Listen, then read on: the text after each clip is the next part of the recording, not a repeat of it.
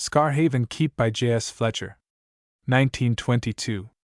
Chapter 1 Wanted at Rehearsal 2 Grey Rook and Gracie 3 The Man Who Knew Something for the Estate Agent v. The Grail History 6 The Leading Lady 7 Left on Guard 8 Right of Way 9 Hopkins Hole X The Invalid Curate 11 Beneath the Brambles 12 Good Men and True 13 Mr. Denny 14 By Private Treaty 15 The Cablegram from New York 16 In Touch with the Missing 17 The Old Playbill 18 The Lie on the Tombstone 19 The Steam Yacht XX The Courteous Captain 21 Maroon 22 The Old Hand 23 The Yacht Comes Back 24 The Torpedo Boat Destroyer 25 The Squire 26 The Reaver's Glen 27 The Peel Tower 28 The Footprints 29 Scarvel's Cut XXX The Greengrocer's Cart 31 Ambassadress Extraordinary Chapter 1 Wanted at Rehearsal. Jeremy, 30 years stage door keeper at the Theatre Royal, Norcaster, had come to regard each successive Monday morning as a time for the renewal of old acquaintance. For at any rate 46 weeks of the 52, theatrical companies came and went at Norcaster with unfailing regularity. The company which presented itself for patronage in the first week of April in one year was almost certain to present itself again in the corresponding week of the next year. Sometimes new faces came with it, but as a rule the same old favorites showed themselves for a good many years in succession. And every actor and actress who came to Norcaster knew Jeremy. He was the first official person encountered on entering upon the business of the week. He it was who handed out the little bundles of letters and papers, who exchanged the first greetings, of whom one could make useful inquiries, who always knew exactly what advice to give about lodgings and landladies. From noon onwards of Mondays, when the newcomers began to arrive at the theatre for the customary 1 o'clock call for rehearsal, Jeremy was invariably employed in hearing that he didn't look a day older, and was as blooming as ever, and sure to last another 30 years. And his reception always culminated in a hearty handshake and genial greeting from the great man of the company, who, of course, after the fashion of magnates, always turned up at the end of the irregular procession, and was not seldom late for the fixture which he himself had made. At 1:15 of a certain Monday afternoon in the course of a sunny October, Jeremy leaned over the half-door of his sanctum in conversation with an anxious-eyed man who for the past 10 minutes had hung about in the restless fashion peculiar to those who are waiting for somebody. He had looked up the street and down the street a dozen times. He had pulled out his watch and compared it with the clock of a neighboring church almost as often. He had several times gone up the dark passage which led to the dressing-rooms, and had come back again looking more perplexed than ever. The fact was that he was the business manager of the great Mr. Bassett Oliver, who was opening for the week at Norcaster in his latest success, and who, not quite satisfied with the way in which a particular bit of it was being played, called a special rehearsal for 1:45. Everything and everybody was ready for that rehearsal, but the great man himself had not arrived.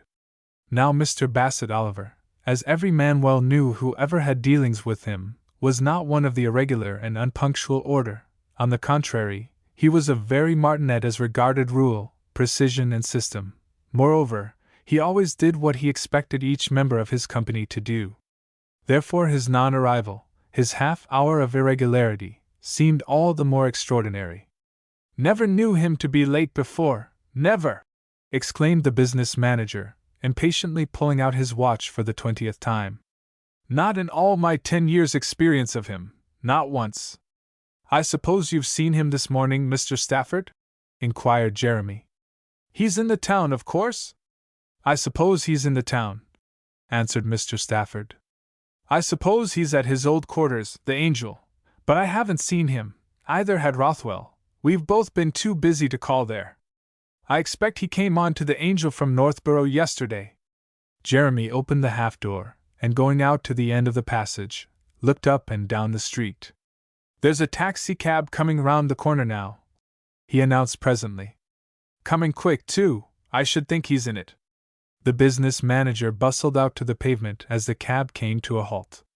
But instead of the fine face and distinguished presence of Mr. Bassett Oliver, he found himself confronting a young man who looked like a well-set-up subaltern, or a cricket and football-loving undergraduate, a somewhat shy, rather nervous young man, scrupulously groomed, and neatly attired in tweeds, who, at sight of the two men on the pavement, immediately produced a card case. "Mr. Bassett Oliver?" he said inquiringly. Is he here? I've got an appointment with him for 1 o'clock, and I'm sorry I'm late, my train. Mr. Oliver is not here yet, broke in Stafford. He's late, too, unaccountably late for him. An appointment, you say? He was looking the stranger over as he spoke, taking him for some stage-struck youth who had probably persuaded the good-natured actor to give him an interview. His expression changed, however, as he glanced at the card which the young man handed over, and he started a little and held out his hand with a smile. "Oh, Mr. Copplestone?" he exclaimed. "How do you do? My name's Stafford. I'm Mr. Oliver's business manager. So he made an appointment with you, did he, here today? Wants to see you about your play, of course." Again he looked at the newcomer with a smiling interest, thinking secretly that he was a very youthful and ingenuous being to have written a play which Bassett Oliver, a shrewd critic, and by no means easy to please, had been eager to accept, and was about to produce. Mr. Richard Copplestone, seen in the flesh, looked very young indeed, and very unlike anything in the shape of a professional author. In fact, he very much reminded Stafford of the fine and healthy young man whom one sees on the playing fields, and certainly does not associate with pen and ink. That he was not much used to the world on whose edge he just then stood Stafford gathered from a boyish trick of blushing through the tan of his cheeks. "I got a wire from Mr. Oliver yesterday, Sunday," replied Mr. Copplestone. "I ought to have had it in the morning, I suppose, but I'd gone out for the day, you know, gone out early. So I didn't find it until I got back to my rooms late at night. I got the next train I could from King's Cross, and it was late getting in here." "Then you've practically been traveling all night?" remarked Stafford. "Well, Mr. Oliver hasn't turned up, most unusual for him. I don't know where." Just then another man came hurrying down the passage from the dressing rooms, calling the business manager by name. "I say, Stafford," he exclaimed, as he emerged on the street. "This is a queer thing. I'm sure there's something wrong. I've just rung up the Angel Hotel. Oliver hasn't turned up there. His rooms were all ready for him as usual yesterday, but he never came. They've neither seen nor heard of him. Did you see him yesterday?" "No," replied Stafford. "I didn't. Never seen him since last thing Saturday night at Northborough. He ordered this rehearsal for 1:15 here today. But somebody must have seen him yesterday. Where's his dresser? Where's Hackett?" "Hackett's inside," said the other man. "He hasn't seen him either since Saturday night. Hackett has friends living in these parts. He went off to see them early yesterday morning, from Northborough, and he's only just come. So he hasn't seen Oliver, and doesn't know anything about him. He expected, of course, to find him here." Stafford turned with a wave of the hand towards Copplestone. "So did this gentleman," he said. "Mr. Copplestone, this is our stage manager, Mr. Rothwell. Rothwell, this is Mr. Richard Copplestone, author of the new play that Mr. Oliver's going to produce next month. Mr. Copplestone got a wire from him yesterday, asking him to come here today at 1 o'clock. He's traveled all night to get here." "Where was the wire sent from?" asked Rothwell, a sharp-eyed, keen-looking man, who, like Stafford, was obviously interested in the new author's boyish appearance. "And when?" Copplestone drew some letters and papers from his pocket and selected one. "That's it," he said. "There you are, sent off from Northborough at 9:30, yesterday morning, Sunday." "Well, then he was at Northborough at that time," remarked Rothwell. "Look here, Stafford, we'd better telephone to Northborough, to his hotel. The Golden Apple, wasn't it?" "No good," replied Stafford, shaking his head. "The Golden Apple isn't on the phone, old-fashioned place. We'd better wire." "Too slow," said Rothwell. "We'll telephone to the theater there, and ask them to step across and make inquiries. Come on, let's do it at once." He hurried inside again, and Stafford turned to Copplestone. "Better send your cab away and come inside until we get some news," he said. "Let Jeremy take your things into his sanctum. He'll keep an eye on them till you want them. I suppose you'll stop at the Angel with Oliver. Look here," he went on, turning to the cab driver. "Just you wait a bit. I might want you. Wait 10 minutes, anyway." Come in, Mr. Copplestone. Copplestone followed the business manager up the passage to a dressing room, in which a little elderly man was engaged in unpacking trunks and dress baskets. He looked up expectantly at the sound of footsteps, then looked down again at the work in hand and went silently on with it. "This is Hackett, Mr. Oliver's dresser," said Stafford. "Been with him, how long, Hackett?" 20 years next January, Mr. Stafford," answered the dresser quietly. "Ever known Mr. Oliver late like this?" inquired Stafford. "Never, sir." "There's something wrong," replied Hackett. "I'm sure of it. I feel it. You ought to go and look for him, some of you gentlemen." "Where?" asked Stafford. "We don't know anything about him. He's not come to the Angel, as he ought to have done, yesterday. I believe you're the last person who saw him, Hackett. Aren't you now?" "I saw him at the Golden Apple at Northborough at 12 o'clock Saturday night, sir," answered Hackett. "I took a bag of his to his rooms there. He was all right then. He knew I was going off first thing next morning to see an uncle of mine who's a farmer on the coast between here and Northborough, and he told me he shouldn't want me until 1 o'clock today. So of course, I came straight here to the theater. I didn't call in at the Angel at all this morning." "Did he say anything about his own movements yesterday?" asked Stafford. "Did he tell you that he was going anywhere?" "Not a word, Mr. Stafford," replied Hackett. "But you know his habits as well as I do." "Just so," agreed Stafford. "Mr. Oliver," he continued, turning to Copplestone, "is a great lover of outdoor life. On Sundays, when we're traveling from one town to another, he likes to do the journey by motor, alone. In a case like this, where the two towns are not very far apart, it's his practice to find out if there's any particular beauty spot or place of interest between them, and to spend his Sunday there. I dare say that's what he did yesterday. You see, all last week we were at Northborough. That, like Norcaster, is a coast town. There's 50 miles between them. If he followed out his usual plan, he'd probably hire a motor car and follow the coast road, and if he came to any place that was of special interest, he'd stop there. But, in the usual way of things, he'd have turned up at his rooms at the Angel Hotel here last night. He didn't, and he hasn't turned up here either. So where is he?" "Have you made inquiries of the company, Mr. Stafford?" asked Hackett. "Most of them wander about a bit of a Sunday. They might have seen him." "Good idea," agreed Stafford. He beckoned Copplestone to follow him onto the stage, where the members of the company sat or stood about in groups, each conscious that something unusual had occurred. "It's really a queer, and perhaps a serious thing," he whispered as he steered his companion through a maze of scenery. "And if Oliver doesn't turn up, we shall be in a fine mess.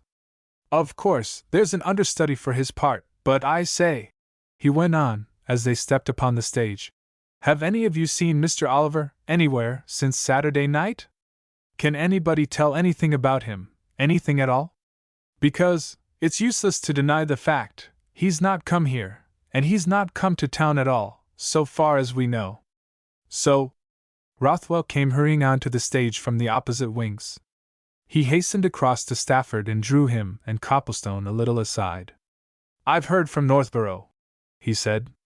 "I phoned Waters, the manager there, to run across to the Golden Apple and make inquiries. The Golden Apple people say that Oliver left there at 11 o'clock yesterday morning. He was alone. He simply walked out of the hotel. And they know nothing more." Chapter 2: Grey Rock and Grey Sea. The three men stood for a while silently looking at each other. Copplestone, as a stranger, secretly wondered why the two managers seemed so concerned. To him a delay of half an hour in keeping an appointment did not appear to be quite as serious as they evidently considered it. But he had never met Bassett Oliver, and knew nothing of his ways. He only began to comprehend matters when Rothwell turned to Stafford with an air of decision. "Look here," he said. "You'd better go and make inquiry at Northborough. See if you can track him. Something must be wrong, perhaps seriously wrong. You don't quite understand, do you, Mr. Copplestone?" he went on, giving the younger man a sharp glance.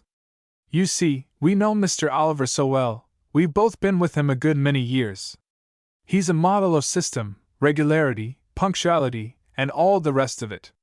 In the ordinary course of events, wherever he spent yesterday, he'd have been sure to turn up at his rooms at the Angel Hotel last night, and he'd have walked in here this morning at 12:30. As he hasn't done either, why, then, something unusual has happened. Stafford, you'd better get a move on. Wait a minute, said Stafford.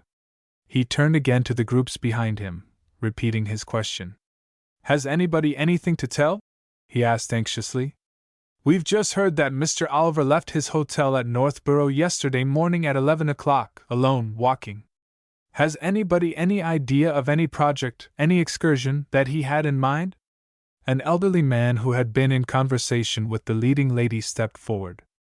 I was talking to Oliver about the coast scenery between here and Northborough the other day, Friday, he remarked. He'd never seen it. I told him I used to know it pretty well once. He said he'd try and see something of it on Sunday, yesterday, you know. And I say, here he came closer to the two managers and lowered his voice. That coast is very wild, lonely, and a good bit dangerous, sharp and precipitous cliffs. Eh? Rothwell clapped a hand on Stafford's arm. You'd really better be off to Northborough, he said with decision. You're sure to come across traces of him. Go to the Golden Apple, then the station. Wire or telephone me, here. Of course, this rehearsal's off. About this evening. Oh, well, a lot may happen before then. But go at once. I believe you can get expresses from here to Northborough pretty often. I'll go with you, if I may, said Copplestone suddenly. I might be of use. There's that cab still at the door, you know. Shall we run up to the station? Good, assented Stafford. Yes, come by all means. He turned to Rothwell for a moment. If he should turn up here, phone to Waters at the Northborough Theatre, won't you? He said. We'll look in there as soon as we arrive. He hurried out with Copplestone, and together they drove up to the station, where an express was just leaving for the south. Once on their way to Northborough, Stafford turned to his companion with a grave shake of the head.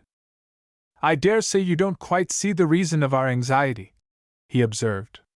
You see, we know Oliver. He's a trick of wandering about by himself on Sundays, when he gets the chance. Of course, when there's a long journey between two towns, he doesn't get the chance, and then he's all right. But when, as in this case, the town of one week is fairly close to the town of the next, he invariably spots some place of interest, an old castle, or a ruined abbey, or some famous house, and goes looking round it. And if he's been exploring some spot on this coast yesterday, and it's as that chap Rutherford said, wild and dangerous, why then? You think he may have had an accident, fallen over the cliffs or something? Suggested Copplestone. I don't like to think anything, replied Stafford. But I shall be a good deal relieved if we can get some definite news about him. The first half hour at Northborough yielded nothing definite. A telephone message from Rothwell had just come to the theatre when they drove up to it. Nothing had so far been heard of the missing man at Norcaster, either at theatre or hotel. Stafford and Copplestone hurried across to the Golden Apple and interviewed its proprietor. He, keenly interested in the affair, could tell no more than that Mr. Bassett Oliver, having sent his luggage forward to Norcaster, had left the house on foot at 11 o'clock the previous morning, and had been seen to walk across the marketplace in the direction of the railway station. But an old headwaiter, who had served the famous actor's breakfast, was able to give some information. Mr. Oliver, he said, had talked a little to him about the coast scenery between Northborough and Norcaster, and had asked him which stretch of it was worth seeing. It was his impression that Mr. Oliver meant to break his journey somewhere along the coast. Of course, that's it, said Stafford, as he and Copplestone drove off again. He's gone to some place between the two towns. But where? Anyhow, nobody's likely to forget Oliver if they've once seen him, and wherever he went, he'd have to take a ticket. Therefore, the booking office. Here at last was light. One of the clerks in the booking office came forward at once with news. Mr. Bassett Oliver, whom he knew well enough, having seen him on and off the stage regularly for the past 5 years, had come there the previous morning, and had taken a first-class single ticket for Scarhaven. He would travel to Scarhaven by the 11.35 train, which arrived at Scarhaven at 12:10. Where was Scarhaven? On the coast, 20 miles off, on the way to Norcaster. You changed for it at Tillmouth Junction. Was there a train leaving soon for Scarhaven? There was, in 5 minutes. Stafford and Copplestone presently found themselves traveling back along the main line. A run of 20 minutes brought them to the junction, where, at an adjacent siding, they found a sort of train in miniature which ran over a narrow-gauge railway towards the sea. Its course lay through a romantic valley hidden between high heather-clad moorland. They saw nothing of their destination nor of the coast until, coming to a stop in a little station perched high on the side of a hill, they emerged to see shore and sea lying far beneath them. With a mutual consent they passed outside the grey walls of the station yard to take a comprehensive view of the scene. "Just the place to attract Oliver," muttered Stafford, as he gazed around him. "He'd revel in it, fairly revel." Copplestone gazed at the scene in silence. That was the first time he had ever seen the northern coast, and the strange glamour and romance of this stretch of it appealed strongly to his artistic senses. He found himself standing high above the landward extremity of a narrow bay or creek, much resembling a Norwegian fjord in its general outlines. It ran in from the sea between high shelving cliffs, the slopes of which were thickly wooded with the hardier varieties of tree and shrub, through which at intervals great, gaunt masses of grey rock cropped out. On the edge of the water at either side of the bay were lines of ancient houses and cottages of grey walls and red roofs, built and grouped with the irregularity of individual liking. On the north side rose the square tower and low nave of a venerable church. Amidst a mass of wood on the opposite side stood a great Norman keep, half ruinous, which looked down on a picturesque house at its foot. Quays, primitive and quaint, ran along between the old cottages and the water's edge. In the bay itself, or nestling against the worn timbers of the quays, were small craft whose red sails hung idly against their tall masts and spars. And at the end of the quays and the wooded promontories which terminated the land view, lay the North Sea, cold, grey, and mysterious in the waning October light, and out of its bosom rose, close to the shore, great masses of high grey rocks, strong and fantastic of shape, and further away, almost indistinct in the distance, an island, on the highest point of which the ruins of some old religious house were silhouetted against the horizon. "Just the place," repeated Stafford. "He'd have cheerfully traveled 1,000 miles to see this. And now, we know he came here, what we next want to know is, what he did when he got here." Copplestone, who had been taking in every detail of the scene before him, pointed to a house of many gables and queer chimneys which stood a little way beneath them at the point where the waters of a narrow stream ran into the bay. "That looks like an inn," he said. "I think I can make out a sign on the gable end. Let's go down there and inquire. He would get here just about time for lunch, wouldn't he, and he'd probably turn in there. Also, they may have a telephone there, and you can call up the theater at Norcaster and find out if anything's been heard yet." Stafford smiled approvingly and started out in the direction of the buildings towards which Copplestone had pointed. "Excellent notion," he said. "You're quite a business man, an unusual thing in authors, isn't it? Come on, then, and that is an inn, too. I can make out the sign now, the Admiral's Arms, Mary Wooler. Let's hope Mary Wooler, who's presumably the landlady, can give us some useful news." The Admiral's Arms proved to be an old-fashioned, capacious hostelry, eminently promising and comfortable in appearance, which stood on the edge of a broad shelf of headland, and commanded a fine view of the little village and the bay. Stafford and Copplestone, turning in at the front door, found themselves in a deep, stone-paved hall, on one side of which, behind a bar window, a pleasant-faced, buxom woman, silk-aproned and smartly capped, was busily engaged in adding up columns of figures in a big account book. At sight of strangers she threw open a door and smilingly invited them to walk into a snugly furnished bar parlor where a bright fire burned in an open hearth. Stafford gave his companion a look. This again was just the sort of old-world place which would appeal to Bassett Oliver, supposing he had come across it. "I wonder if you can give me some information?" he asked presently, when the good-looking landlady had attended to their requests for refreshment. "I suppose you are the landlady, Mrs. Wooler? Well, now, Mrs. Wooler, did you have a tall, handsome, Slightly gray-haired gentleman in here to lunch yesterday, say about 1 o'clock? The landlady turned on her questioner with an intelligent smile. You mean Mr. Oliver the actor? She said. Good! Exclaimed Stafford, with a hearty sigh of relief. I do. You know him, then? I've often seen him, both at Northborough and at Norcaster, replied Mrs. Wooler. But I never saw him here before yesterday. Oh, yes. Of course I knew him as soon as he walked in, and I had a bit of chat with him before he went out, and he remarked that though he'd been coming into these parts for some years, he'd never been to Scarhaven before. Usually, he said, he'd gone inland of a Sunday, amongst the hills. Oh, yes, he was here. He had lunch here. We're seeking him, said Stafford, going directly to the question. He ought to have turned up at the Angel Hotel at Norcaster last night, and at the theatre today at noon. He did neither. I'm his business manager, Mrs. Wooler. Now can you tell us anything, more than you've already told, I mean? The landlady, whose face expressed more and more concern as Stafford spoke, shook her head. I can't, she answered. I don't know any more. He was here perhaps an hour or so. Then he went away, saying he was going to have a look round the place.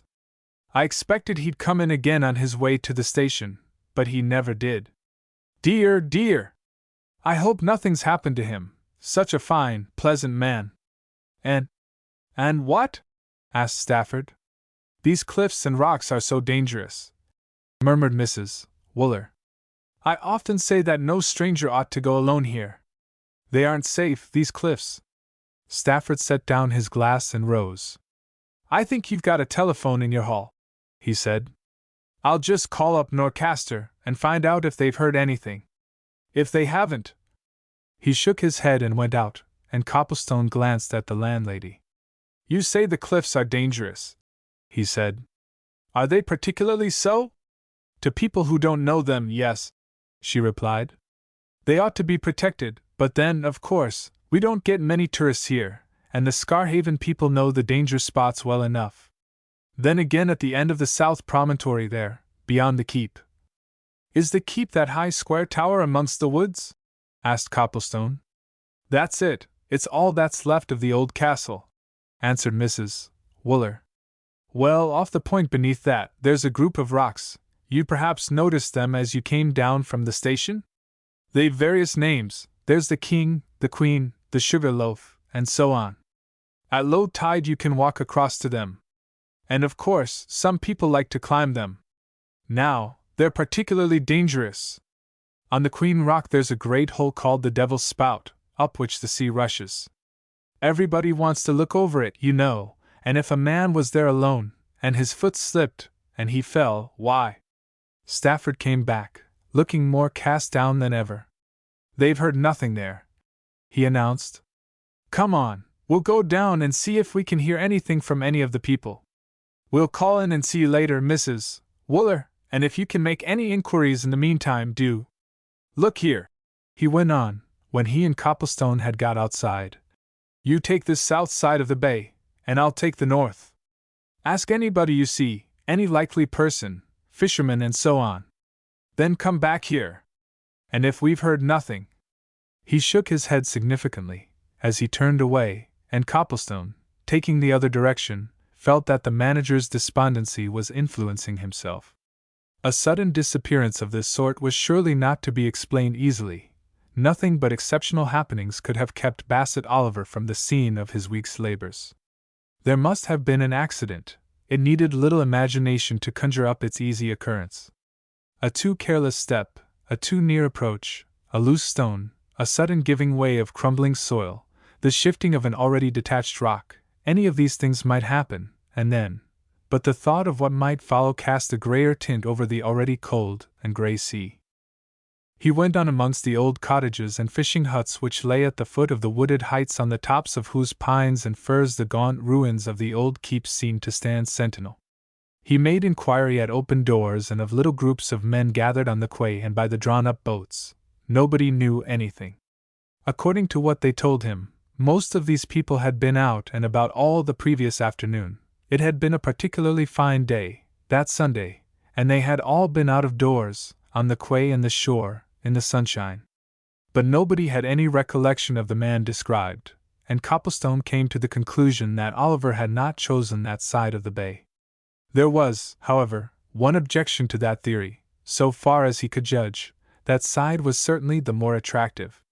And he himself went on to the end of it, on until he had left quay and village far behind, and had come to a spit of sand which ran out into the sea exactly opposite the group of rocks of which Mrs. Wooler had spoken. There they lay, rising out of the surf like great monsters, a half-mile from where he stood. The tide was out at that time, and between him and them stretched a shining expanse of glittering wet sand. And coming straight towards him across it, Copplestone saw the slim and graceful figure of a girl. Chapter 3: The Man Who Knew Something. It was not from any idle curiosity that Copplestone made up his mind to await the girl's near approach.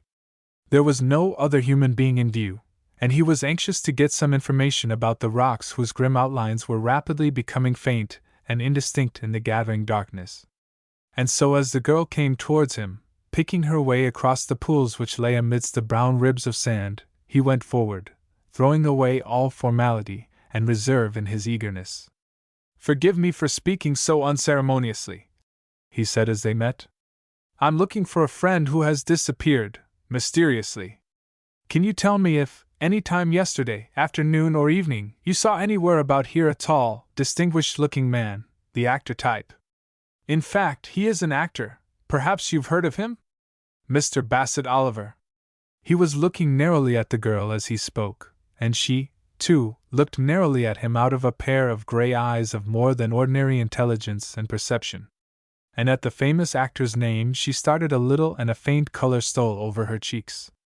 "Mr. Bassett Oliver!" she exclaimed in a clear, cultured voice. "My mother and I saw Mr. Oliver at the Northborough Theatre on Friday evening." "Do you mean that he—" "I mean, to put it bluntly, that Bassett Oliver is lost," answered Copplestone. "He came to this place yesterday, Sunday morning, to look round. He lunched at the Admiral's Arms, he went out, after a chat with the landlady, and he's never been seen since. He should have turned up at the Angel at Norcaster last night, and at a rehearsal at the Theatre Royal there today at noon, but he didn't. His manager and I have tracked him here, and so far I can't hear of him. I've asked people all through the village, this side, anyway, nobody knows anything." He and the girl still looked attentively at each other. Copplestone, indeed, was quietly inspecting her while he talked.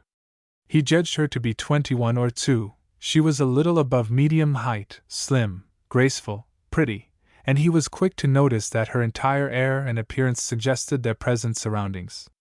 Her fair hair escaped from a knitted cap such as fisherfolk wear. Her slender figure was shown to advantage by a rough blue jersey.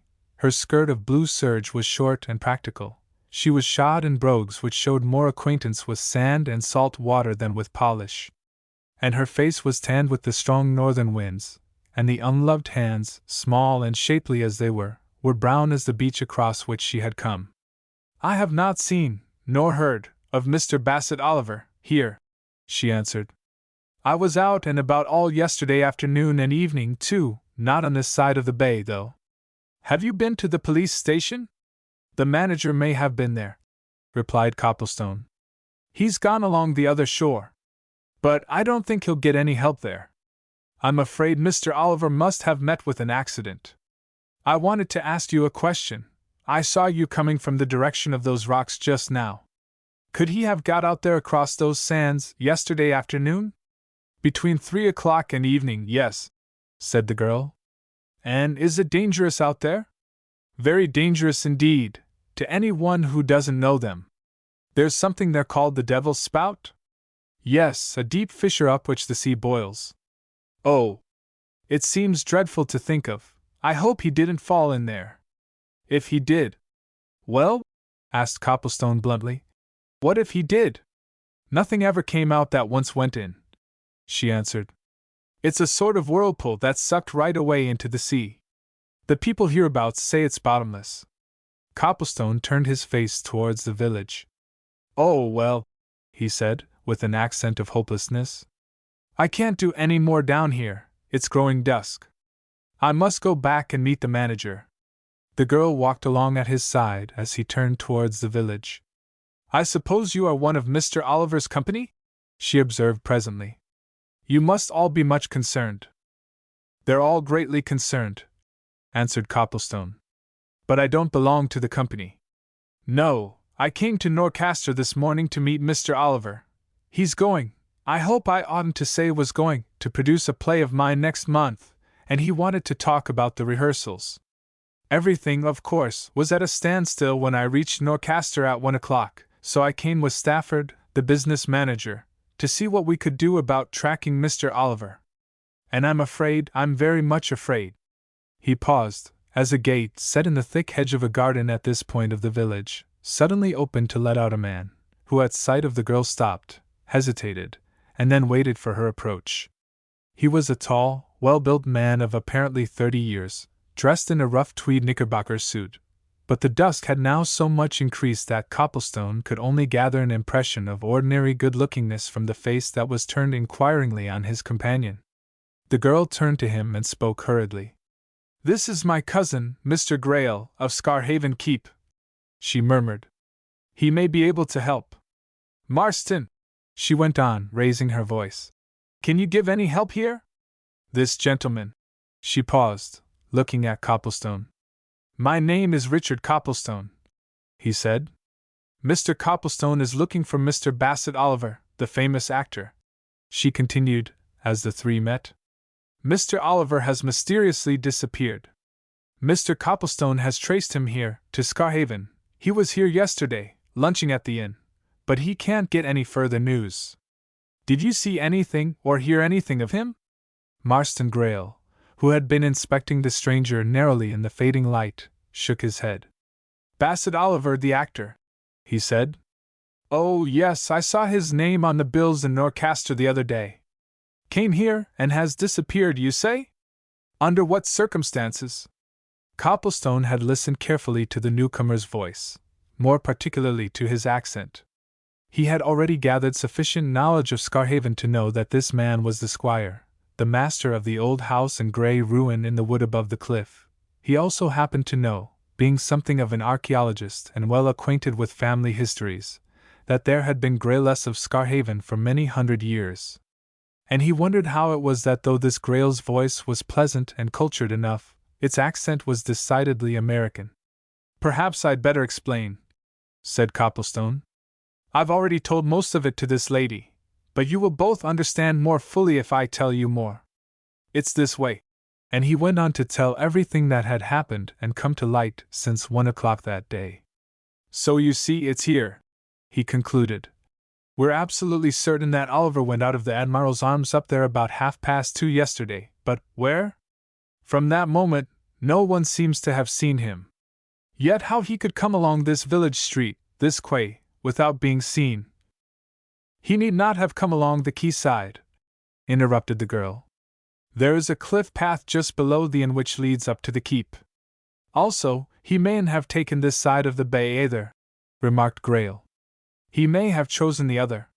You didn't see or hear of him on your side, Audrey?" "Nothing," replied the girl. "Nothing." Marston Grail had fallen into line with the other two, and they were now walking along the quay in the direction of the Admiral's Arms. And presently Stafford, accompanied by a policeman, came hurriedly round a corner and quickened his steps at sight of Copplestone. The policeman, evidently much puzzled and interested, saluted the squire obsequiously as the two groups met. "No news at all!" exclaimed Stafford, glancing at Copplestone's companions. "You got any?" "None," replied Copplestone. "Not a word. This is Mr. Grail, of the keep. He has heard nothing. This lady, Miss Grail, was out a good deal yesterday afternoon. She knows Oliver quite well by sight, but she did not see him. So if you've no news—" Marston Grail interrupted, turning to the policeman. "What ought to be done, Haskett?" he asked. "You've had cases of disappearance to deal with before, eh?" "Can't say as I have, sir, in my time," answered the policeman. "Leastways, not of this sort.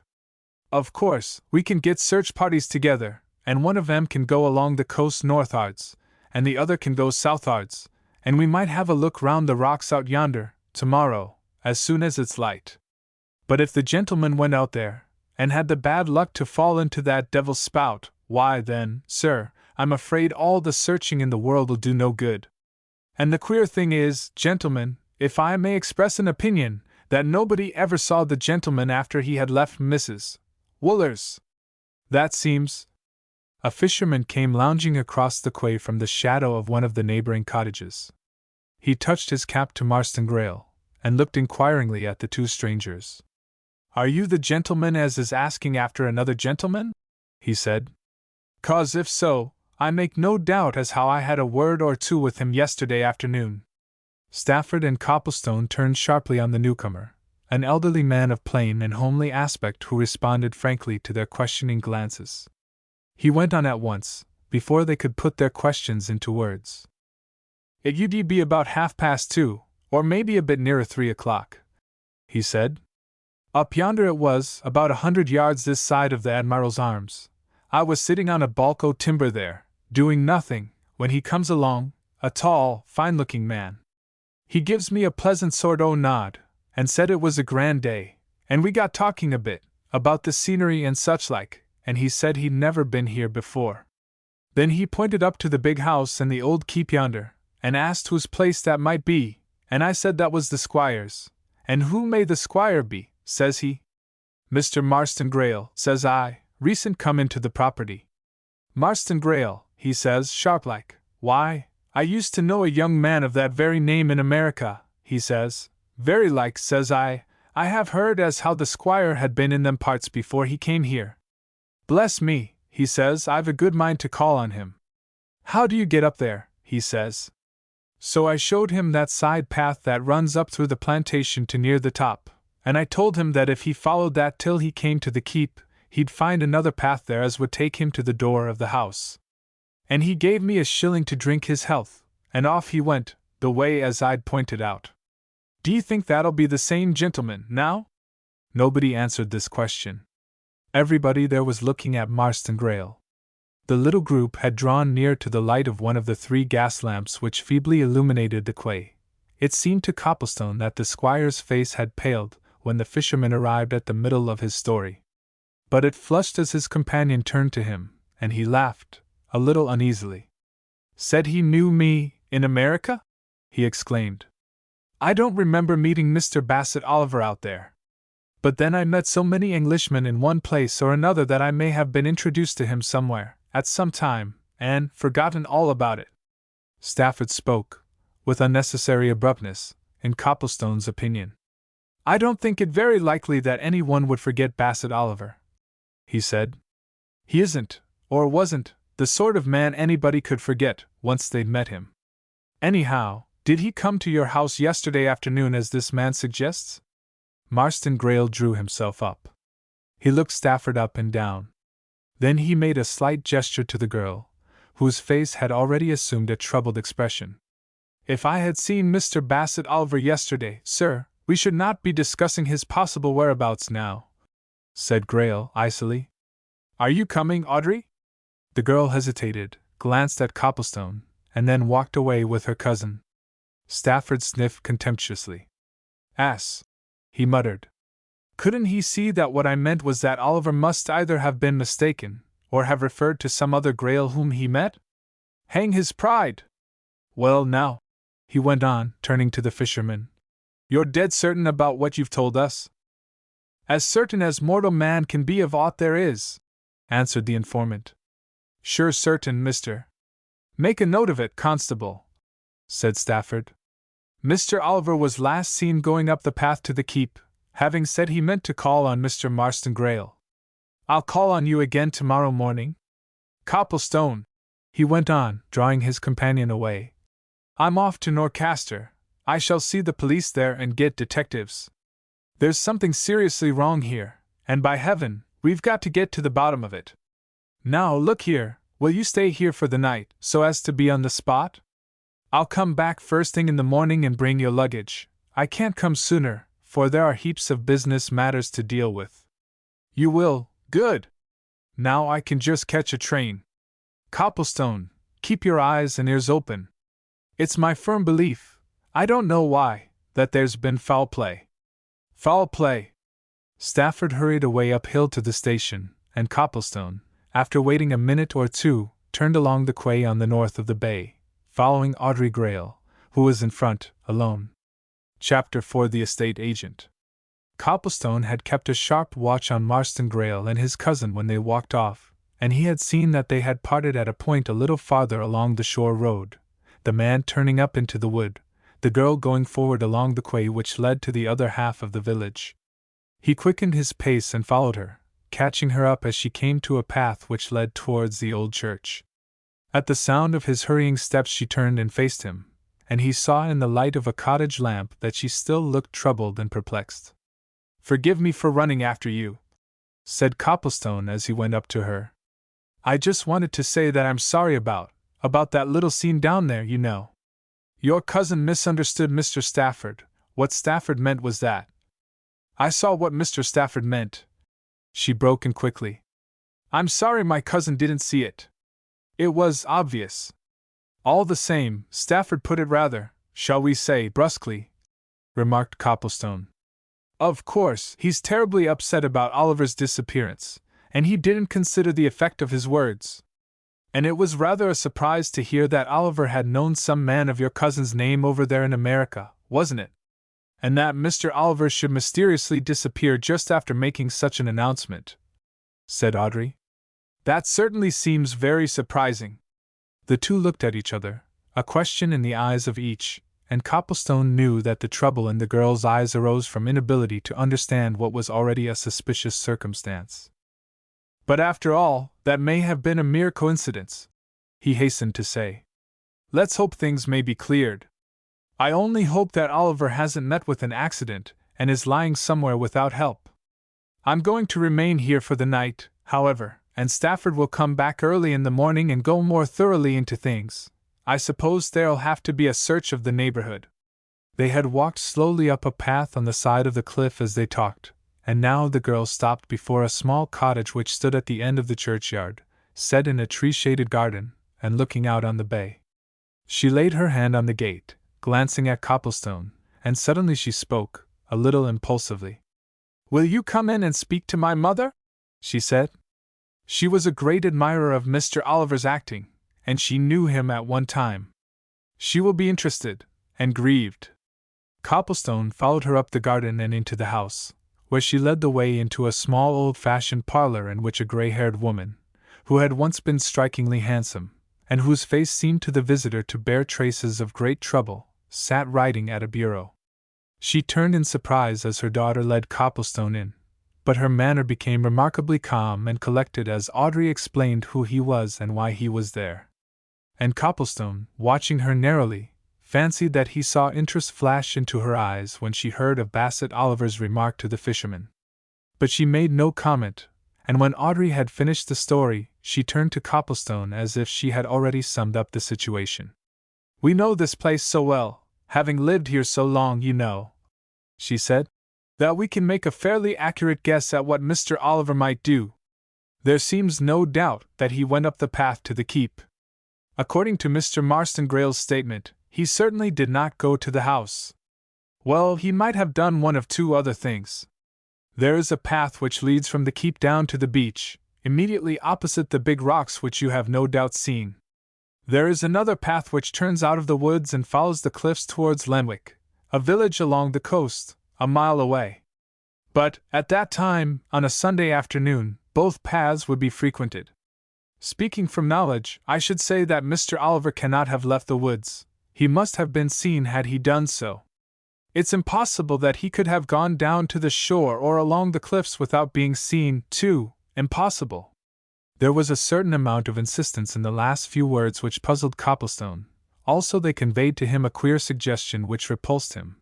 It was almost as if the speaker was appealing to him to use his own common sense about a difficult question. And before he could make any reply, Mrs. Grayle put a direct inquiry to him. "What is going to be done?" "I don't know exactly," answered Copplestone. "I'm going to stay here for the night, anyway, on the chance of hearing something. Stafford is coming back in the morning. He spoke of detectives."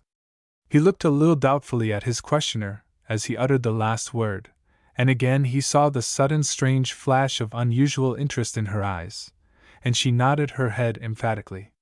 "Precisely the proper thing to do," she said. "There must have been foul play, must." "Mother!" exclaimed Audrey, half doubtfully. "Do you really think that?" "I don't think anything else," replied Mrs. Grayle. "I certainly don't believe that Bassett Oliver would put himself into any position of danger which would result in his breaking his neck. Bassett Oliver never left Scarhaven Wood." Copplestone made no comment on this direct assertion. Instead, after a brief silence, he asked Mrs. Grayle a question. "You knew Mr. Oliver, personally?" 25 years ago, yes," she answered. "I was on the stage myself before my marriage. But I have never met him since then. I have seen him, of course, at the local theaters." You won't mind my asking?" said Copplestone diffidently. "He didn't know that you lived here?" Mrs. Grayle smiled, somewhat mysteriously. "Not at all, my name wouldn't have conveyed anything to him," she answered. "He never knew whom I married. Otherwise, if he met someone named Marston Grayle in America, he would have connected him with me, and have made inquiry about me, and had he known I lived here, he would have called. It is odd, Audrey, that if your cousin met Mr. Oliver over there he should have forgotten him. For one doesn't easily forget a man of reputation, and Mr. Oliver was that, of course, and on the other hand, Marston Grayle is not a common name. Did you ever hear the name before, Mr. Copplestone?"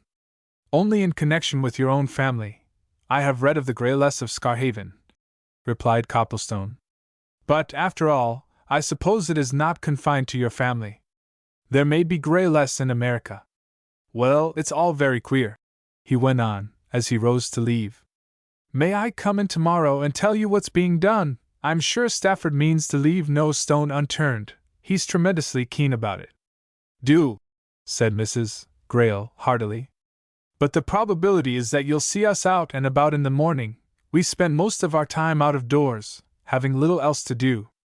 Copplestone went away feeling more puzzled than ever. Now that he was alone, for the first time since meeting Audrey Grayle on the beach, he was able to reflect on certain events of the afternoon in uninterrupted fashion. He thought over them as he walked back towards the Admiral's Arms. It was certainly a strange thing that Bassett Oliver, after remarking to the fisherman that he had known a Mr. Marston Grayle in America, and hearing that the Squire of Scarhaven had been in that country, should have gone up to the house saying that he would call on the Squire, and should never have been seen again. It was certainly strange that if this Marston Grayle, of Scarhaven, had met Bassett Oliver in America, he should have completely forgotten the fact. Bassett Oliver had a considerable reputation in the United States. He was, in fact, more popular in that country than in his own, and he had toured in the principal towns and cities across there regularly for several years. To meet him there was to meet a most popular celebrity. Could any man forget it? Therefore, were there two men of the name of Marston Grayle? That was one problem, closely affecting Oliver's disappearance. The other had nothing to do with Oliver's disappearance. Nevertheless, it interested Richard Copplestone. He was a young man of quick perception and accurate observation, and his alert eyes had seen that the Squire of Scarhaven occupied a position suggestive of power and wealth. The house which stood beneath the old keep was one of size and importance, the sort of place which could only be kept up by a rich man. Copplestone's glances at its grounds, its gardens, its entrance lodge, its entire surroundings had shown him that only a well-to-do man could live there. How came it, then, that the Squire's relations, his cousin and her mother, lived in a small and unpretentious cottage, and were obviously not well off as regards material goods? Copplestone had the faculty of seeing things at a glance, and refined and cultivated as the atmosphere of Mrs. Grayle's parlor was, it had taken no more than a glance from his perceptive eyes to see that he was there confronted with what folk call genteel poverty. Mrs. Grayle's almost nun-like attire of black had done duty for a long time. The carpet was threadbare. There was an absence of those little touches of comfort with which refined women of even modest means love to surround themselves. A sure instinct told him that here were two women who had to carefully count their pence, and lay out their shillings with caution. Genteel, quiet poverty, without doubt, and yet, on the other side of the little bay, a near kinsman whose rent-roll must run to a few thousands a year. And yet one more curious occasion of perplexity, to add to the other two. Copplestone had felt instinctively attracted to Audrey Grayle when he met her on the sands, and the attraction increased as he walked at her side towards the village. In his quiet, unobtrusive fashion he had watched her closely when they encountered the man whom she introduced as her cousin, and he had fancied that her manner underwent a curious change when Marston Grayle came on the scene. She had seemed to become constrained, chilled, distant, aloof, not with the stranger, himself, but with her kinsman.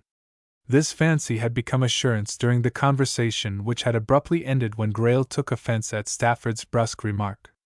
Copplestone had seen a sudden look in the girl's eyes when the fisherman repeated what Oliver had said about meeting a Mr. Marston Grayle in America. It was a look of sharply awakened, what? Suspicion? Apprehension? He could not decide. But it was the same look which had come into her mother's eyes later on. Moreover, when the squire turned huffily away, taking his cousin with him, Copplestone had noticed that there was evidently a smart passage of words between them after leaving the little group on the quay, and they had parted unceremoniously, the man turning on his heel up a side path into his own grounds and the girl going forward with a sudden acceleration of pace. All this made Copplestone draw a conclusion. "There's no great love lost between the gentleman at the big house and his lady relatives in the little cottage," he mused. "Also, around the gentleman there appears to be some cloud of mystery."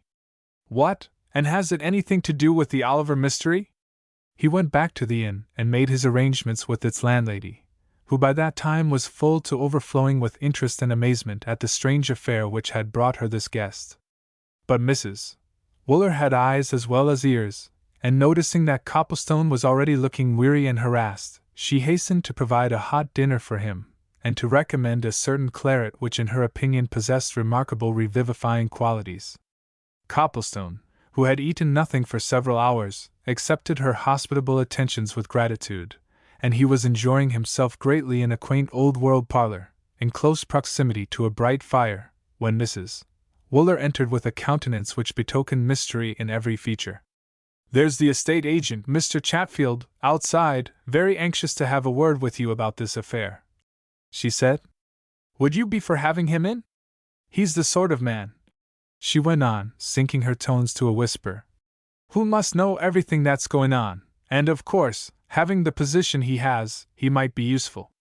Mr. Peter Chatfield, Mr. Grayle's agent, and his uncles before him, that's who he is, Peeping Peter, they call him hereabouts, because he's fond of knowing everybody's business." "Bring him in," said Copplestone. He was by no means averse to having a companion, and Mrs. Wooler's graphic characterization had awakened his curiosity. "Tell him I shall be glad to see him." Mrs. Wooler presently ushered in a figure which Copplestone's dramatic sense immediately seized on.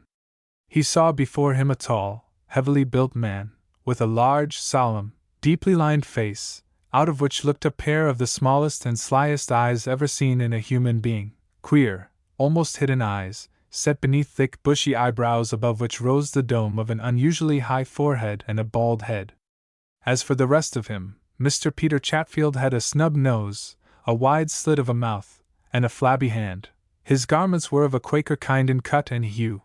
He wore old-fashioned stand-up collars and a voluminous black stock. In one hand he carried a stout oaken staff, in the other a square-crowned beaver hat. Altogether, his mere outward appearance would have gained notice for him anywhere, and Copplestone rejoiced in him as a character. He rose, greeted his visitor cordially, and invited him to a seat by the fire. The estate agent settled his heavy figure comfortably, and made a careful inspection of the young stranger before he spoke. At last he leaned forward. "Sir," he whispered in a confidential tone, "do you consider this here a matter of murder?" Chapter 5 The Grayle History. If Copplestone had followed his first natural impulse, he would have laughed aloud at this solemnly propounded question. As it was, he found it difficult to content himself with a smile.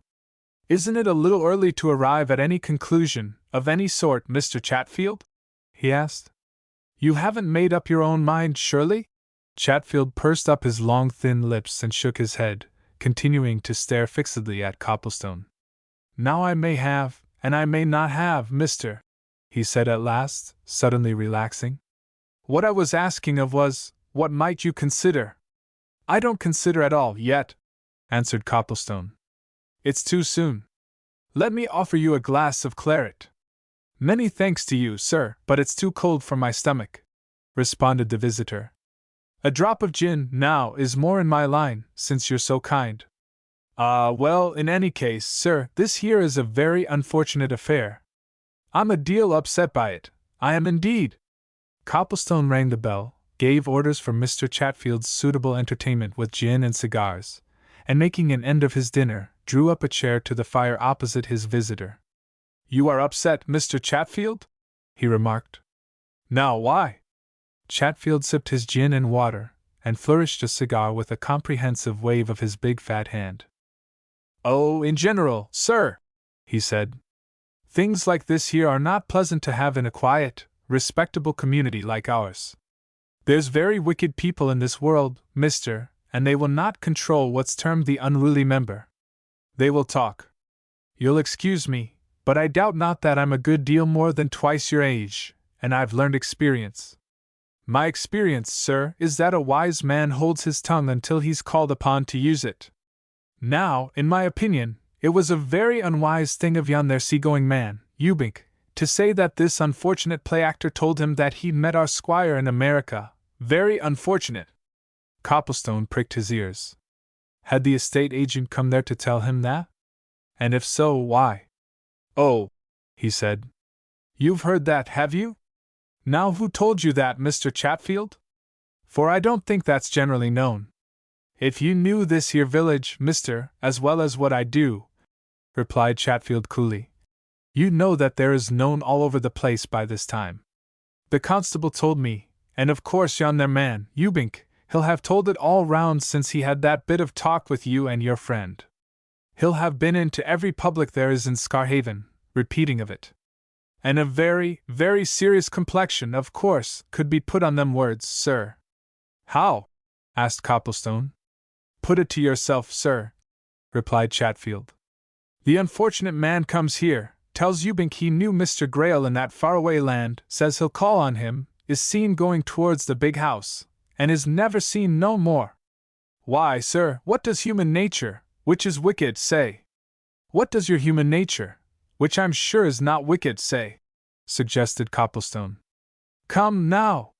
What I say, sir, is neither here nor there, answered the agent. It's what evil-disposed tongue says. But they haven't said anything yet, said Copplestone. I should say they've said a deal, sir, responded Chatfield lugubriously. I know Scarhaven tongues. They'll have thrown out a deal of suspicious talk about the squire. Have you seen Mr. Grail? Asked Copplestone. He was already sure that the agent was there with a purpose, and he wanted to know its precise nature. Is he concerned about this? I have seen Mr. Grail, mister, and he is concerned about what yon man, Ewbank, related, replied Chatfield. Mr. Grail, sir, came straight to me. I reside in a residence within the park.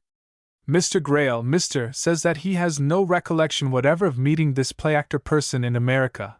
He may have done and he mayn't. But he doesn't remember him, and it isn't likely he should.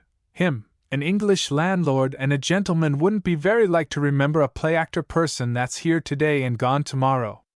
I hope I give no offense, sir, maybe you're a play-actor yourself. I am not, answered Copplestone. He sat staring at his visitor for a while, and when he spoke again his voice had lost its cordial tone. Well, he said, and what have you called on me about?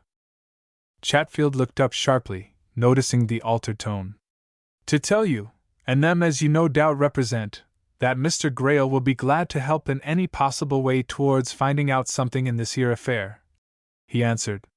He'll welcome any inquiry that's opened. Oh, said Copplestone. I see. But you're making a mistake, Mr. Chatfield. I don't represent anybody. I'm not even a relation of Mr. Bassett Oliver. In fact, I never met Mr. Oliver in my life, never spoke to him. So, I'm not here in any representative or official sense. Chatfield's small eyes grew smaller with suspicious curiosity. Oh? He said questioningly. Then, what might you be here for, mister? Copplestone stood up and rang the bell. That's my business, he answered. Sorry I can't give you any more time. He went on as Mrs. Wooler opened the door. I'm engaged now. If you or Mr. Grail want to see Mr. Oliver's friends, I believe his brother, Sir Cresswell Oliver, will be here tomorrow. He's been wired for anyhow. Chatfield's mouth opened as he picked up his hat. He stared at this self-assured young man as if he were something quite new to him. Sir Cresswell Oliver! He exclaimed. Did you say, sir? I said Sir Cresswell Oliver, quite plainly, answered Copplestone. Chatfield's mouth grew wider.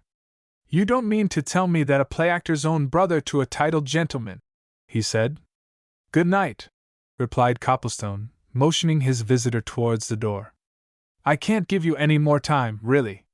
However, as you seem anxious, Mr. Bassett Oliver is the younger brother of Rear Admiral Sir Cresswell Oliver, Baronet, and I should imagine that Sir Cresswell will want to know a lot about what's become of him. So you'd better, or Mr. Grail had better, speak to him. Now once more, good night.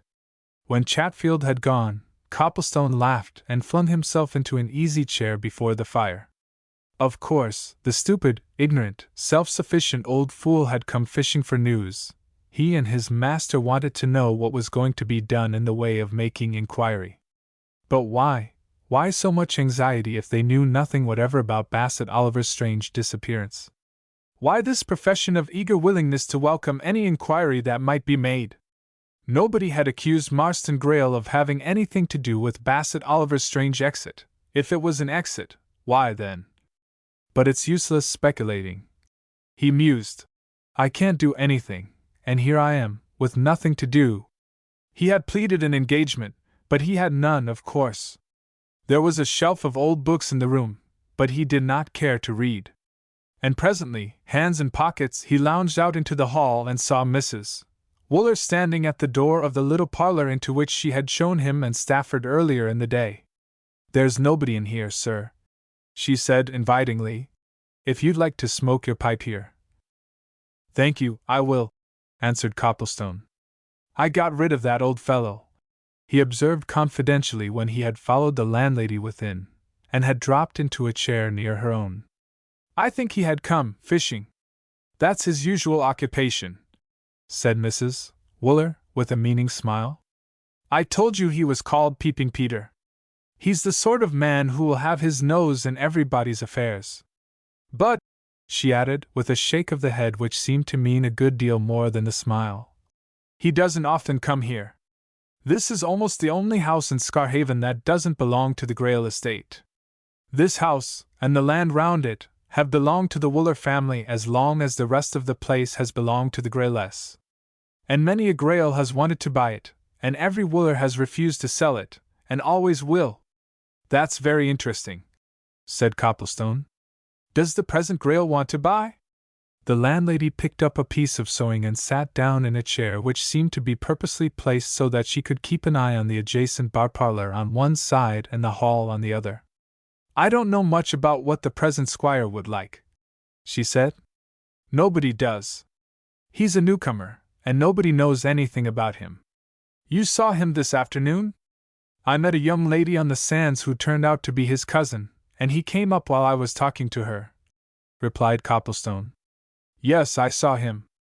I'm afraid Mr. Stafford, who came in here with me, you know, offended him, he continued, and gave Mrs. Wooler an account of what had happened. Is he rather touchy? He concluded. I don't know that he is, she said. No one sees much of him. You see, he's a stranger. Although he's a Grail, he's not a Scarhaven man. Of course, I know all his family history. I'm Scarhaven born and bred. In my time there have been 3 generations of Grayless. The first one I knew was this squire's grandfather, old Mr. Stephen Grail. He died when I was a girl in my teens. He had 3 sons and no daughters. The 3 sons were all different in their tastes and ideas. The eldest, Stephen John, who came into the estates on his father's death, was a real home bird. He never left Scarhaven for more than a day or two at a time all his life. And he never married. He was a real old bachelor, almost a woman-hater. The next one, Marcus, went out to America and settled there. He was the father of this present squire, Mr. Marston Greyle. Then there was the third son, Valentine. He went to live in London. And years after he came back here, very poor, and settled down in a little house near Scarhaven Church with his wife and daughter. That was the daughter you met this afternoon, Miss Audrey. I don't know why, and nobody else knows either, but the last squire, Stephen John, never had anything to do with Valentine and his family. What's more, when Valentine died and left the widow and daughter very poorly off, Stephen John did nothing for them. But he himself died very soon after Valentine, and then, of course, as Marcus had already died in America, everything came to this Mr. Marston. And, as I said, he's a stranger to Scarhaven folk and Scarhaven ways.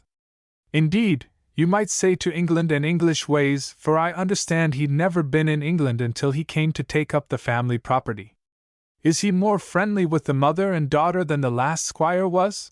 Asked Copplestone, who had been much interested in this chapter of family history. Mrs. Wooler made several stitches in her sewing before she answered this direct question, and when she spoke it was in lower tones and with a glance of caution. He would be, if he could, she said. There are those in the village who say that he wants to marry his cousin. But the truth is, so far as one can see or learn it, that for some reason or other either Mrs. Valentine Greyle nor Miss Audrey can bear him. They took some queer dislike to the young man when he first came, and they've kept it up. Of course, they're outwardly friendly, and he occasionally, I believe, goes to the cottage, but they rarely go to the big house, and it's very seldom they're ever seen together. I have heard, one does hear things in villages, that he'd be very glad to do something handsome for them, but they're both as proud as they're poor, and not the sort to accept aught from anybody. I believe they've just enough to live on, but it can't be a great deal, for everybody knows that Valentine Greyle made ducks and drakes of his fortune long before he came back to Scarhaven, and old Stephen John only left them a few hundreds of pounds. However, there it is. However much the new squire wants to marry his cousin, it's very flat she'll not have anything to say to him. I've once or twice had an opportunity of seeing those two together, and it's my private opinion that Miss Audrey dislikes that young man just about as heartily as she possibly could. What does Mr. Marston Greyle find to do with himself in this place? Asked Copplestone, turning the conversation. Can't be very lively for him if he's a man of any activity. Oh, I don't know, replied Mrs. Wooler. I think he's a good deal like his uncle, the last squire. He certainly never goes anywhere, except out to sea in his yacht. He shoots a bit, and fishes a bit, and so on, and spends a lot of time with Peeping Peter. He's a widower, is Chatfield, and lives alone, except when his daughter runs down to see him. And that daughter, by the by, Mr. Copplestone, is on the stage. Dear me, said Copplestone. That is surprising. Her father made several contemptuous references to play actors when he was talking to me. Oh, he hates them, and all connected with them, replied Mrs. Wooler, laughing. All the same, his own daughter has been on the stage for a good 5 years, and I fancy she's doing well. A fine, handsome girl she is, too. She's been down here a good deal lately, and… The landlady suddenly paused, hearing a light step in the hall. She glanced through the window and then turned to Copplestone with an arch smile. Talk of the you-know, she exclaimed. Here's Addie Chatfield herself. Chapter 6. The Leading Lady. Copplestone looked up with interest as the door of the private parlor was thrown open, and a tall, handsome young woman burst in with a briskness of movement which betokened unusual energy and vivacity. He got an impression of the old estate agent's daughter in one glance, and wondered how Chatfield came to have such a good-looking girl as his progeny. The impression was of dark, sparkling eyes, a mass of darker, highly burnished hair, bright color, a flashing vivacious smile, a fine figure, a general air of sprightliness and glowing health. This was certainly the sort of personality that would recommend itself to a considerable mass of theatre-goers, and Copplestone, as a budding dramatist, immediately began to cast Addie Chatfield for an appropriate part.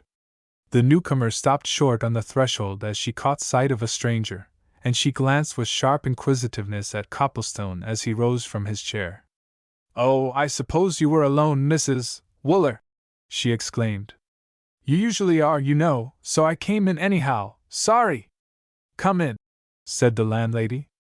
"Don't go, Mr. Copplestone. This is Miss Adela Chatfield. Your father has just been to see this gentleman, Addie. Perhaps he told you?" Addie Chatfield dropped into a chair at Mrs. Wooler's side and looked the stranger over slowly and carefully. "No," she answered. "My father didn't tell me. He doesn't tell me anything about his own affairs. All his talk is about mine, the iniquity of them, and so on."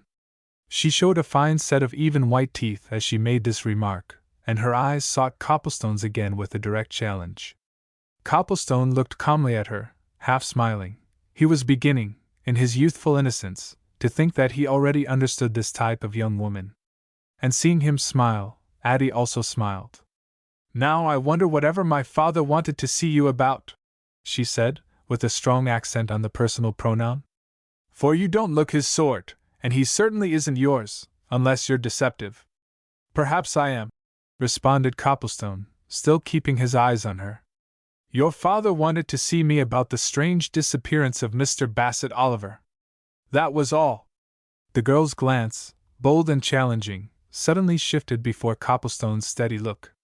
She half turned to Mrs. Wooler, and her color rose a little. "I've heard of that," she said, with an affectation of indifference. "And as I happen to know a bit of Bassett Oliver, I don't see what all this fuss is about. I should say Bassett Oliver took it into his head to go off somewhere yesterday on a little game of his own, and that he's turned up at Norcaster by this time, and is safe in his dressing room, or on the stage. That's my notion. I wish I could think it the correct one," replied Copplestone. "But we can soon find out if it is. There's a telephone in the hall. Yet I'm so sure that you're wrong, that I'm not even going to ring Norcaster up. Mr. Bassett Oliver has disappeared here." "Are you a member of his company?" asked Addie, again looking Copplestone over with speculative glances. "Not at all. I'm a humble person whose play Mr. Oliver was about to produce next month, in consequence of which I came down to see him, and to find this state of affairs. And having nothing else to do, I'm now here to help to find him, alive or dead." "Oh," said Addie. "So, you're a writer? I understand that you are an actress?" responded Copplestone. "I wonder if I've ever seen you anywhere?" Addie bowed her head and gave him a sharp glance. "Evidently not," she retorted. "Or you wouldn't wonder. As if anybody could forget me, once they'd seen me. I believe you're pulling my leg, though. Do you live in town?" "I live," replied Copplestone slowly and with affected solemnity, "in chambers in Jermyn Street."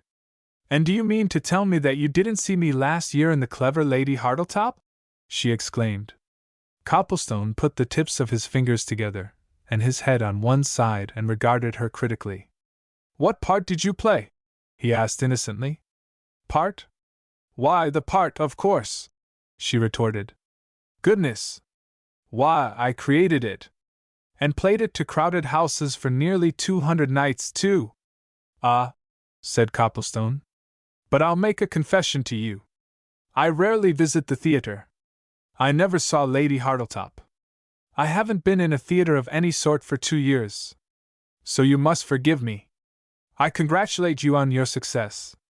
Addie received this tribute with a mollified smile, which changed to a glance of surprised curiosity.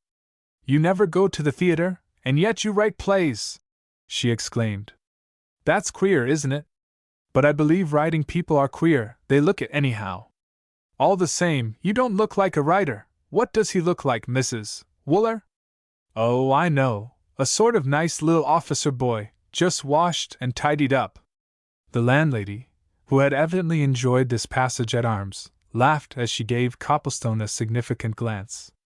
"And when did you come down home, Addie?" she asked quietly. "I didn't know you were here again." "Came down Saturday night," said Addie. "I'm on my way to Edinburgh, business there on Wednesday." So I broke the journey here, just to pay my respects to my worshipful parent. I think I heard you say that you knew Mr. Bassett Oliver? Asked Copplestone. You've met him?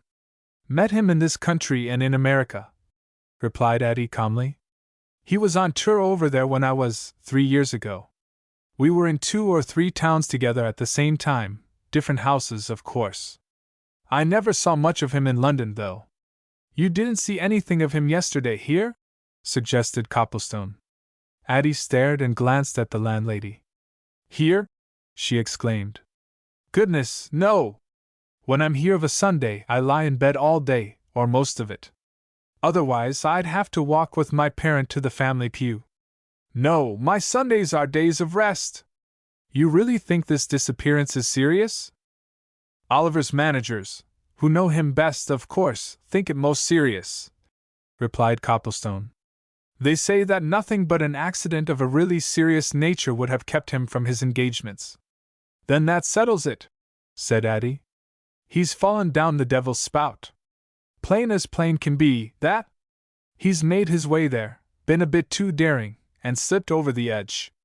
And whoever falls in there never comes out again, isn't that it, Mrs. Wooler? That's what they say, answered the landlady.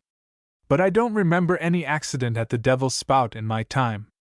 Well, there's been one now, anyway, that's flat, remarked Addie. Poor old Bassett, I'm sorry for him. Well, I'm off. Good night, Mr. Copplestone, and perhaps you'll so far overcome your repugnance to the theater as to come and see me in one some day? Supposing I escort you homeward instead, now? Suggested Copplestone. That will at least show that I am ready to become your devoted admirer, I suppose, said Addie. I'm afraid he's not quite as innocent as he looks, Mrs. Wooler. Well, you can escort me as far as the gates of the park, then. I daren't take you further, because it's so dark in there that you'd surely lose your way, and then there'd be a second disappearance and all sorts of complications. She went out of the inn, laughing and chattering, but once outside she suddenly became serious, and she involuntarily laid her hand on Copplestone's arm as they turned down the hillside towards the quay. I say, she said in a low voice, I wasn't going to ask questions in there, but what's going to be done about this Oliver affair? Of course you're stopping here to do something. What? Copplestone hesitated before answering this direct question. He had not seen anything which would lead him to suppose that Miss Adela Chatfield was a disingenuous and designing young woman, but she was certainly Peeping Peter's daughter, and the old man, having failed to get anything out of Copplestone himself, might possibly have sent her to see what she could accomplish. He replied noncommittally. I'm not in a position to do anything, he said. I'm not a relative, not even a personal friend. I dare say you know that Bassett Oliver was, one's already talking of him in the past tense, the brother of Rear Admiral Sir Cresswell Oliver, the famous seaman? I knew he was a man of what they call family, but I didn't know that, she answered. What of it? Stafford's wired to Sir Cresswell, replied Copplestone. He'll be down here some time tomorrow, no doubt. And of course he'll take everything into his own hands. And he'll do what? She asked. Oh, I don't know, replied Copplestone. Set the police to work, I should think. They'll want to find out where Bassett Oliver went, where he got to, when he turned up to the keep, saying he'd go and call on the squire, as he'd met some man of that name in America. By the by, you said you'd been in America? Did you meet anybody of the squire's name there? They were passing along the quay by that time, and in the light of one of its feeble gas lamps he turned and looked narrowly at his companion. He fancied that he saw her face change in expression at his question. If there was any change, however, it was so quick that it was gone in a second. She shook her head with emphatic decision. She exclaimed. Never! It's a most uncommon name, that. I never heard of anybody called Grail except at Scarhaven. The present Mr. Grail came from America, said Copplestone. I know, of course, she answered. But I never met any Grayless out there. Bassett Oliver may have done, though. I know he toured in a lot of American towns. I only went to 3, New York, Chicago, St. Louis. I suppose, she continued, turning to Copplestone with a suggestion of confidence in her manner. I suppose you consider it a very damning thing that Bassett Oliver should disappear, after saying what he did to Ewbank. It was very evident to Copplestone that whether Miss Chatfield had spoken the truth or not when she said that her father had not told her of his visit to the Admiral's Arms, she was thoroughly conversant with all the facts relating to the Oliver mystery, and he was still doubtful as to whether she was not seeking information. Does it matter at all what I think? He answered evasively. I've no part in this affair, I'm a mere spectator. I don't know how what you refer to might be considered by people who are accustomed to size things up. They might say all that was a mere coincidence. But what do you think? She said with feminine persistence. Come now, between ourselves? Copplestone laughed. They had come to the edge of the wooded park in which the estate agent's house stood, and at a gate which led into it, he paused. Between ourselves, then, I don't think at all, yet, he answered. I haven't sized anything up. All I should say at present is that if, or as, for I'm sure the fisherman repeated accurately what he heard, as Oliver said he met somebody called Marston Greyle in America, why, I conclude he did. That's all. Now won't you please let me see you through these dark woods? But Addie said her farewell, and left him somewhat abruptly, and he watched her until she had passed out of the circle of light from the lamp which swung over the gate. She passed on into the shadows, and Copplestone, who had already memorized the chief geographical points of his new surroundings, noticed what she probably thought no stranger would notice, that instead of going towards her father's house, she turned up the drive to the Squire's. Chapter 7 Left on Guard.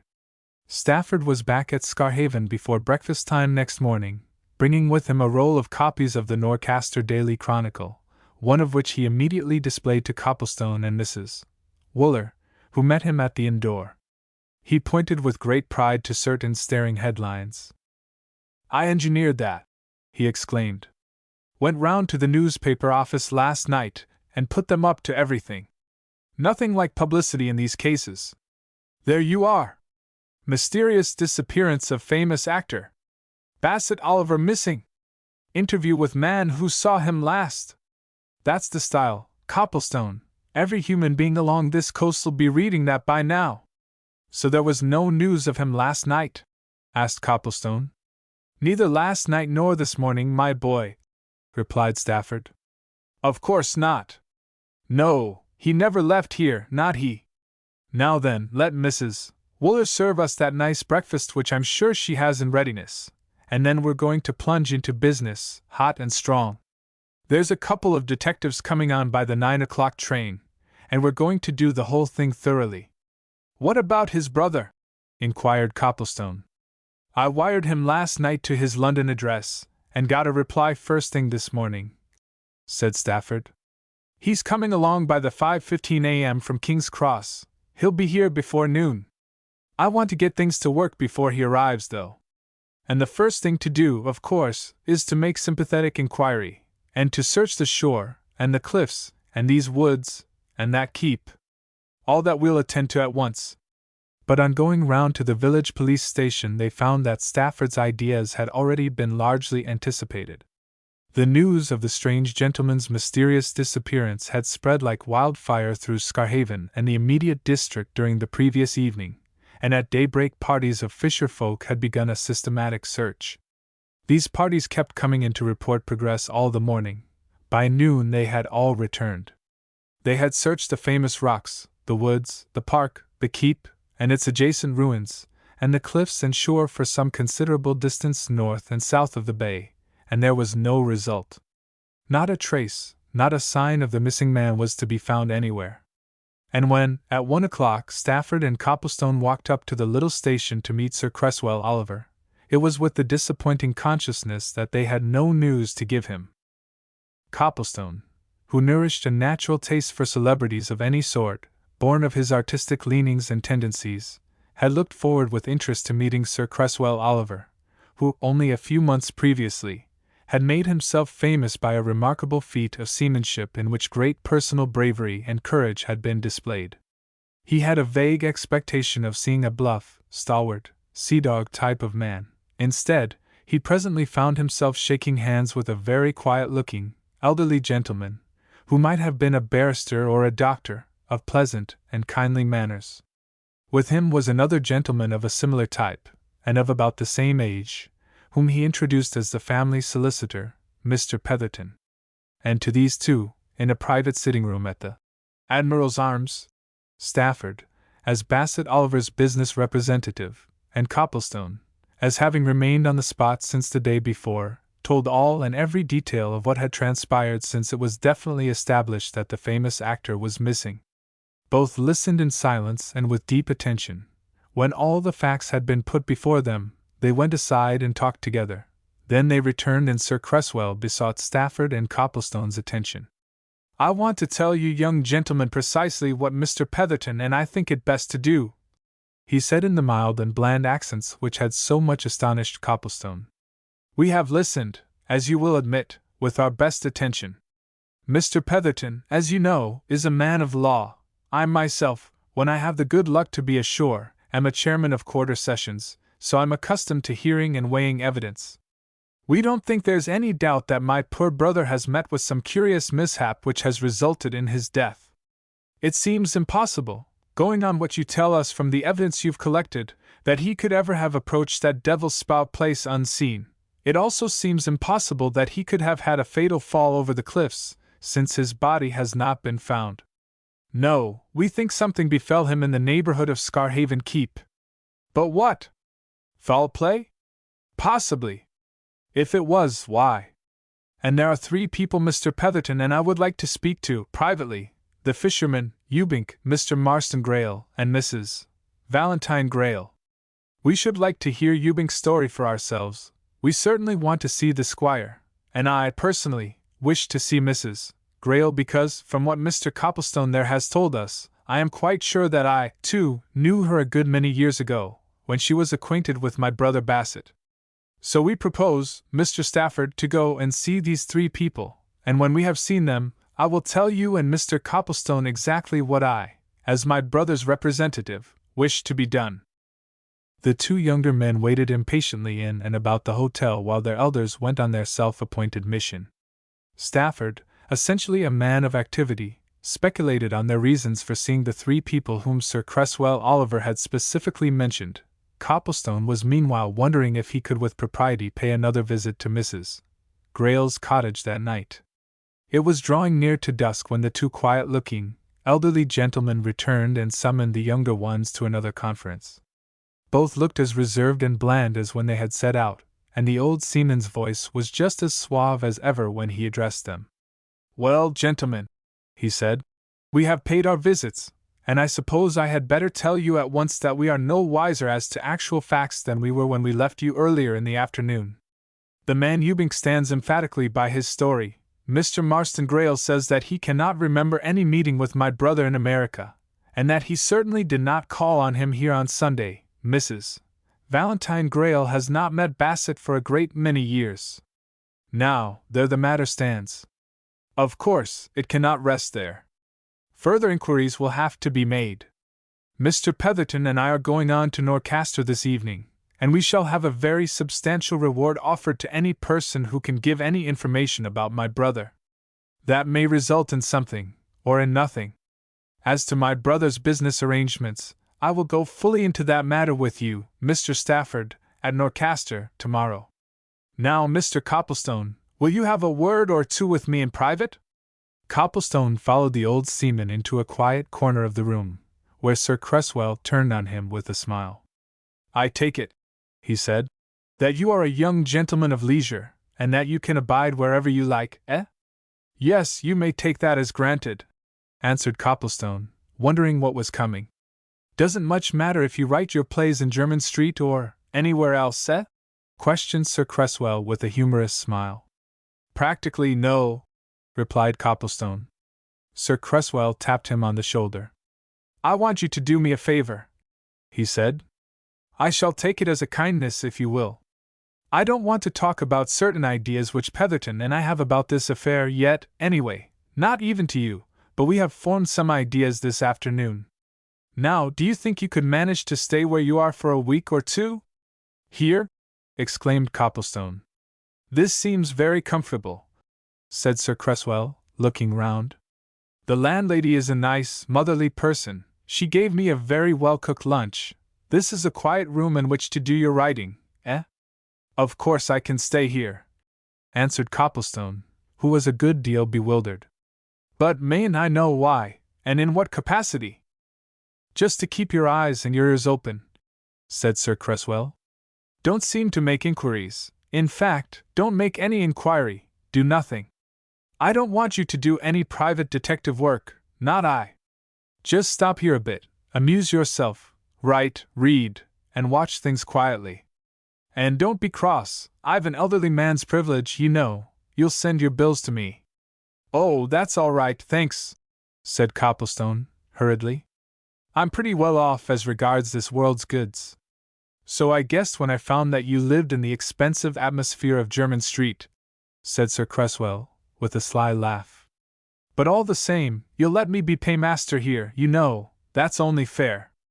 "All right, certainly if you wish it," agreed Copplestone.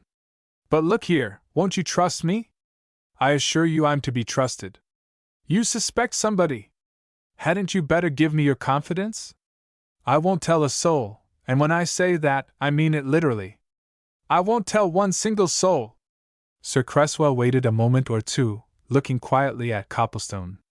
Then he clapped a hand on the young man's shoulder. "All right, my lad," he said. "Yes, we do suspect somebody. Marston Greyle. Now you know it."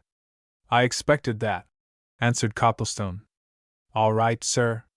And my orders are just what you said." "Just what I said," agreed Sir Cresswell. "Carry on at that, eyes and ears open, no fuss, everything quiet, unobtrusive, silent. Meanwhile, Petherton will be at work. And I say, if you want company, you know, I think you'll find it across the bay there at Mrs. Greyle's, eh?" "I was there last night," said Copplestone. "I liked both of them very much." "You knew Mrs. Greyle once upon a time, I think, you and your brother?" "We did," replied Sir Cresswell, with a sigh. The fact is, both Bassett and I were in love with her at that time. She married another man instead. That's all." He gave Copplestone a squeeze of the elbow, laughed, and went across to the solicitor, who was chatting to Stafford in one of the bow windows. 10 minutes later all three were off to Norcaster, and Copplestone was alone, ruminating over this sudden and extraordinary change in the hitherto even tenor of his life. Little more than 24 hours previously, all he had been concerned about was the production of his play by Bassett Oliver. Here he was now, mixed up in a drama of real life, with Bassett Oliver as its main figure, and the plot as yet unrevealed. And he himself was already committed to play in it, but what part? Now that the others had gone, Copplestone began to feel strangely alone. He had accepted Sir Cresswell Oliver's commission readily, feeling genuinely interested in the affair, and being secretly conscious that he would be glad of the opportunity of further improving his acquaintance with Audrey Greyle. But now that he considered things quietly, he began to see that his position was a somewhat curious and possibly invidious one. He was to watch, and to seem not to watch. He was to listen, and appear not to listen. The task would be difficult, and perhaps unpleasant. For he was very certain that Marston Greyle would resent his presence in the village, and that Chatfield would be suspicious of it. What reason could he, an utter stranger, have for taking up his quarters at the Admiral's Arms? The tourist season was over, autumn was well set in.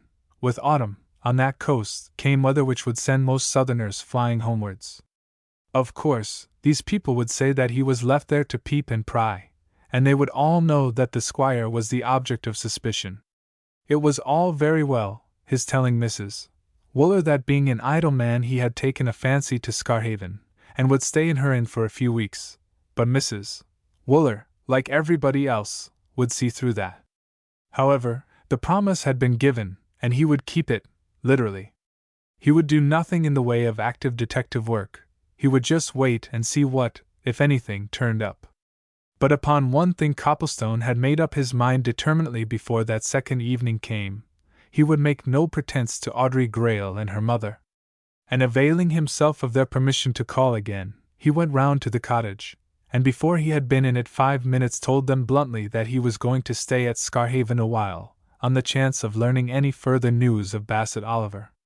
Which, he added, with a grim smile, seems about as likely as that I should hear that I am to be Lord Chancellor when the woolsack is next vacant.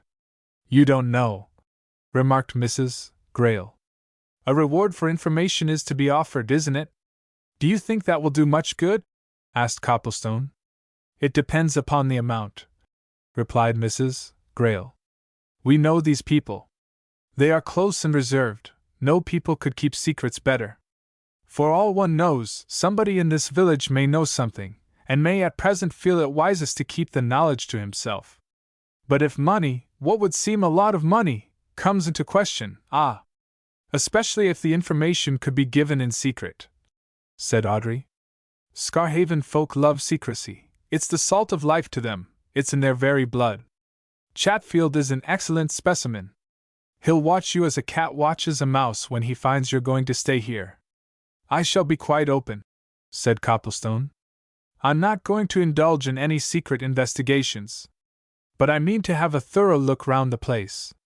That keep, now, may one look round that? There's a path which leads close by the keep, from which you can get a good outside view of it, replied Audrey. But the keep itself, and the rest of the ruins round about it are in private ground. But you have a key, Audrey, and you can take Mr. Copplestone in there, said Mrs. Grayle. And you would show him more than he would find out for himself. Audrey, she continued, turning to Copplestone, knows every inch of the place and every stone of the walls. Copplestone made no attempt to conceal his delight at this suggestion. He turned to the girl with almost boyish eagerness. Will you? He exclaimed. Do. When? Tomorrow morning, if you like, replied Audrey. Meet me on the South Quay, soon after 10. Copplestone was down on the quay by 10 o'clock. He became aware as he descended the road from the inn that the fisher folk, who were always lounging about the seafront, were being keenly interested in something that was going on there. Drawing nearer, he found that an energetic bill-poster was attaching his bills to various walls and doors.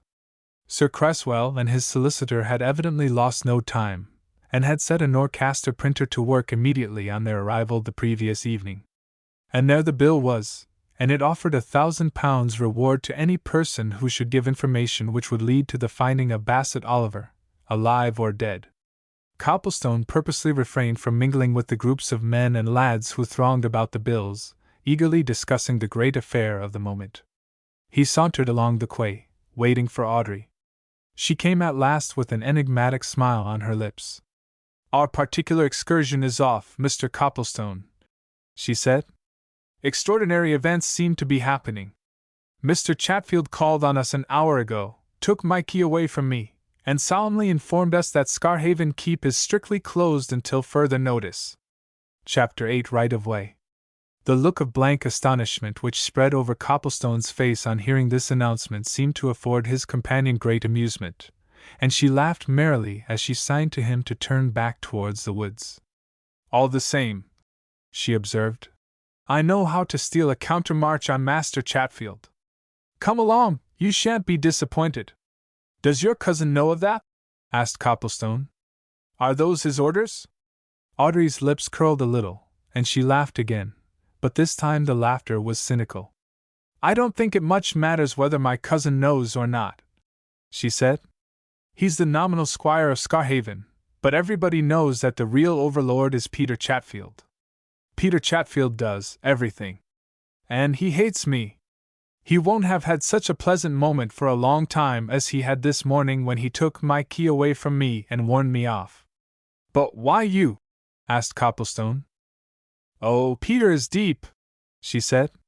Peter, no doubt, knew that you came to see us last night. Peter knows all that goes on in Scarhaven. And he put things together, and decided that I might act as your cicerone over the keep and the ruins, and so, there you are. Why should he object to my visiting the keep? Demanded Copplestone. That's obvious. He considers you a spy, replied Audrey. And there may be reasons why he doesn't desire your presence in those ancient regions. But we'll go there, all the same, if you don't mind breaking rules and defying Peter. Not I, said Copplestone. Hang Peter! There are people who firmly believe that Peter Chatfield should have been hanged long since, she remarked quietly. I'm one of them. Chatfield is a bad old man, thoroughly bad. But I'll circumvent him in this, anyhow. I know how to get into the keep in spite of him, and of his locks and bolts. There's a big curtain wall, 20 feet high, all round the keep, but I know where there's a hole in it, behind some bushes, and we'll get in there. Come along! She led him up the same path through the woods along which Bassett Oliver had gone, according to Ewbank's account. It wound through groves of fir and pine until it came out on a plateau, in the midst of which, surrounded by a high irregular wall, towered at the angles and buttressed all along its length, stood Scarhaven Keep. And there, at the head of a path which evidently led up from the big house, stood Chatfield, angry and threatening. Beyond him, distributed at intervals about the other paths which converged on the plateau, were other men, obviously estate laborers, who appeared to be mounting guard over the forbidden spot. Now there's going to be a row between me and Chatfield, murmured Audrey. You play spectator, don't say a word. Leave it to me. We are on our rights along this path, take no notice of Peter. But Chatfield was already bearing down on them, his solemn-featured face dark with displeasure. He raised his voice while he was yet a dozen yards away. I thought I told you as you wasn't to come near these here ruins, he said, addressing Audrey in a fashion which made Copplestone's fingers itch to snatch the oak staff from the agent and lay it freely about his person. My orders was to that there effect. And when I give orders I mean 'em to be obeyed. You'll turn straight back where you came from, miss, and in future do as I instruct, d'ye hear that, now? If you expect me to keep quiet or dumb under that sort of thing, whispered Copplestone, bending towards Audrey, you're very much mistaken in me. I shall give this fellow a lesson in another minute if— Well, wait another minute then, said Audrey, who had continued to walk forward, steadily regarding the agent's threatening figure. Let me talk a little first, I'm enjoying it. Are you addressing me, Mr. Chatfield? She went on in her sweetest accents. I hear you speaking, but I don't know if you are speaking to me. If so, you needn't shout. You know very well who I may speaking to, growled Chatfield. I told you wasn't to come near these ruins, it's forbidden by order. You'll take yourself off, and that there young man with you, we want no paid spies hereabouts. If you speak to me like that again I'll knock you down, exclaimed Copplestone, stepping forward before Audrey could stop him. Or to this lady either. Stand aside, will you? Chatfield twisted on his heel with a surprising agility, not to stand aside, but to wave his arm to the men who stood here and there, behind him. Here, you! He shouted. Here, this way, all of you! This here fellow's threatening me with assault. You lay a finger on me, you young snapper, and I'll have you in the lock-up in 10 minutes. Stand between us, you men, he's for knocking me down. Now then, he went on, as the bodyguard got between him and Copplestone. Off you go, out o' these grounds, both of you, quick! I'll have no defiance of my orders from neither gel nor boy, man nor woman. Out you go, now, or you'll be put out. But Audrey continued to advance, still watching the agent. You're under a mistake, Mr. Chatfield, she said calmly. You will observe that Mr. Copplestone and I are on this path. You know very well that this is a public footpath, with a proper and legal right-of-way from time immemorial. You can't turn us off it, you know, without exposing yourself to all sorts of pains and penalties. You men know that too, she continued, turning to the laborers and dropping her bantering tone. You all know this is a public footpath. So stand out of our way, or I'll summon every one of you. The last words were spoken with so much force and decision that the 3 laborers involuntarily moved aside. But Chatfield hastened to oppose Audrey's progress, planting himself in front of a wicket gate which there stood across the path, and he laughed sneeringly. And where would you find money to take summonses out? He said, with a look of contempt. I should think you and your mother's something better to do with your bit o' money than that. Now then, no more words, back you turn. Copplestone's temper had been gradually rising during the last few minutes. Now, at the man's carefully measured taunts, he let it go. Before Chatfield or the laborers saw what he was at, he sprang on the agent's big form, grasped him by the neck with one hand, twisted his oak staff away from him with the other, flung him headlong on the turf, and raised the staff threateningly.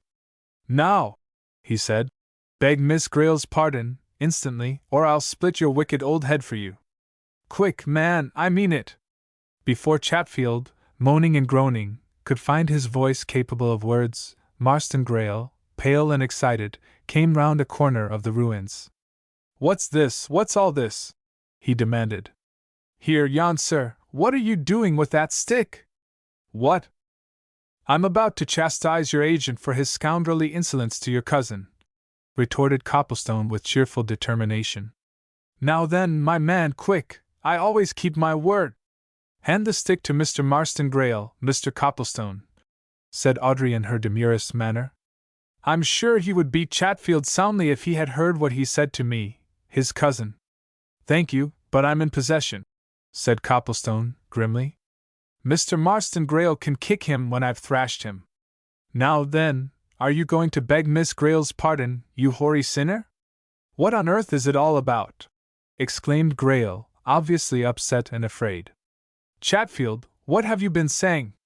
"Go away, you men, go away, all of you, at once." "Mr. Copplestone, don't hit him." "Audrey, what is it?" "Hang it all, I seem to have nothing but bother, it's most annoying." "What is it, I say?" "It is merely, Marston, that your agent there, after trying to turn Mr. Copplestone and myself off this public footpath, insulted me with shameful taunts about my mother's poverty," replied Audrey. "That's all." Whereupon, as you were not here to do it, Mr. Copplestone promptly and very properly knocked him down. And now, is Mr. Copplestone to punish him, or will you? Copplestone, keeping a sharp eye on the groaning and sputtering agent, contrived at the same time to turn a corner of it on Marston Grayle. That momentary glance showed him much. The squire was mortally afraid of his man. That was certain as that they were there. He stood, a picture of vexation and indecision, glancing furtively at Chatfield, then at Audrey, and evidently hating to be asked to take a side. "Confound it all, Chatfield!" he suddenly burst out. "Why don't you mind what you're saying? It's all very well, Audrey, but you shouldn't have come along here, especially with strangers. The fact is, I'm so upset about this Oliver affair that I'm going to have a thorough search and examination of the keep and the ruins, and of course, we can't allow anyone inside the grounds while it's going on. You should have kept to Chatfield's orders." "And since when has a Grayle of Scarhaven kept to a servant's orders?" interrupted Audrey, with a sneer that sent the blood rushing to the squire's face. "Never, until this present regime, I should think." "Orders, indeed, from an agent! I wonder what the last squire of Scarhaven would have said to a proposition like that. Mr. Copplestone, you've punished that bad old man quite sufficiently. Will you open the gate for me, and we'll go on our way?" The girl spoke with so much decision that Copplestone moved away from Chatfield, who struggled to his feet, muttering words that sounded very much like smothered curses. "I'll have the law on you," he growled, shaking his fist at Copplestone. "Before this day's out, I'll have the law." "Sooner the better," retorted Copplestone. "Nothing will please me so much as to tell the local magistrates precisely what you said to your master's kinswoman. You know where I'm to be found, and there," he added, throwing a card at the agent's feet, "there you'll find my permanent address." "Give me my walking stick!" demanded Chatfield. "Not I!" exclaimed Copplestone. "That's mine, my good man, by right of conquest. You can summon me, or arrest me, if you like, for stealing it." He opened the wicket gate for Audrey, and together they passed through, skirted the walls of the ruins, and went away into the higher portion of the woods. Once there the girl laughed. "Now there'll be another row," she said. "Between master and man this time." "I think not," observed Copplestone, with unusual emphasis. "For the master is afraid of the man." "Ah, but which is master and which is man?" asked Audrey in a low voice. Copplestone stopped and looked narrowly at her. "Oh," he said quietly, "so you've seen that?" Does it need much observation? She replied. My mother and I have known for some time that Marston Greyle is entirely under Peter Chatfield's thumb. He daren't do anything, save by Chatfield's permission. Copplestone walked on a few yards, ruminating. Why? He asked suddenly. How do we know? Retorted Audrey. Well, in cases like that, said Copplestone, it generally means that one man has a hold on the other. What hold can Chatfield have on your cousin? I understand Mr. Marston Greyle came straight to his inheritance from America. So what could Chatfield know of him, to have any hold? Oh, I don't know, and I don't care, much, replied Audrey, as they passed out of the woods onto the headlands beyond. Never mind all that, here's the sea and the open sky, hang Chatfield, and Marston, too. As we can't see the keep, let's enjoy ourselves some other way. What shall we do? You're the guide, conductress, general boss, answered Copplestone. Shall I suggest something that sounds very material, though? Well, then, can't we go along these cliffs to some village where we can find a nice old fishing inn and get a simple lunch of some sort? That's certainly material and eminently practical, laughed Audrey. We can, that place, along there to the south, Lenwick. And so, come on, and no more talk of squire and agent. I've a remarkable facility in throwing away unpleasant things. It's a grand faculty, and I'll try to imitate you, said Copplestone. So, today's our own, eh? Is that it? Say until the middle of this afternoon, responded Audrey. Don't forget that I have a mother at home. It was, however, well past the middle of the afternoon when these two returned to Scarhaven, very well satisfied with themselves. They had found plenty to talk about without falling back on Marston Greyle, or Peter Chatfield, or the event of the morning, and Copplestone suddenly remembered, almost with compunction, that he had been so engrossed in his companion that he had almost forgotten the Oliver mystery. But that was sharply recalled to him as he entered the Admiral's arms. Mrs. Wooler came forward from her parlor with a mysterious smile on her good-looking face. Here's a billet due for you, Mr. Copplestone, she said. And I can't tell you who left it. One of the girls found it lying on the hall table an hour ago. With that she handed Copplestone a much-thumbed, very grimy, heavily sealed envelope. Chapter 9 Hobkin's Hole. Copplestone carried the queer-looking missive into his private sitting-room and carefully examined it, back and front, before slitting it open. The envelope was of the cheapest kind. The big splotch of red wax at the flap had been pressed into flatness by the summary method of forcing a coarse-grained thumb upon it. The address was inscribed in ill-formed characters only too evidently made with difficulty by a bad pen, which seemed to have been dipped into watery ink at every third or fourth letter. And it read thus: The young gentleman staying at the Admiral, private. The envelope contained nothing but a scrap of paper obviously torn from a penny cash book. No ink had been used in transcribing the 2 or 3 lines which were scrawled across this scrap. The vehicle this time was an indelible pencil, which the writer appeared to have moistened with his tongue every now and then, some letters being thicker and darker than others. The message, if mysterious, was straightforward enough. Sir, it ran, if so be as you'd like to have a bit of news from one as has it, take a walk through Hobkin's Hole tomorrow morning and look out for yours truly, him as writes this. Like most very young men, Copplestone, on arriving at what he called manhood, by which he meant the age of 21 years, had drawn up for himself a code of ethics, wherein he had mentally scheduled certain things to be done and certain things not to be done.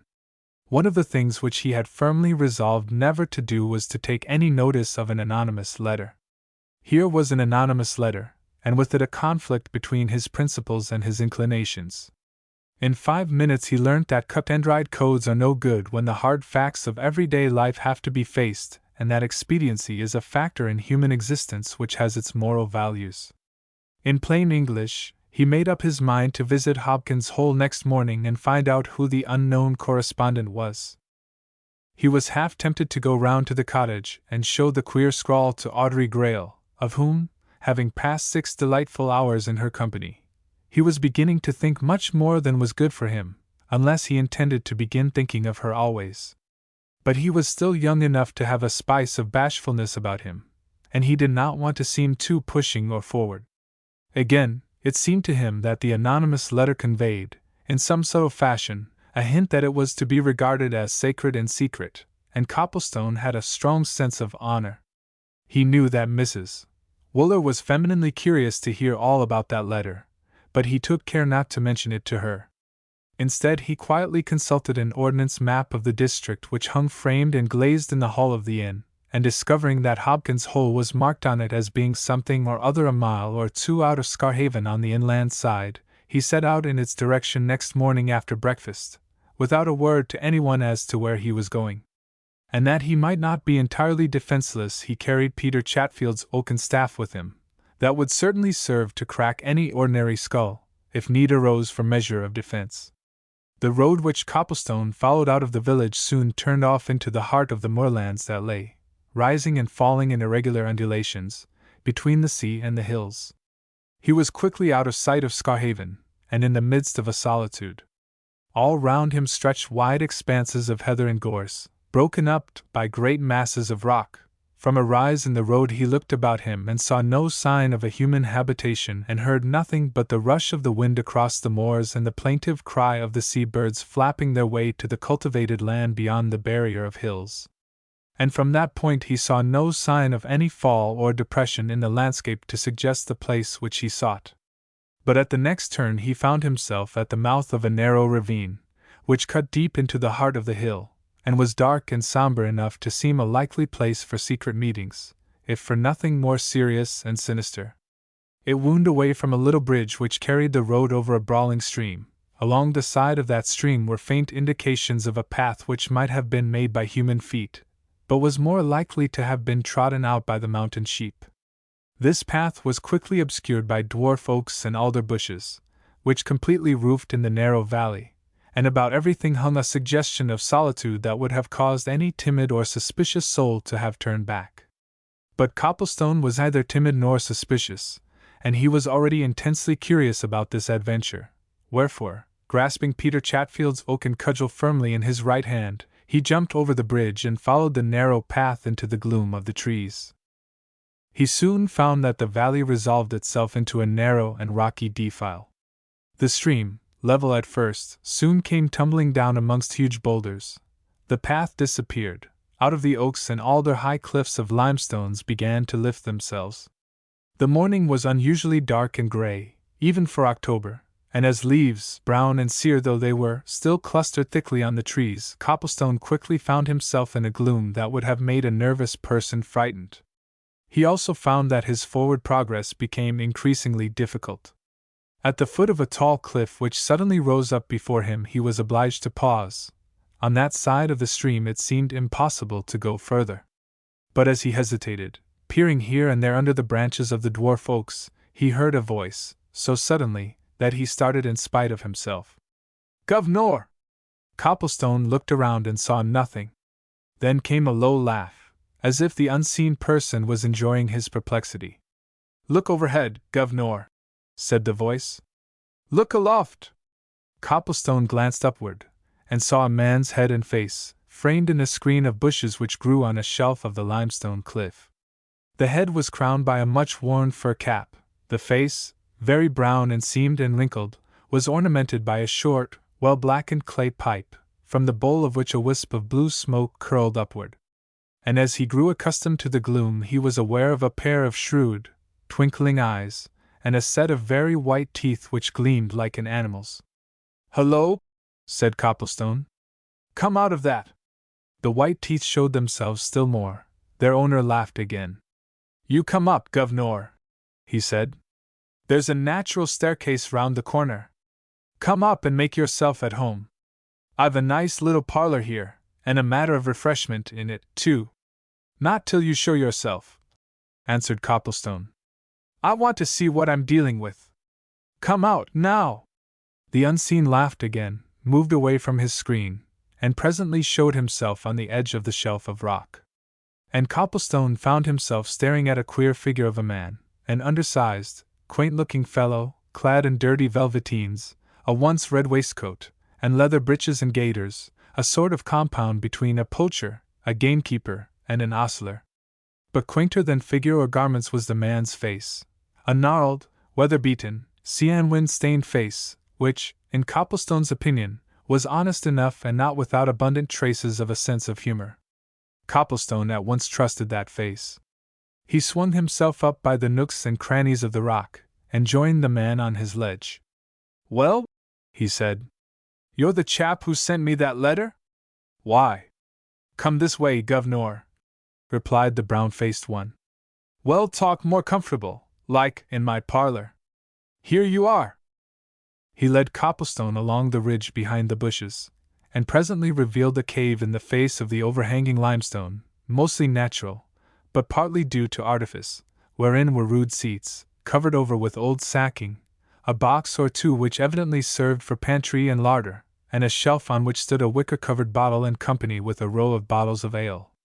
The lord of this retreat waved a hospitable hand towards his cellar. "You'll not refuse a poor man's hospitality, governor?" he said politely. "I can give you a clean glass, and if you'll try a drop of rum, there's fresh water from the stream to mix it with, good as you'll find in England. Or maybe, it being the forepart of the day, you prefer ale, now? Say the word."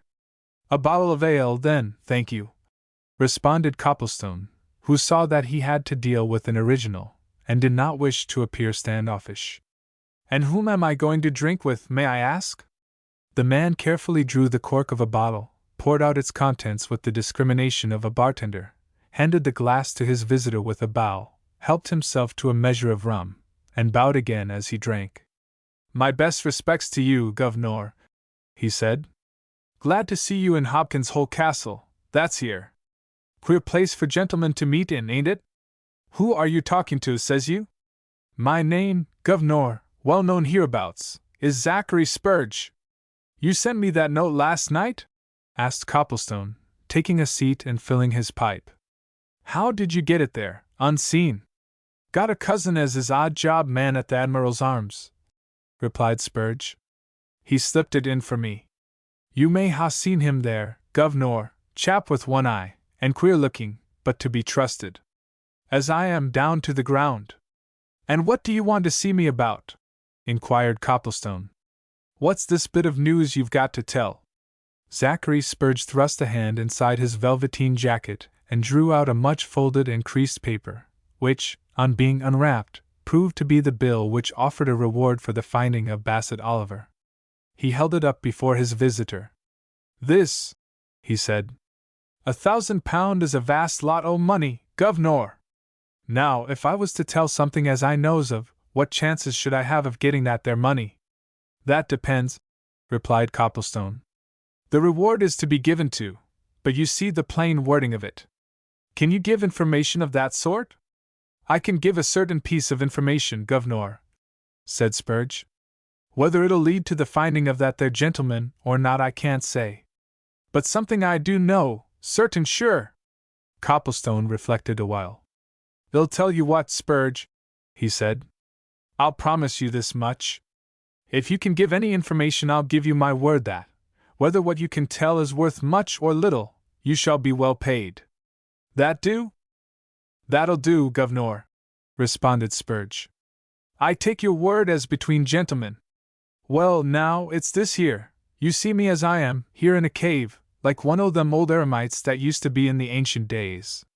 Why am I here? 'Cause just now it ain't quite convenient for me to show my face in Scarhaven. I'm wanted for poaching, governor, that's the fact. This here is a safe retreat. If I was tracked here, I could make my way out at the back of this hole. There's a passage here, before anybody could climb that rock. However, nobody suspects I'm here. They think, that is, that old devil Chatfield and the police, they think I'm off to sea. However, here I am, and last Sunday afternoon as ever was, I was in Scarhaven. In the wood I was, governor, at the back of the keep. Never mind what for, I was there. And at precisely 10 minutes to 3 o'clock I saw Bassett Oliver." "How did you know him?" demanded Copplestone. "'Cause I've had many a sixpennorth of him at both Northborough and Norcaster," answered Spurge. "Seen him a dozen times, I have, and knew him well enough, even if I'd only viewed him from the Theatre Gallery. Well, he come along up the path from the south quay. He passed within a dozen yards of me, and went up to the door in the wall of the ruins, right opposite where I was lying doggo amongst some bushes. He poked the door with the point of his stick. It was ajar, that door, and it went open. And so he walks in, and disappears. Governor, I reckon that you'd be the last time as he was seen alive, unless. Unless what? Asked Copplestone eagerly. Unless one other man saw him, replied Spurge solemnly. For there was another man there, Governor. Squire Grail. Copplestone looked hard at Spurge. Spurge returned the stare, and nodded 2 or 3 times. Gospel truth, he said. I kept where I was. I'd reasons of my own. Maybe 8 minutes or so, certainly not 10, after Bassett Oliver walked in there, Squire Grail walked out. In a hurry, Governor. He come out quick. He looked a bit queer. Dazed, like. You know how quick a man can think, Governor, under certain circumstances? I thought quicker'n lightning. I says to myself, Squire's seen somebody or something he hadn't no taste for. Why, you could read it on his face. Plain as print. It was there. Well, said Copplestone. And then? Then, continued Spurge. Then he stood for just a second or two, looking right and left, up and down. There wasn't a soul in sight, nobody. But he slunk off, sneaked off, same as a fox sneaks away from a farmyard. He went down the side of the curtain wall that shuts in the ruins, taking as much cover as ever he could find. At the end of the wall, he popped into the wood that stands between the ruins and his house. And then, of course, I lost all sight of him. And Mr. Oliver? Said Copplestone. Did you see him again? Spurge took a pull at his rum and water, and relight his pipe. I did not, he answered. I was there until 3:15, then I went away. And no Oliver had come out o' that door when I left. Chapter 10. The Invalid Curate. Spurge and his visitor sat staring at each other in silence for a few minutes. The silence was eventually broken by Copplestone. Of course, he said reflectively, if Mr. Oliver was looking round those ruins he could easily spend half an hour there. Just so, agreed Spurge. He could spend an hour. If so be as he was one of these here antiquarian-minded gents, as loves to potter about old places like that, he could spend 2 hours, 3 hours, profitable like. But he'd have come out in the end, and the evidence is, Governor, that he never did come out. Even if I am just now lying up, as it were, I'm fully what they term au fait with matters, and by all accounts, after Bassett Oliver went up that there path, subsequent to his bit of talk with Ewbank, he was never seen no more excepting by me, and possibly by Squire Grail. Them as lives a good deal alone, like me, Governor, develops what you may call logical faculties. They thinks, and thinks deep. I've thought. B.O., that's Oliver, didn't go back by the way he'd come, or he'd ha' been seen. B.O. didn't go forward or through the woods to the headlands, or he'd ha' been seen. B.O. didn't go down to the shore, or he'd ha' been seen. Twixt you and me, Governor, B.O.'s dead body is in that there keep. Are you suggesting anything? Asked Copplestone. Nothing, Governor, no more than that, answered Spurge. I'm making no suggestion and no accusation against nobody. I've seen a bit too much of life to do that. I've known more than one innocent man hanged there at Norcaster jail in my time, all through what they call circumstantial evidence. Appearances is all very well, but appearances may be against a man to the very last degree, and yet him be as innocent as a new-born baby. No, I make no suggestions, excepting this here, which has no doubt occurred to you, or to B.O.'s brother. If I were the missing gentleman's friends I should want to know a lot. I should want to know precisely what he meant when he said to Daniel Ewbank as how he'd known a man called Marston Grail in America. 'Tain't a common name, that, Governor. Copplestone made no answer to these observations. His own train of thought was somewhat similar to his host's. And presently he turned to a different track. You saw no one else about there that afternoon? He asked. No one, Governor, replied Spurge. And where did you go when you left the place? Inquired Copplestone. To tell you the truth, Governor, I was waiting there for that cousin o' mine, him as carried you the letter, answered Spurge.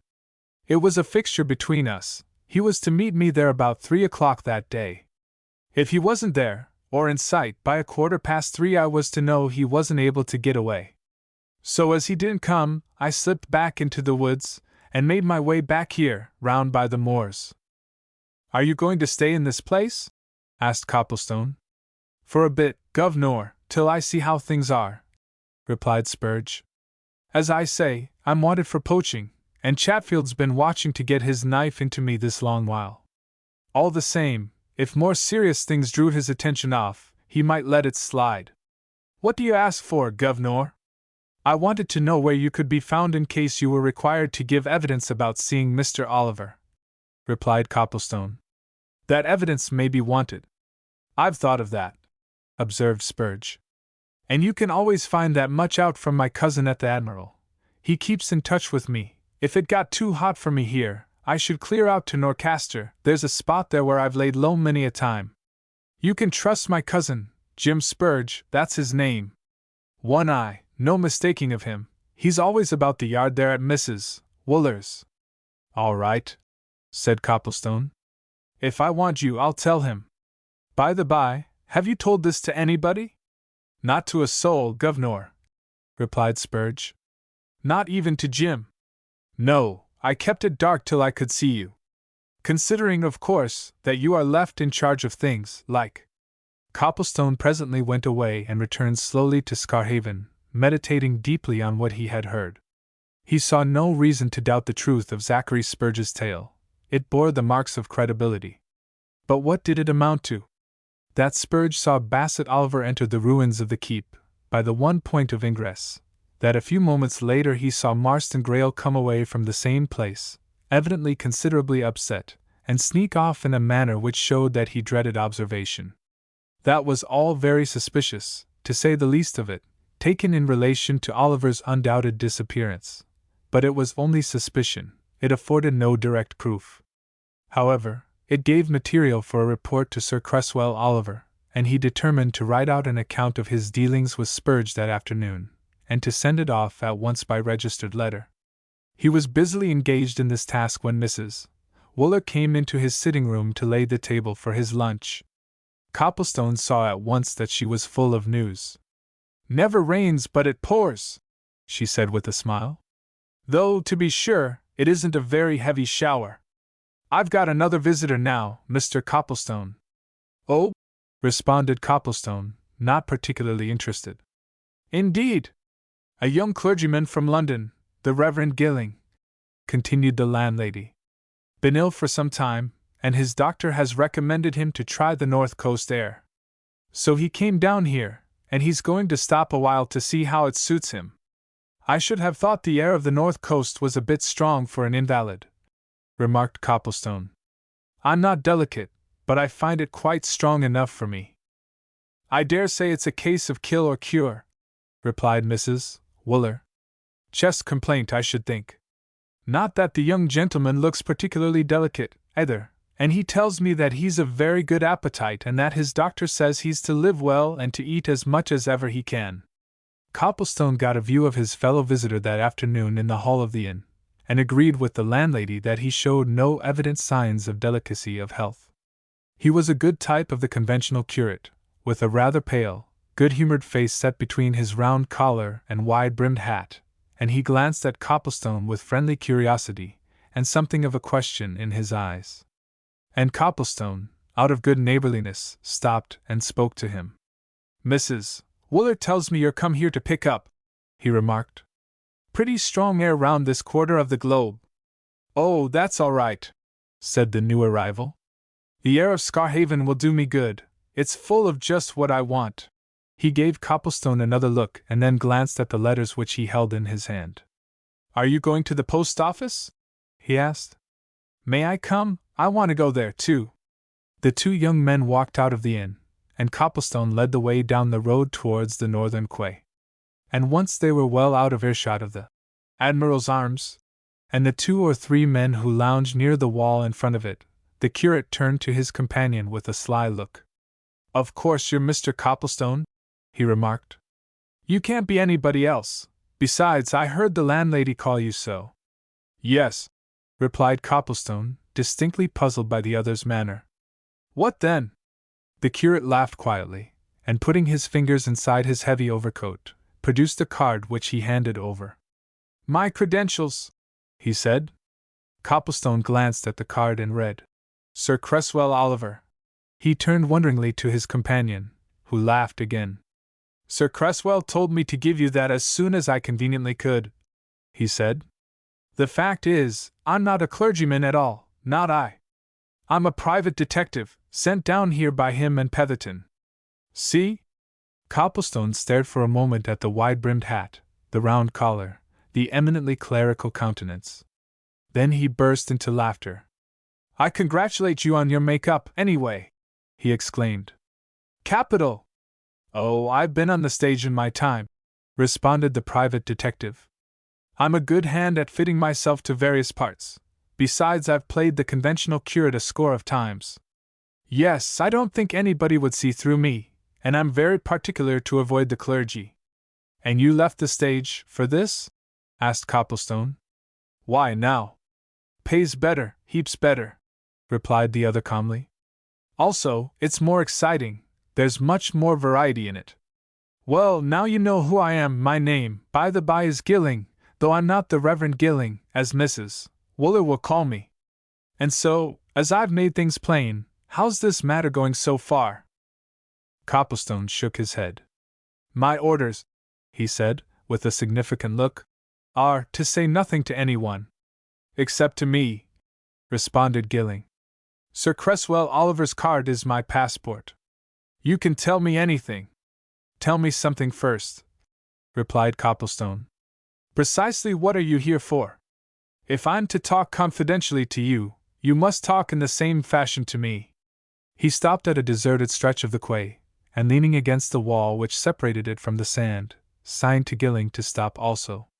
If we're going to have a quiet talk, he went on, we'd better have it now. No one's about, and if anyone sees us from a distance they'll only think we're, what we look to be, casual acquaintances.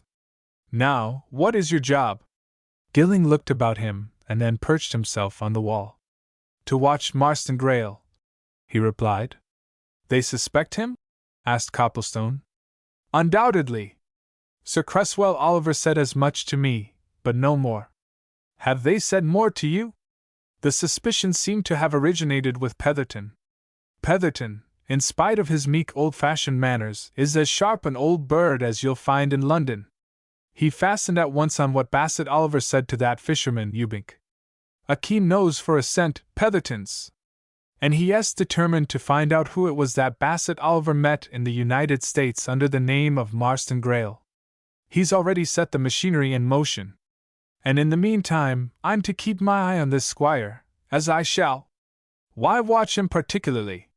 To see that he doesn't depart for unknown regions, or if he does, to follow in his track. He's not to be lost sight of until this mystery is cleared. Because something is wrong.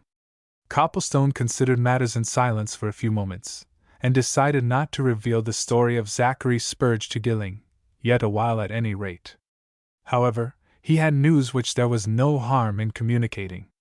Marston Greyle, he said presently, or his agent, Peter Chatfield, or both, in common agreement, are already doing something to solve the mystery, so far as Greyle's property is concerned. They've closed the keep and its surrounding ruins to the people who used to be permitted to go in, and they're conducting an exhaustive search, for Bassett Oliver, of course. Gilling made a grimace. Of course, he said cynically. Just so. I expected something of that sort. That's all part of a clever scheme.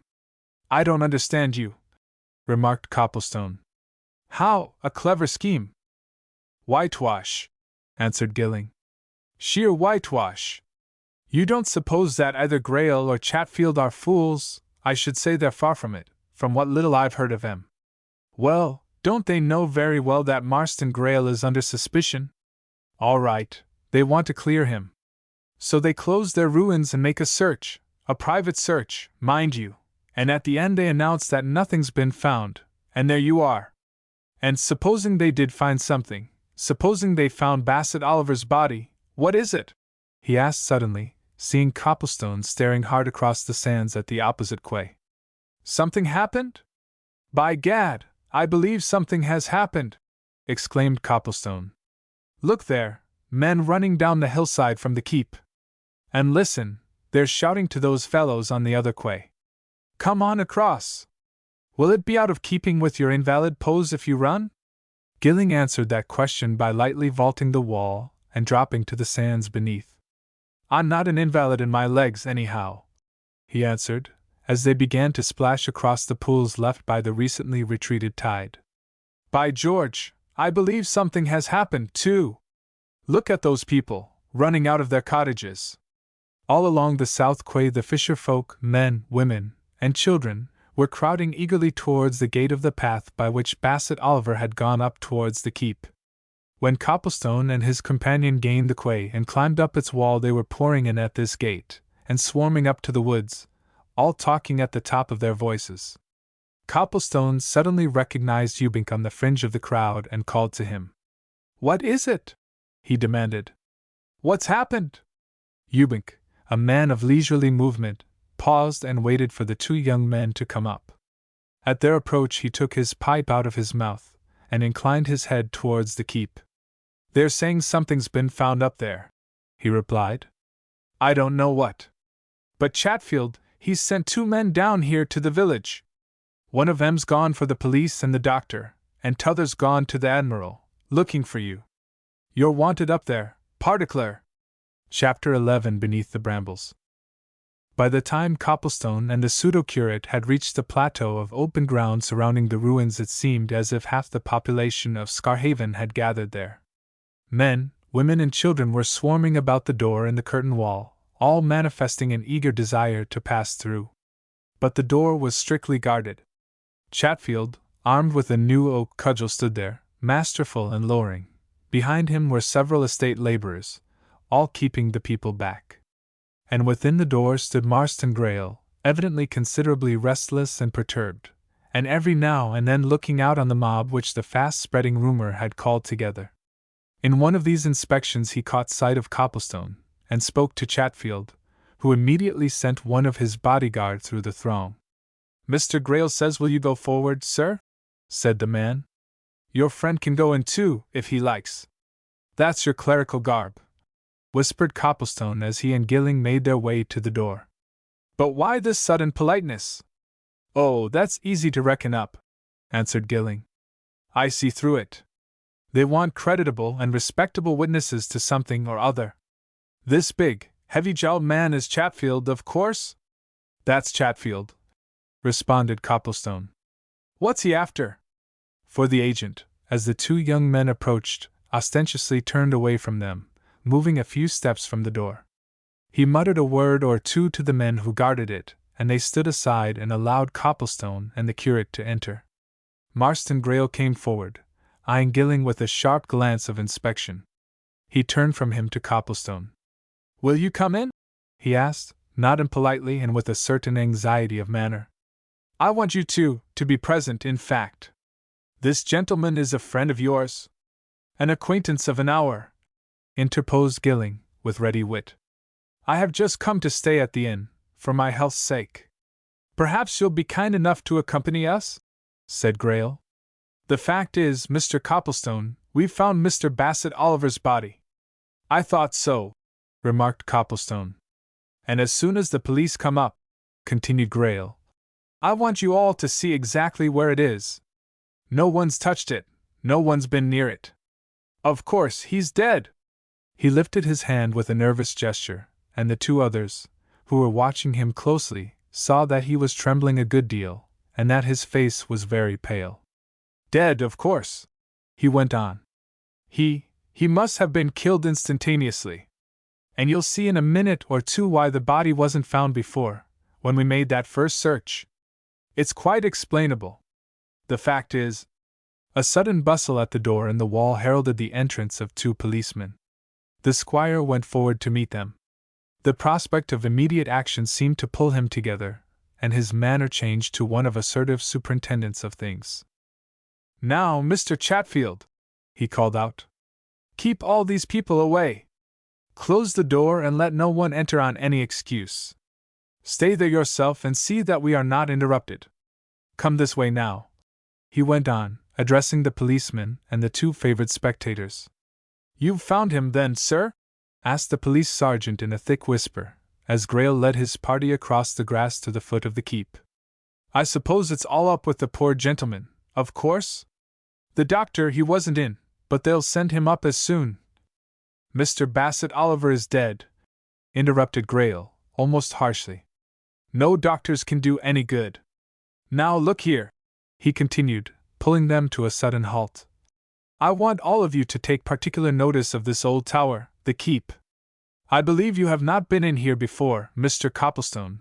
Just pay particular attention to this place. Here you see is the keep, standing in the middle of what I suppose was the courtyard of the old castle. It's a square tower, with a stair turret at one angle. The stair in that turret is in a very good state of preservation. In fact, it is quite easy to climb to the top, and from the top there's a fine view of land and sea.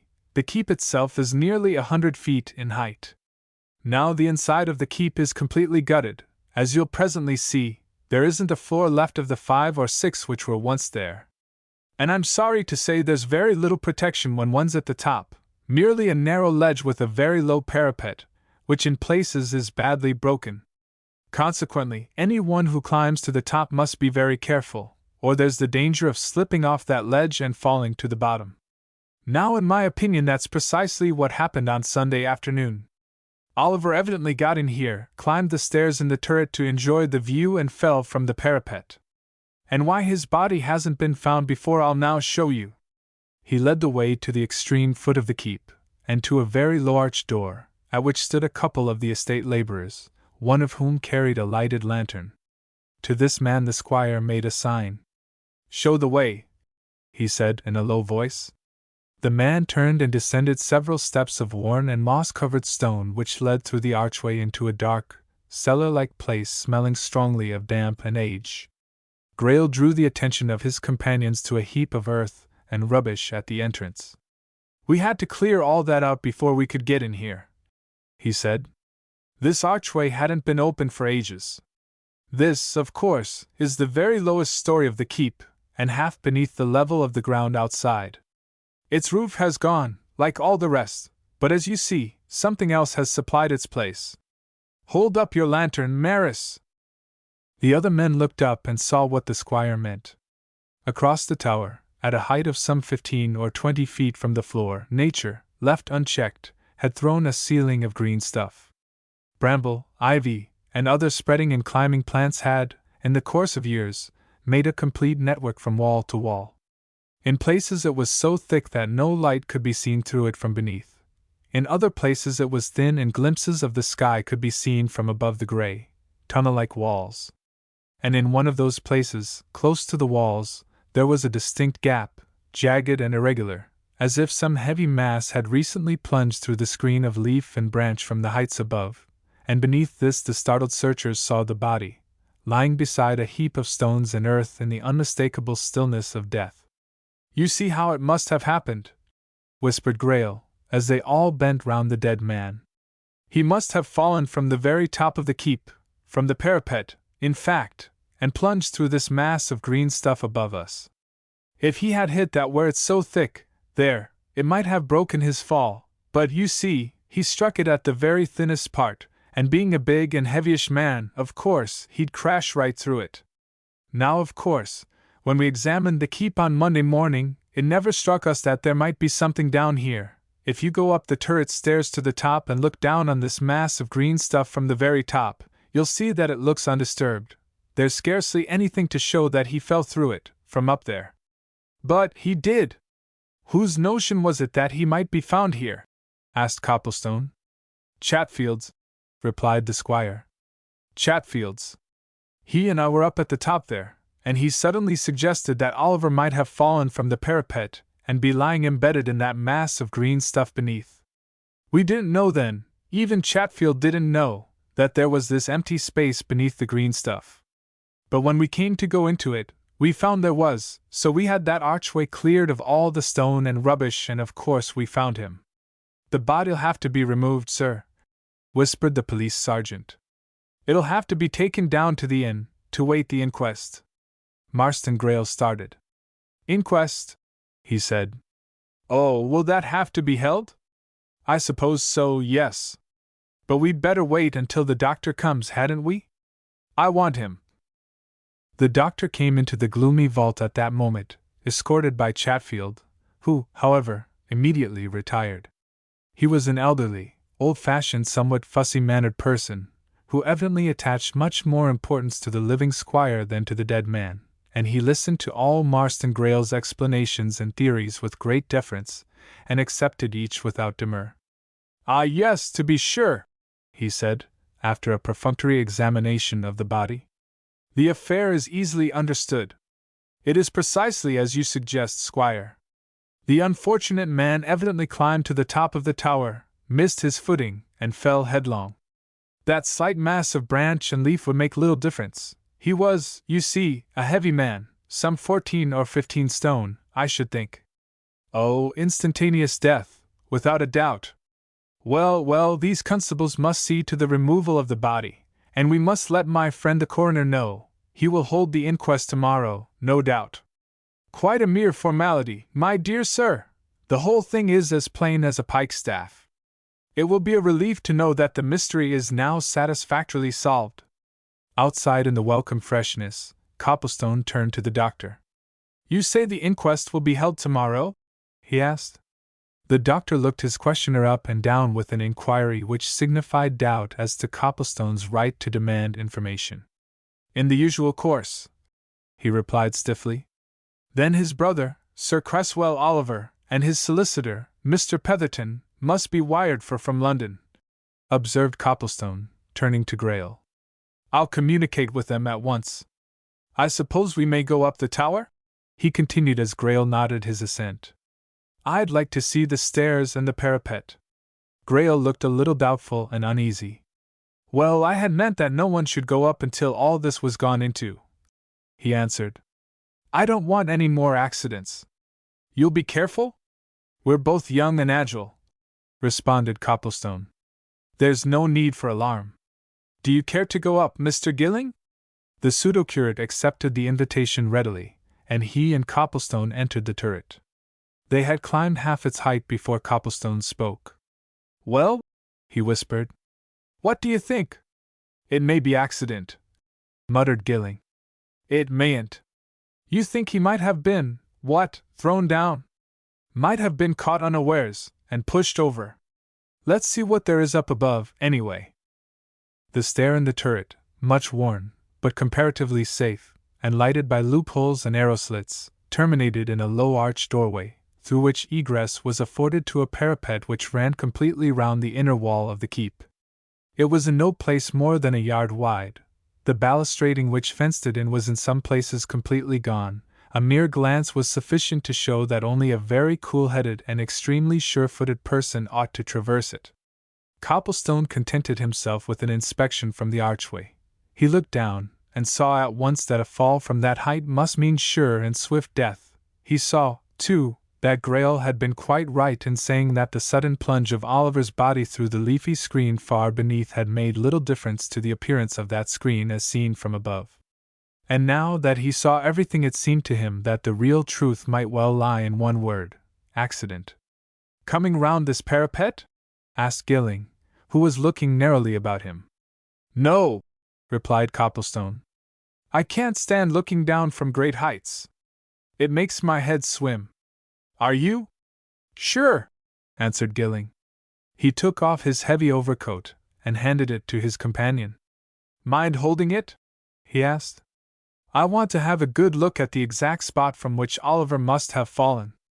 There's the gap, such as it is, and it doesn't look much from here, does it? In the green stuff down below, so he must have been here on the parapet exactly above it. Gad!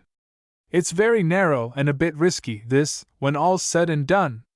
Copplestone watched his companion make his way round to the place from which it was only too evident Oliver must have fallen.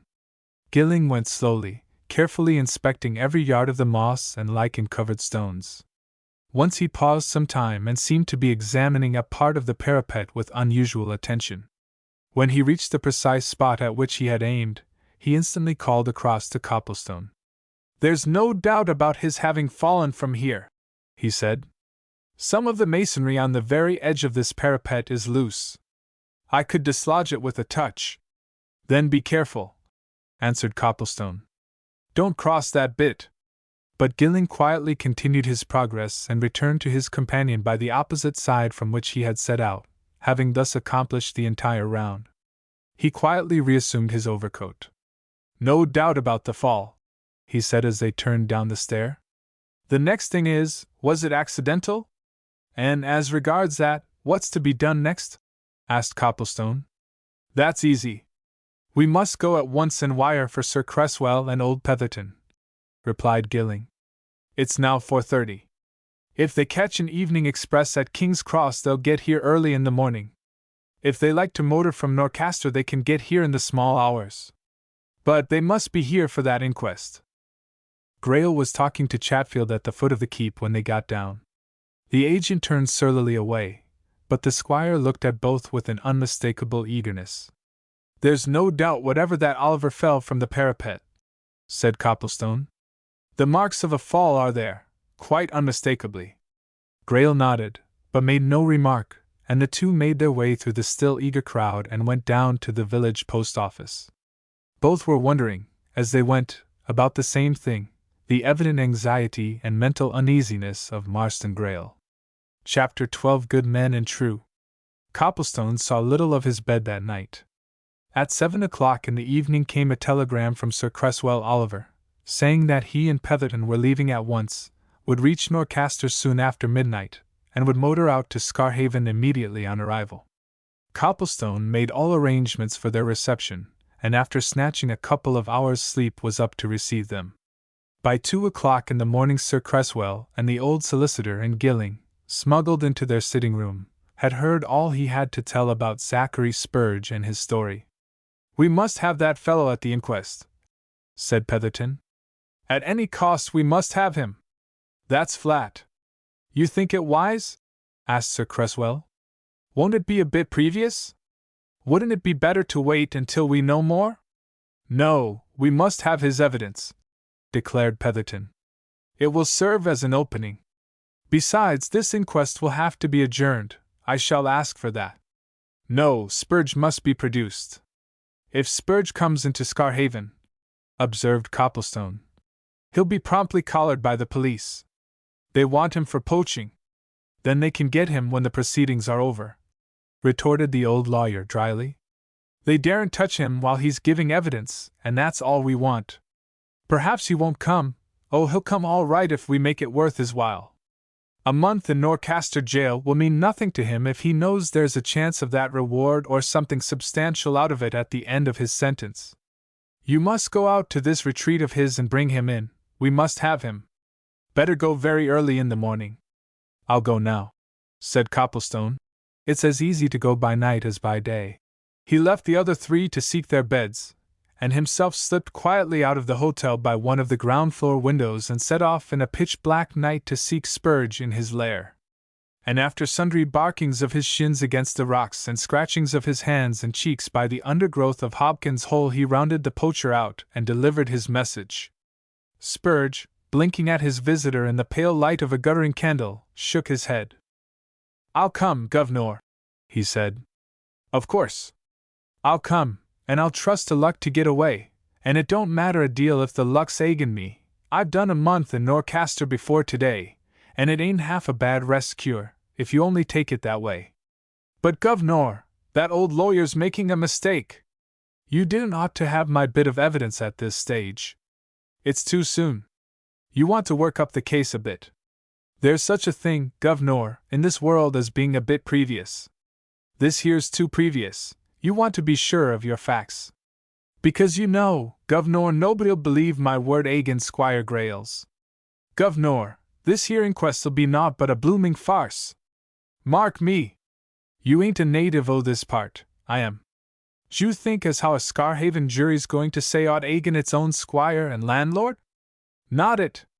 I say, Governor, all a blooming farce. Mark my words. All the same, you'll come?" asked Copplestone, who was secretly of Spurge's opinion.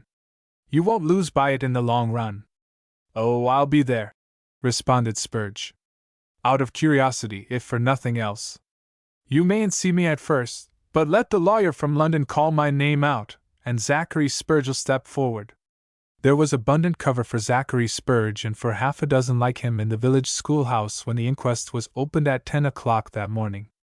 It seemed to Copplestone that it would have been a physical impossibility to crowd more people within the walls than had assembled when the coroner, a local solicitor, who was obviously testy, irritable, self-important and afflicted with deafness, took his seat and looked sourly on the crowd of faces.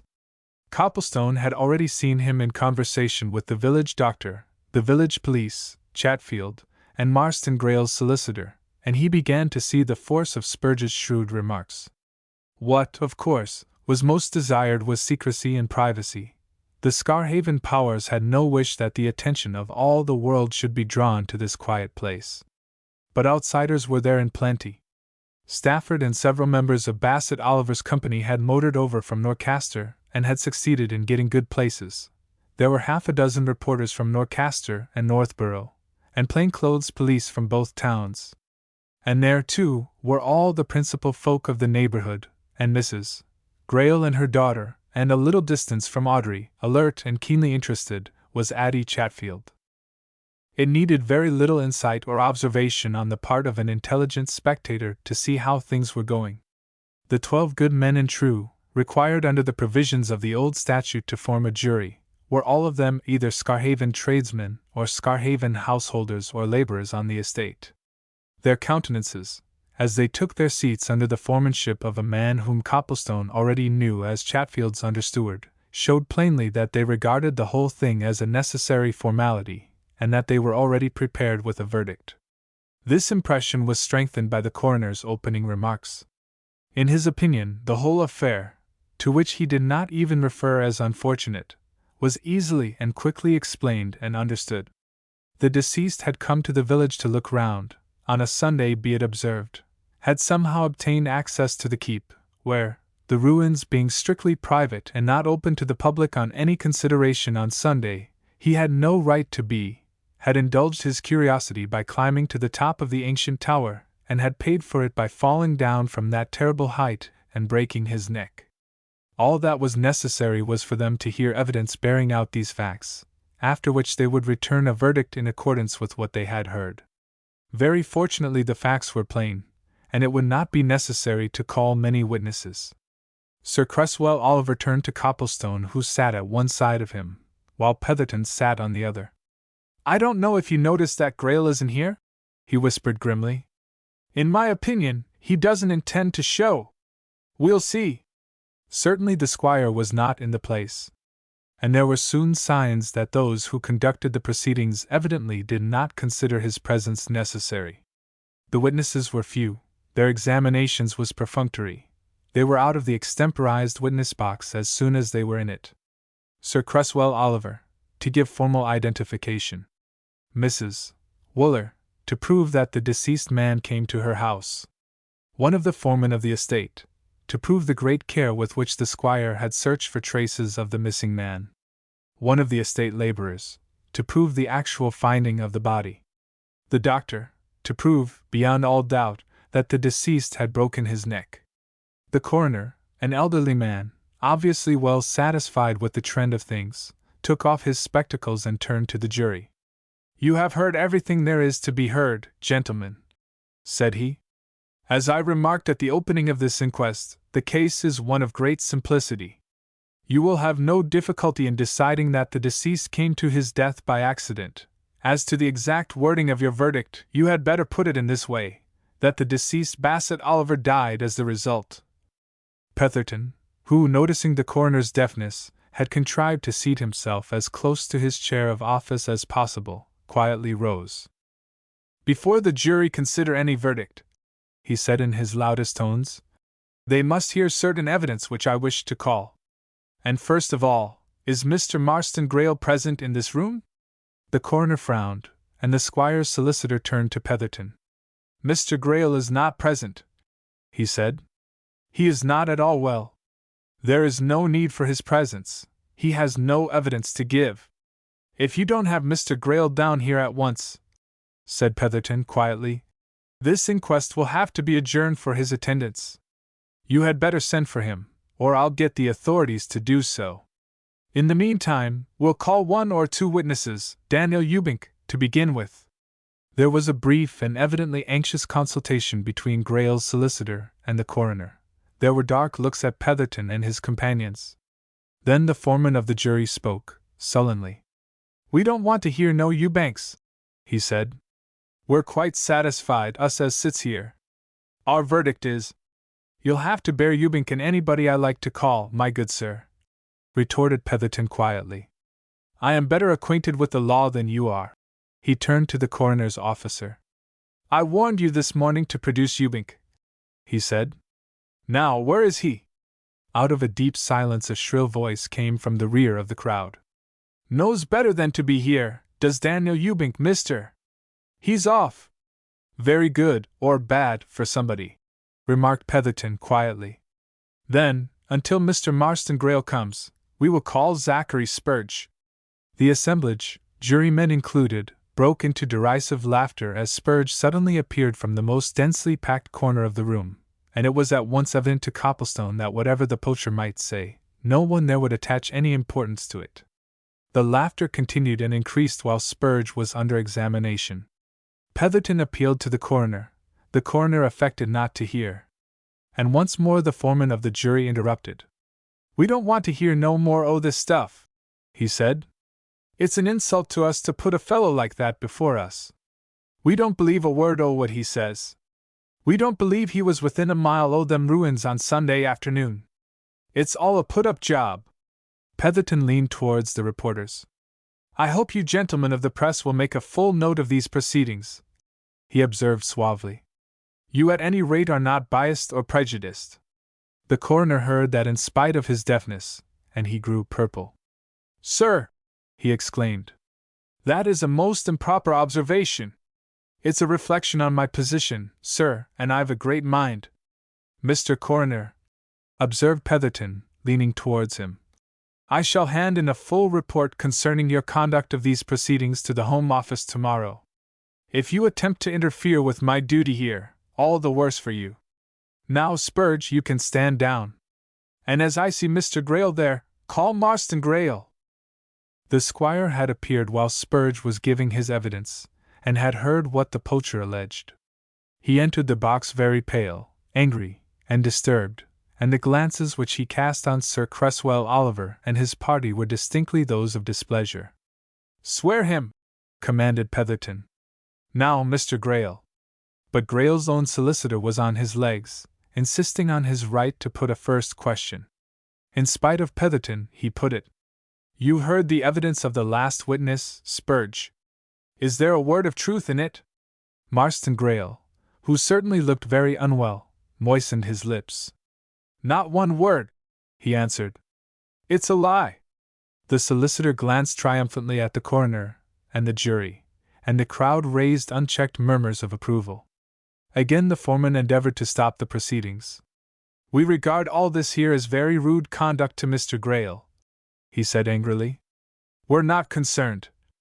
Mr. Foreman, said Petherton, you are a foolish man, you are interfering with justice.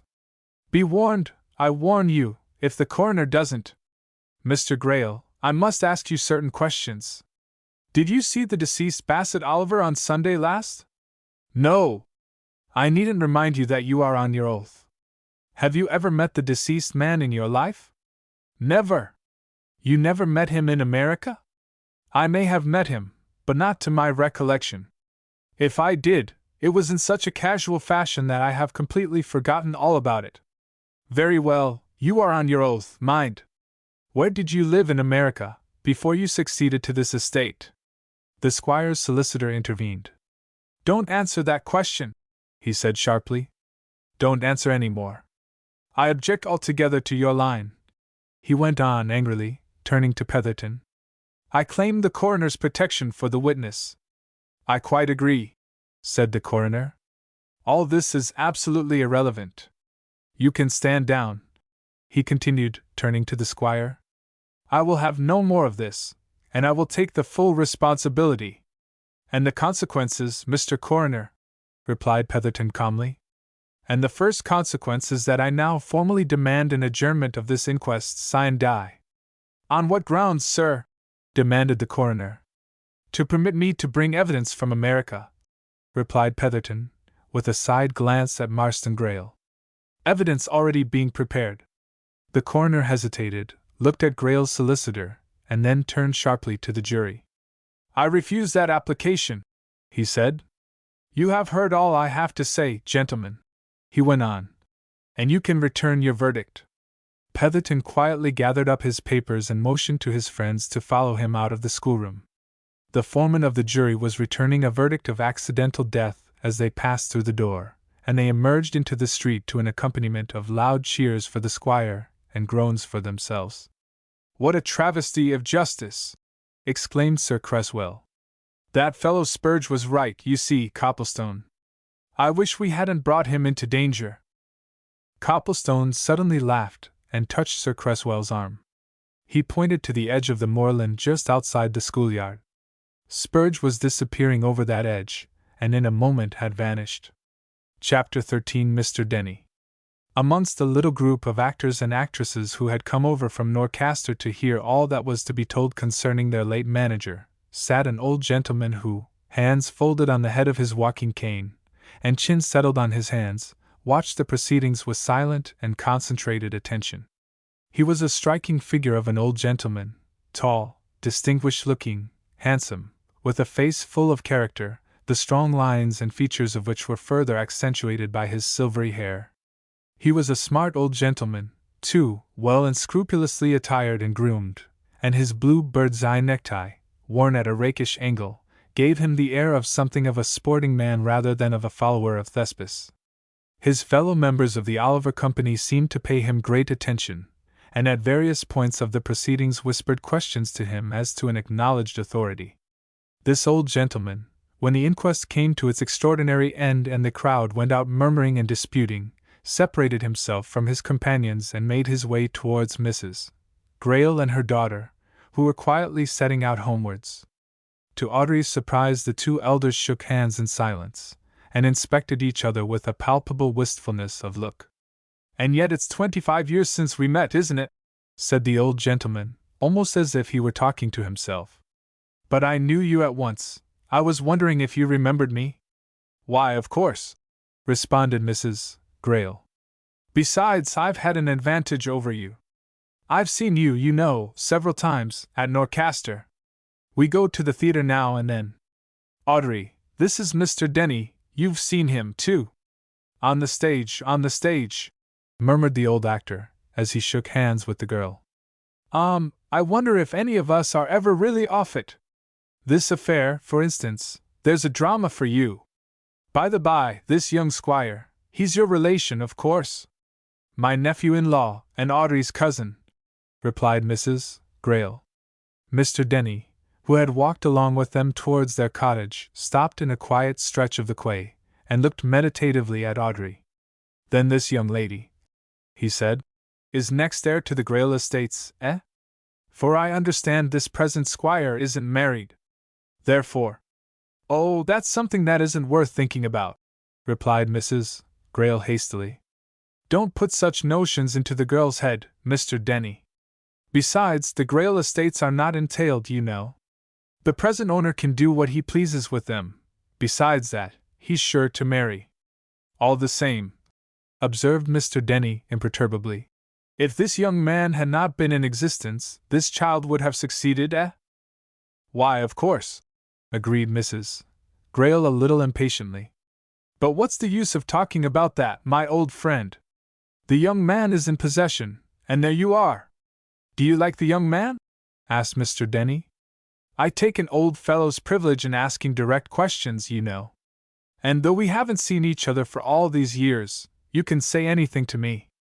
No, we don't, replied Mrs. Greyle. And we don't know why we don't, so there's a woman's answer for you. Kinsfolk though we are, we see little of each other. Mr. Denny made no remark on this. He walked along at Audrey's side, apparently in deep thought, and suddenly he looked across at her mother. "What do you think about this extraordinary story of Bassett Oliver's having met a Marston Greyle over there in America?" he asked abruptly. "What do people here think about it?" "We're not in a position to hear much of what other people think," answered Mrs. Greyle. "What I think is that if this Marston Greyle ever did meet such a very notable and noticeable man as Bassett Oliver, it's a very, very strange thing that he's forgotten all about it." Mr. Denny laughed quietly. "Aye," he said. "But don't you think we folk of the profession are a little bit apt to magnify our own importance? You say, bless me, how could anybody ever forget an introduction to Bassett Oliver? But we must remember that to some people even a famous actor is of no more importance than, shall we say, a respectable grocer? Marston Greyle may be one of those people. It's quite possible he may have been introduced, quite casually, to Oliver at some club, or gathering, something or other, over there and have quite forgotten all about it. Quite possible, I think. I agree with you as to the possibility, but certainly not as to the probability," said Mrs. Greyle dryly. "Bassett Oliver was the sort of man whom nobody would forget. But here we are at our cottage. You'll come in, Mr. Denny? It will only have to be for a little time, my dear lady," said the old actor, pulling out his watch. "Our people are going back very soon, and I must join them at the station. I'll give you a glass of good old wine," said Mrs. Greyle as they went into the cottage. "I have some that belonged to my father-in-law, the old squire. You must taste it, for old time's sake." Mr. Denny followed Audrey into the little parlor as Mrs. Greyle disappeared to another part of the house. And the instant they were alone, he tapped the girl's arm and gave her a curiously warning look. "Hush, my dear," he whispered. "Not a word, don't want your mother to know. Listen, have you a specimen, letter, anything, of your cousin, the squire's handwriting? Anything so long as it's his. You have? Give it to me, say nothing to your mother. Wait until tomorrow morning. I'll run over to see you again, about noon. It's important, but silence." Audrey, scarcely understanding the old man's meaning, opened a desk and drew out 1 or 2 letters. She selected one and handed it to Mr. Denny, who made haste to put it away before Mrs. Greyle returned. He gave Audrey another warning look. "That was what I wanted," he said mysteriously. "I thought of it during the inquest. Never mind why, just now, you shall know tomorrow." He lingered a few minutes, chatting to his hostess about old times as he sipped the old squire's famous port. Then he went off to the little station, joined Stafford and his fellow actors and actresses, and returned with them to Norcaster. And at Norcaster Mr. Denny separated himself from the rest and repaired to his quiet lodgings, rooms which he had occupied for many years in succession whenever he went that way on tour, and once safely bestowed in them he pulled out a certain old-fashioned trunk, which he had owned since boyhood and lugged about wherever he went in 2 continents, and from it, after much methodical unpacking, he disinterred a brown paper parcel, neatly tied up with green ribbon. From this parcel he drew a thin packet of typed matter and a couple of letters. The typed script he laid aside, the letters he opened out on his table. Then he took from his pocket the letter which Audrey Greyle had given him and put it side by side with those taken from the parcel. And after one brief glance at all 3 Mr. Denny made typescript and letters up again into a neat packet, restored them to his trunk, locked them up, and turned to the 2 hours' rest which he always took before going to the theatre for his evening's work. He was back at Scarhaven by 11 o'clock the next morning, with his neat packet under his arm, and he held it up significantly to Audrey, who opened the door of the cottage to him. "Something to show you," he said with a quiet smile as he walked in.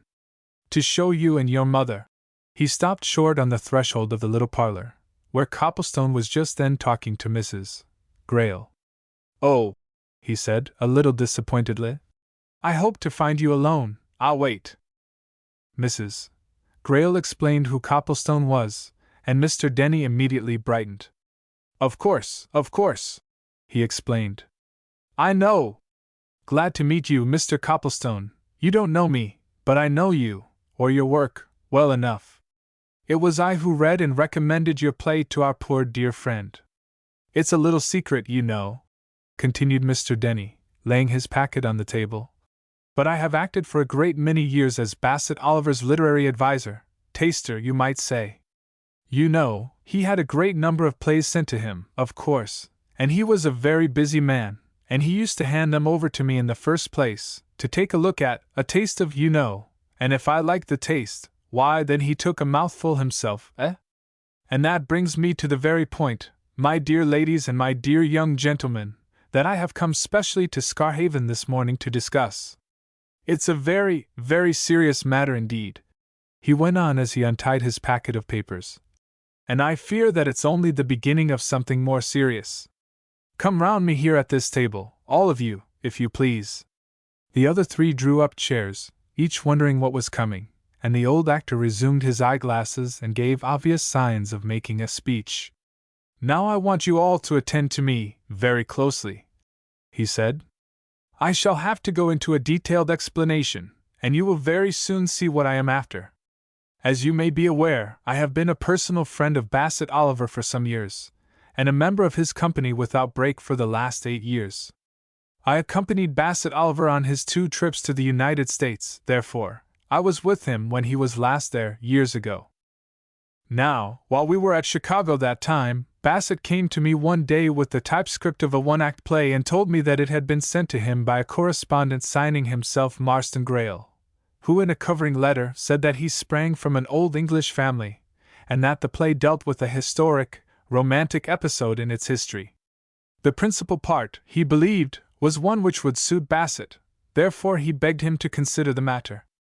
Bassett asked me to read the play, and I took it away, with the writer's letter, for that purpose. But we were just then very busy, and I had no opportunity of reading anything for a time. Later on, we went to St. Louis, and there, of course, Bassett, as usual, was much fête and went out a great deal, lunching with people and so on. One day he came to me. "By the by, Denny," he said, "I met that Mr. Marston Greyle today who sent me that romantic one-act thing. He wanted to know if I'd read it, and I had to confess that it was in your hands. Have you looked at it?" I, too, had to confess I hadn't. "Well," said he, "read it and let me know what you think. Will it suit me?" I made time to read the little play during the following week, and I told Bassett that I didn't think it would suit him, but I felt sure it might suit Montague Gaines, who plays just such parts. Bassett thereupon wrote to the author and said what I, his reader, thought, and kindly offered, as he knew Gaines intimately, to show the little work to him on his return to England. And this Mr. Marston Greyle wrote back, thanking Bassett warmly and accepting his kind offer. Accordingly, I brought the play with me to England. Montague Gaines, however, had just set off on a 2-years tour to Australia. Consequently, the play and the author's 2 letters have remained in my possession ever since. And here they are. Mr. Denny laid his hand dramatically on his packet, looked significantly at his audience, and went on. "Now, when I heard all that I did hear at that inquest yesterday," he said, "I naturally remembered that I had in my possession 2 letters which were undoubtedly written to Bassett Oliver by a young man named Marston Greyle, whom Oliver, just as undoubtedly, had personally met in St. Louis. And so when the inquest was over, Mr. Copplestone, I recalled myself to Mrs. Greyle here, whom I had known many years ago, and I walked back to this house with her and her charming daughter, and, don't be angry, Mrs. Greyle, while the mother's back was turned, on hospitable thoughts intent, I got the daughter to lend me, secretly, a letter written by the present squire of Scarhaven. Armed with that, I went home to my lodgings in Norcaster, found the letter written by the American Marston Greyle, and compared it with them. And here is the result." The old actor selected the 2 American letters from his papers, laid them out on the table, and placed the letter which Audrey had given him beside them. "Now," he said, as his 3 companions bent eagerly over these exhibits, "look at those 3 letters. All bear the same signature, Marston Greyle, but the handwriting of those 2 is as different from that of this one as chalk is from cheese." Chapter 14 By Private Treaty. There was little need for the 3 deeply interested listeners to look long at the letters. One glance was sufficient to show even a careless eye that the hand which had written one of them had certainly not written the other 2. The letter which Audrey had handed to Mr. Denny was penned in the style commonly known as commercial, plain, commonplace, utterly lacking in the characteristics which are supposed to denote imagination and a sense of artistry. It was the sort of calligraphy which one comes across every day in shops and offices and banks. There was nothing in any upstroke, downstroke, or letter which lifted it from the very ordinary. But the other two letters were evidently written by a man of literary and artistic sense, possessing imagination and a liking for effect. It needed no expert in handwriting to declare that two totally different individuals had written those letters. "And now," observed Mr. Denny, breaking the silence and putting into words what each of the others was vaguely feeling, "the question is, what does all this mean? To start with, Marston Greyle is a most uncommon name. Is it possible there can be two persons of that name? That, at any rate, is the first thing that strikes me." "It is not the first thing that strikes me," said Mrs. Greyle. She took up the typescript which the old actor had brought in his packet, and held its title page significantly before him. "That is the first thing that strikes me," she exclaimed. "The Marston Greyle who sent this to Bassett Oliver said, according to your story, that he sprang from a very old family in England, and that this is a dramatization of a romantic episode in its annals. Now there is no other old family in England named Greyle, and this episode is, of course, the famous legend of how Prince Rupert once sought refuge in the keep yonder and had a love passage with the lady of the house. Am I right, Mr. Denny?" "Quite right, ma'am, quite correct," replied the old actor. "It is so, you have guessed correctly. Very well, then, the Marston Greyle who wrote this, and those letters, and who met Bassett Oliver was without doubt the son of Marcus Greyle, who went to America many years ago. He was the same Marston Greyle, who, his father being dead, of course succeeded his uncle, Stephen John Greyle. That seems an absolute certainty. And in that case," continued Mrs. Greyle, looking earnestly from one to the other, "in that case, who is the man now at Scarhaven Keep?" A dead silence fell on the little room. Audrey started and flushed at her mother's eager, pregnant question. Mr. Denny sat up very erect and took a pinch of snuff from his old-fashioned box.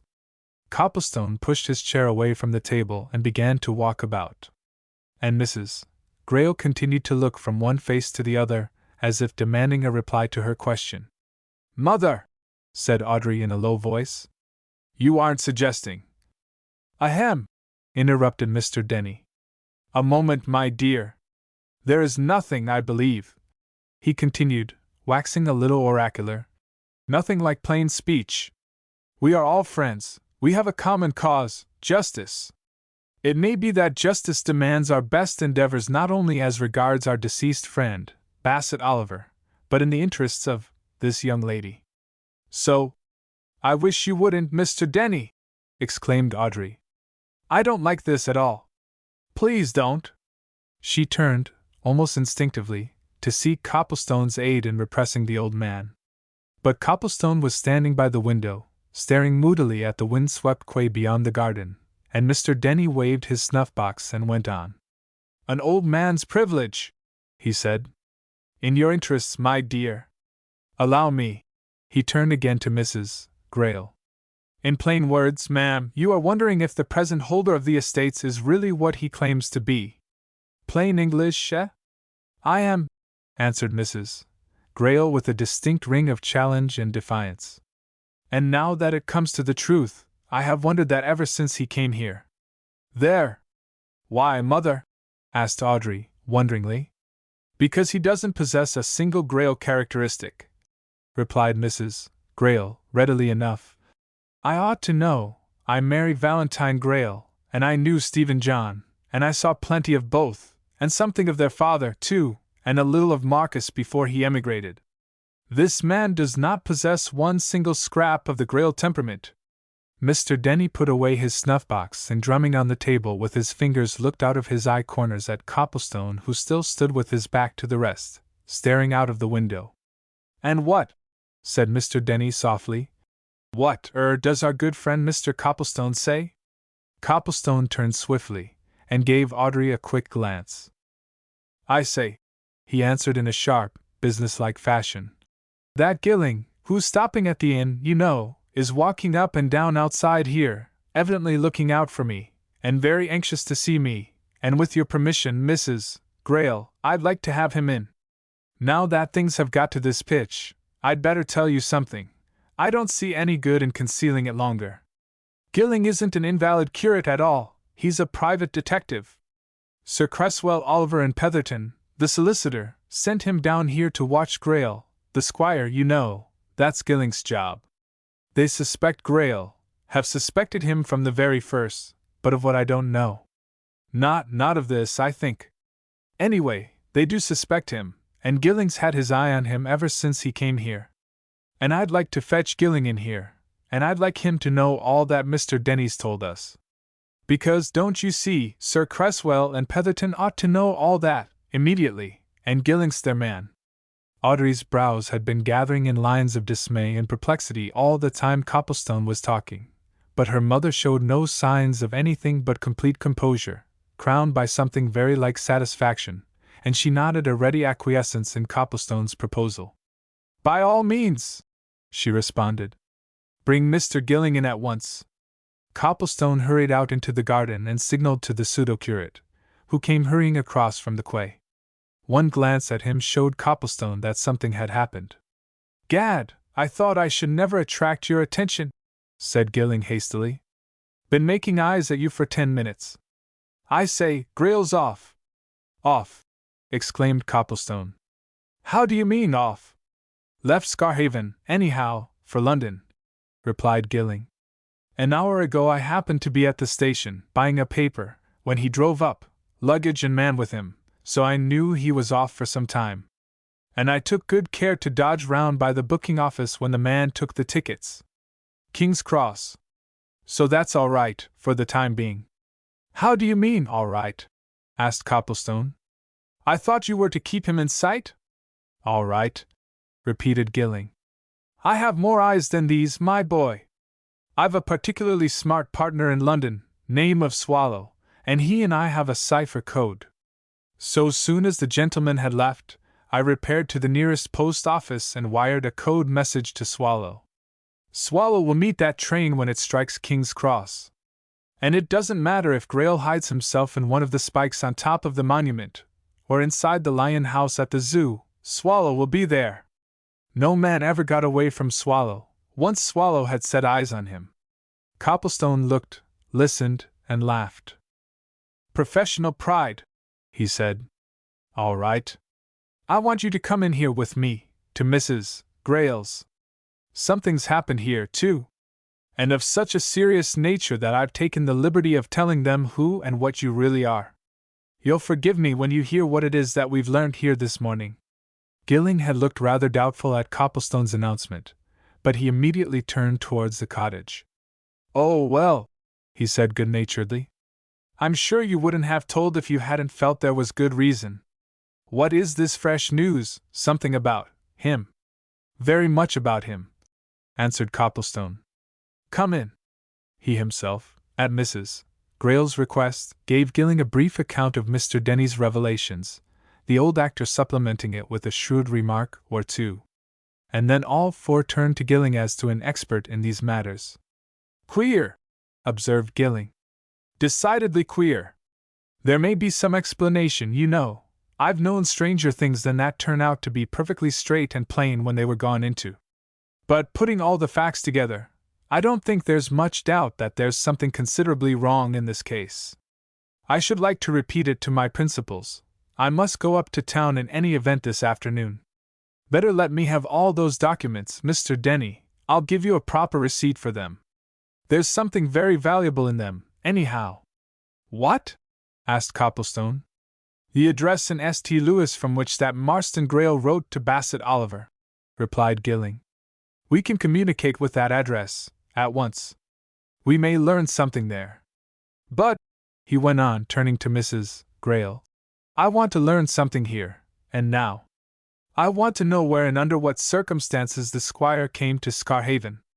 You were here then, of course, Mrs. Grayle? You can tell me?" "He came very quietly," replied Mrs. Grayle. "Nobody in Scarhaven, unless it was Peter Chatfield, knew of his coming. In fact, nobody in these parts, at any rate, knew he was in England. The family solicitors in London may have known. But nothing was ever said or written to me, though my daughter, failing this man, is the next in succession. I do wish you'd leave all that out, Mother! Exclaimed Audrey. I don't like it. Whether you like it or not, it's the fact, said Mrs. Grayle imperturbably. And it can't be left out. Well, as I say, no one knew the squire had come to England, until one day Chatfield calmly walked down the quay with him, introducing him right and left. He brought him here. Ah, said Gilling. That's interesting. Now I wonder if you found out if he was well up in the family history? Not then, but afterwards, answered Mrs. Grayle. He is particularly well up in the Grayle records, suspiciously well up. Why suspiciously? Asked Cobblestone.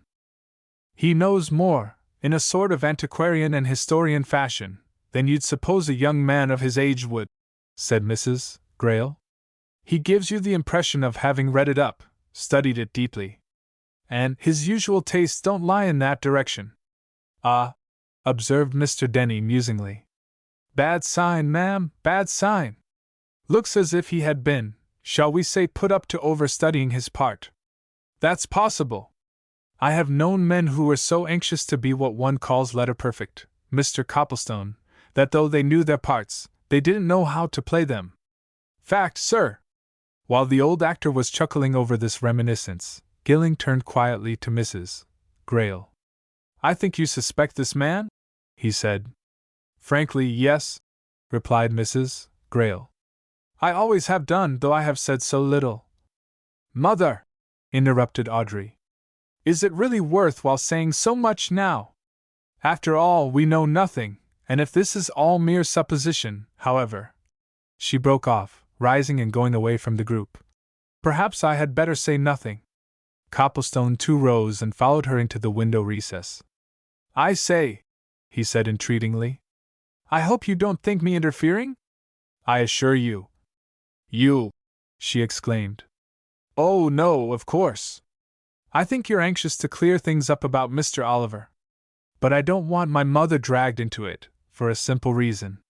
We've got to live here, and Chatfield is a vindictive man. You're frightened of him? Said Copplestone incredulously. You!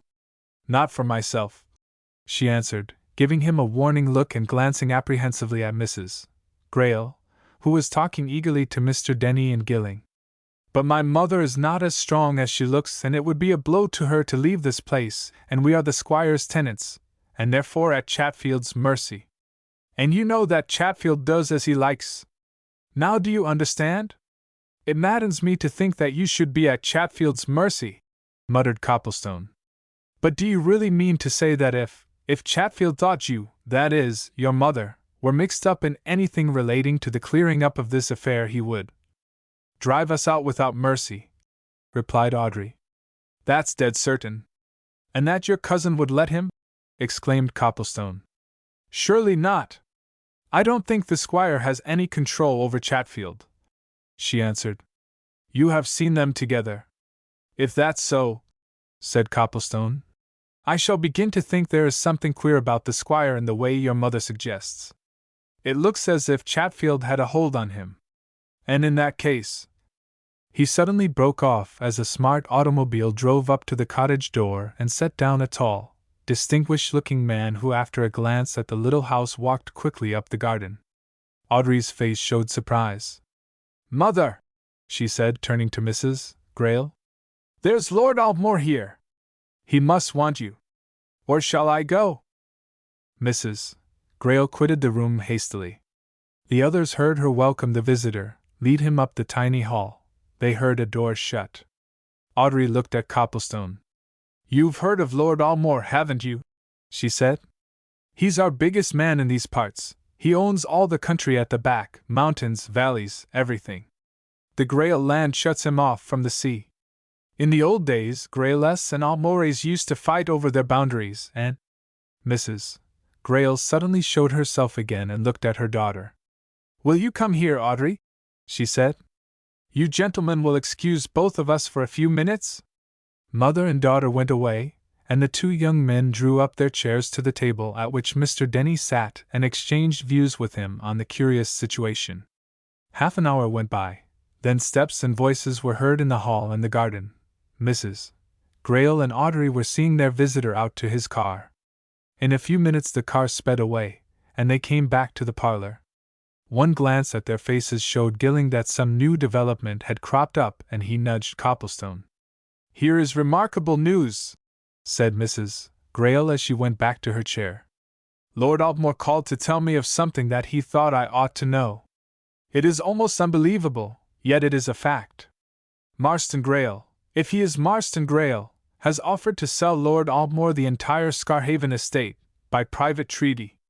Imagine it, the estate which has belonged to the Grayless for 500 years. Chapter 15. The Cablegram from New York. The two younger men received this announcement with no more than looks of astonished inquiry, but the elder one coughed significantly, had further recourse to his snuff-box and turned to Mrs. Grayle with a knowing glance. "My dear lady," he said impressively, "now this is a matter in which I believe I can be of service, real service. You may have forgotten the fact, it is all so long ago, and perhaps I never mentioned it in the old days, but the truth is that before I went on the stage, I was in the law. The fact is, I am a duly and fully qualified solicitor, though," he added, with a dry chuckle, "it is a good 25 years since I paid the £6 for the necessary annual certificate. But I have not forgotten my law, or some of it, and no doubt I can furbish up a little more, if necessary. You say that Mr. Marston Grayle, the present owner of Scarhaven, has offered to sell his estate to Lord Altmore? But is not the estate entailed?" "No," replied Mrs. Grayle. "It is not." Mr. Denny's face fell, unmistakably.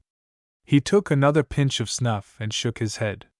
"Then in that case," he said dryly, "all the lawyers in the world can help. It's his, absolutely, and he can do what he pleases with it. 500 years, you say? Remarkable, that a man should want to sell land his forefathers have walked over for 500 years. Extraordinary! Did Lord Altmore say if any reason had been given him as to why Mr. Grayle wished to sell?" asked Gilling. "Yes," replied Mrs. Grayle, who was obviously greatly upset by the recent news. "He did. Mr. Grayle gave as his reason that the north does not suit him, and that he wishes to buy an estate in the south of England. He approached Lord Altmore first because it is well known that the Altmores have always been anxious to extend their own borders to the coast." "Does Lord Altmore want to buy?" asked Gilling. "It is very evident that he would be quite willing to buy," said Mrs. Grayle. "What made him come to you?" continued Gilling. "He must have had some reason." "He had a reason," Mrs. Grayle answered, with a glance at Audrey. "He knows the family history, of course. He is very well aware that my daughter is at present the heir apparent. He therefore thought we ought to know of this offer. But that is not quite all. Lord Altmore has, of course, read the accounts of the inquest in this morning's paper. Also his steward was present at the inquest. And from what he has read, and from what his steward told him, Lord Altmore thinks there is something wrong. He thinks, for instance, that Marston Grayle should explain this mystery about the meeting with Bassett Oliver in America. At any rate, he will go no further in any negotiations until that mystery is properly cleared up. Shall I tell you what Lord Altmore said on that point?" he said. "Is it worthwhile, mother?" interrupted Audrey. "It was only his opinion." "It is worthwhile, amongst ourselves," insisted Mrs. Grayle. "Why not?" Lord Altmore said, in so many words, "I have a sort of uneasy feeling, after reading the evidence at that inquest, and hearing what my steward's impressions were, that this man calling himself Marston Grayle may not be Marston Grayle at all, and I shall want good proof that he is before I even consider the proposal he has made to me. There. So, what's to be done?" "The law, ma'am," observed Mr. Denny solemnly. "The law must step in. You must get an injunction, ma'am, to prevent Mr. Marston Grayle from dealing with the property until his own title to it has been established. That, at any rate, is my opinion." "May I ask a question?" said Copplestone, who had been listening and thinking intently. Did Lord Altmore say when this offer was made to him? Yes, replied Mrs. Grayle. A week ago. A week ago! Exclaimed Copplestone. That is, before last Sunday, before the Bassett Oliver episode. Then, the offer to sell is quite independent of that affair. Strange, and significant, muttered Gilling. He rose from his chair and looked at his watch. Well, he went on, I am going off to London. Will you give me leave, Mrs. Grayle, to report all this to Sir Cresswell Oliver and Mr. Petherton? They ought to know. I'm going too, declared Copplestone, also rising. Mrs. Grayle, I'm sure will entrust the whole matter to us. And Mr. Denny will trust us with those papers. Oh, certainly, certainly, asserted Mr. Denny, pushing his packet across the table. Take care of them, my boy. You don't know how important they may turn out to be. And Mrs. Grayle? Asked Copplestone. Tell whatever you think it best to tell, replied Mrs. Grayle. My own opinion is that a lot will have to be told, and to come out yet. We can catch a train in 3/4 of an hour, Copplestone, said Gilling. Let's get back and settle up with Mrs. Wooler and be off. Copplestone contrived to draw Audrey aside. This isn't goodbye, he whispered, with a meaning look. You'll see me back here before many days are over. But listen, if anything happens here, if you want anybody's help, in any way, you know what I mean, promise you'll wire to me at this address. Promise, or I won't go. Very well, said Audrey. I promise. But why shall you come back? Tell you when I come, replied Copplestone with another look. But I shall come, and soon. I'm only going because I want to be of use to you. An hour later he and Gilling were on their way to London, and from opposite corners of a compartment which they had contrived to get to themselves, they exchanged looks. This is a queer business, Copplestone, said Gilling. It strikes me it's going to be a big one, too. And it's coming to a point round Squire Grayle. Do you think your man will have tracked him? Asked Copplestone. It will be the first time Swallow's ever lost sight of anybody if he hasn't, answered Gilling. He's a human ferret. However, I wired to him just before we left, telling him to meet me at King's Cross, so we'll get his report. Oh, he'll have followed him all right. I don't imagine for a moment that Grayle is trying to evade anybody, at this juncture, at any rate. But when, 4 hours later, the train drew into King's Cross, and Gilling's partner, a young and sharp-looking man, presented himself, it was with a long and downcast face and a lugubrious shake of the head. Done, for the first time in my life, he growled in answer to Gilling's eager inquiry. Lost him. Never failed before, as you know. Well, it had to come, I suppose, can't go on without an occasional defeat. But I'm a bit licked as to the whole thing, unless your man is dodging somebody. Is he? Tell your tale, commanded Gilling, motioning Copplestone to follow him and Swallow aside. I was up here in good time this afternoon to meet his train, reported Swallow. I spotted him and his man at once, no difficulty, as your description of both was so full. They were together while the luggage was got out, then he, Grayle, gave some instructions to the man and left him. He himself got into a taxicab. I got into another close behind and gave its driver certain orders. Grayle drove straight to the Fragonard Club, you know.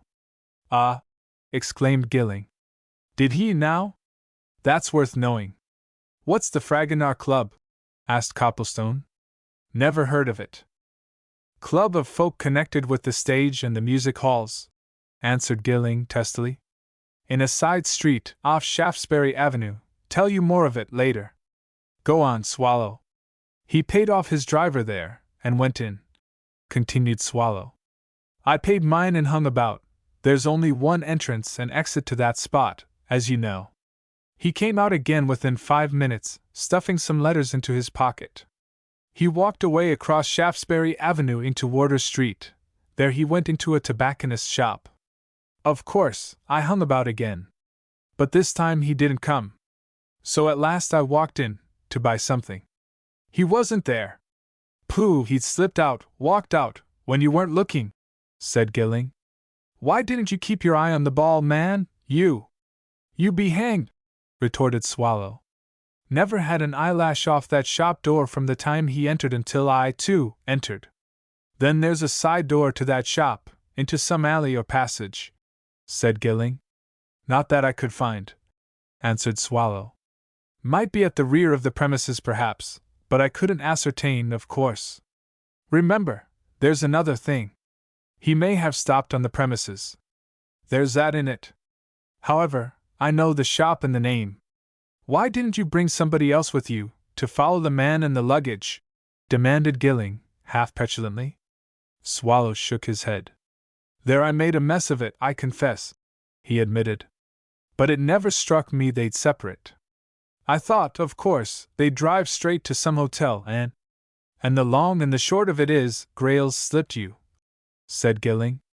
Well, there's no more to be done tonight.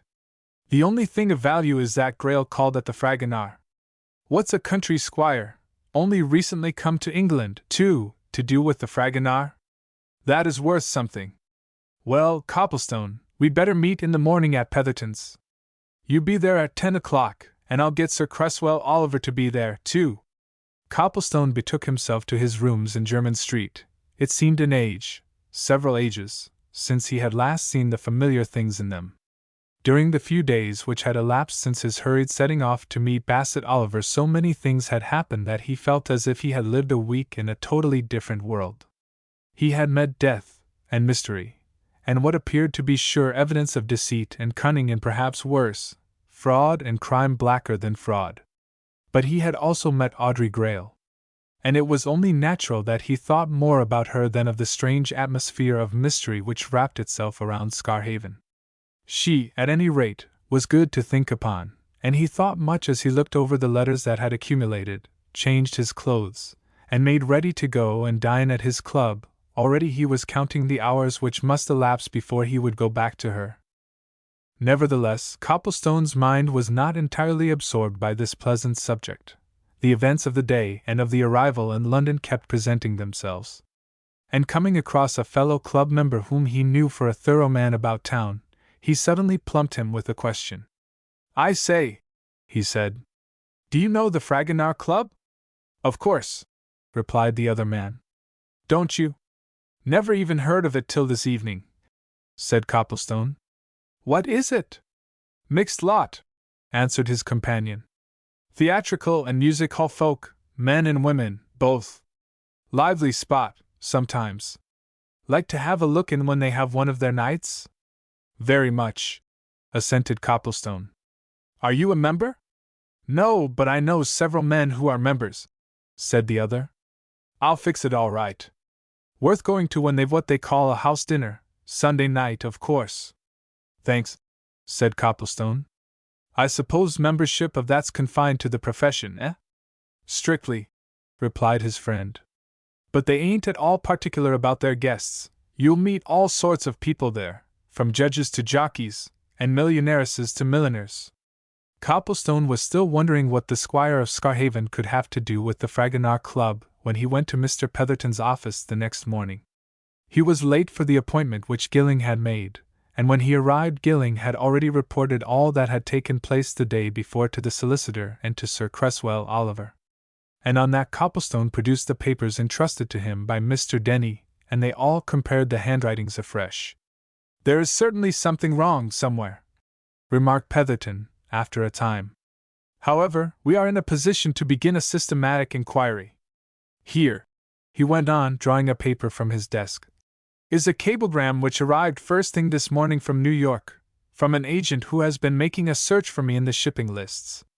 This is what he says: Marston Grail, St. Louis, Missouri, booked first-class passenger from New York to Falmouth, England, by SS Araconda, September 28, 1912. There, that's something definite.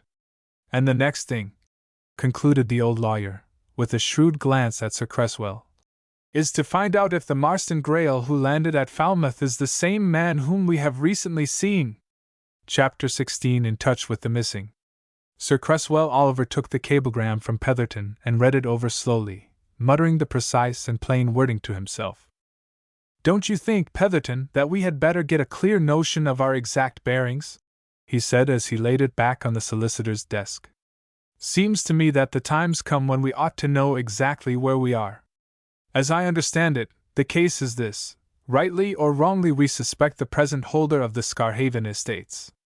We suspect that he is not the rightful owner, that, in short, he is no more the real Marston Greyle than you are. We think that he's an impostor, posing as Marston Greyle. Other people, Mrs. Valentine Greyle, for example, evidently think so too. Am I right? Quite, responded Petherton. That's our position, exactly. Then, in that case, what I want to get at is this, continued Sir Cresswell. How does this relate to my brother's death? What's the connection? That, to me at any rate, is the first thing of importance. Of course I have a theory. This, that the impostor did see my brother last Sunday afternoon. That he knew that my brother would at once know that he, the impostor, was not the real Marston Greyle, and that the discovery would lead to detection. And therefore he put him out of the way.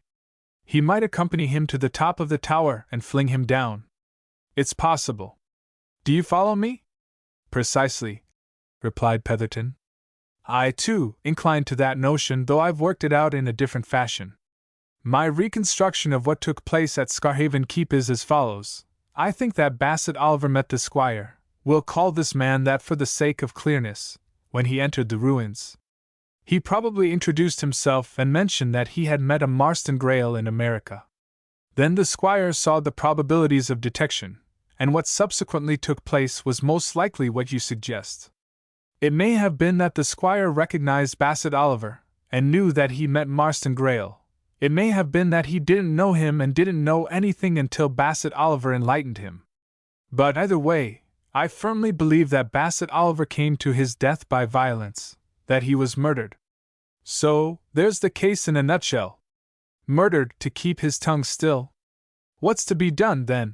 Asked Sir Cresswell as Petherton tapped the cablegram. The first thing, he answered, is to make use of this. We now know that the real Marston Greyle, who certainly did live in St. Louis, where his father had settled, left New York for England to take up his inheritance, on September 28, 1912, and booked a passage to Falmouth. He would land at Falmouth from the Araconda about October 5th. Probably there is some trace of him at Falmouth. He no doubt stayed a night there. Anyway, somebody must go to Falmouth and make inquiries. You'd better go, Gilling, and at once. While you're away, your partner had better resume his search for the man we know as the squire. You've two good clues, the fact that he visited the Fragonard Club and that particular tobacconist's shop. Urge Swallow to do his best. The man must be kept in sight. See to both these things immediately.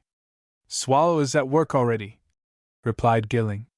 He's got good help, too, and his failure yesterday has put him on his mettle. As for me, I'll go to Falmouth by the next express. Let me have that cablegram. I'll go with you, said Copplestone. I may be of some use, and I'm interested. But, he paused and looked questioningly at the old solicitor. What about the other news we brought you? He asked. About this sale of the estate, you know? If this man is an impostor. Leave that to me, replied Petherton, with a shrewd glance at Sir Cresswell. I know the Greyle family solicitors, highly respectable people, only a few doors away, in fact, and I'm going round to have a quiet little chat with them in a few minutes. There will be no sale.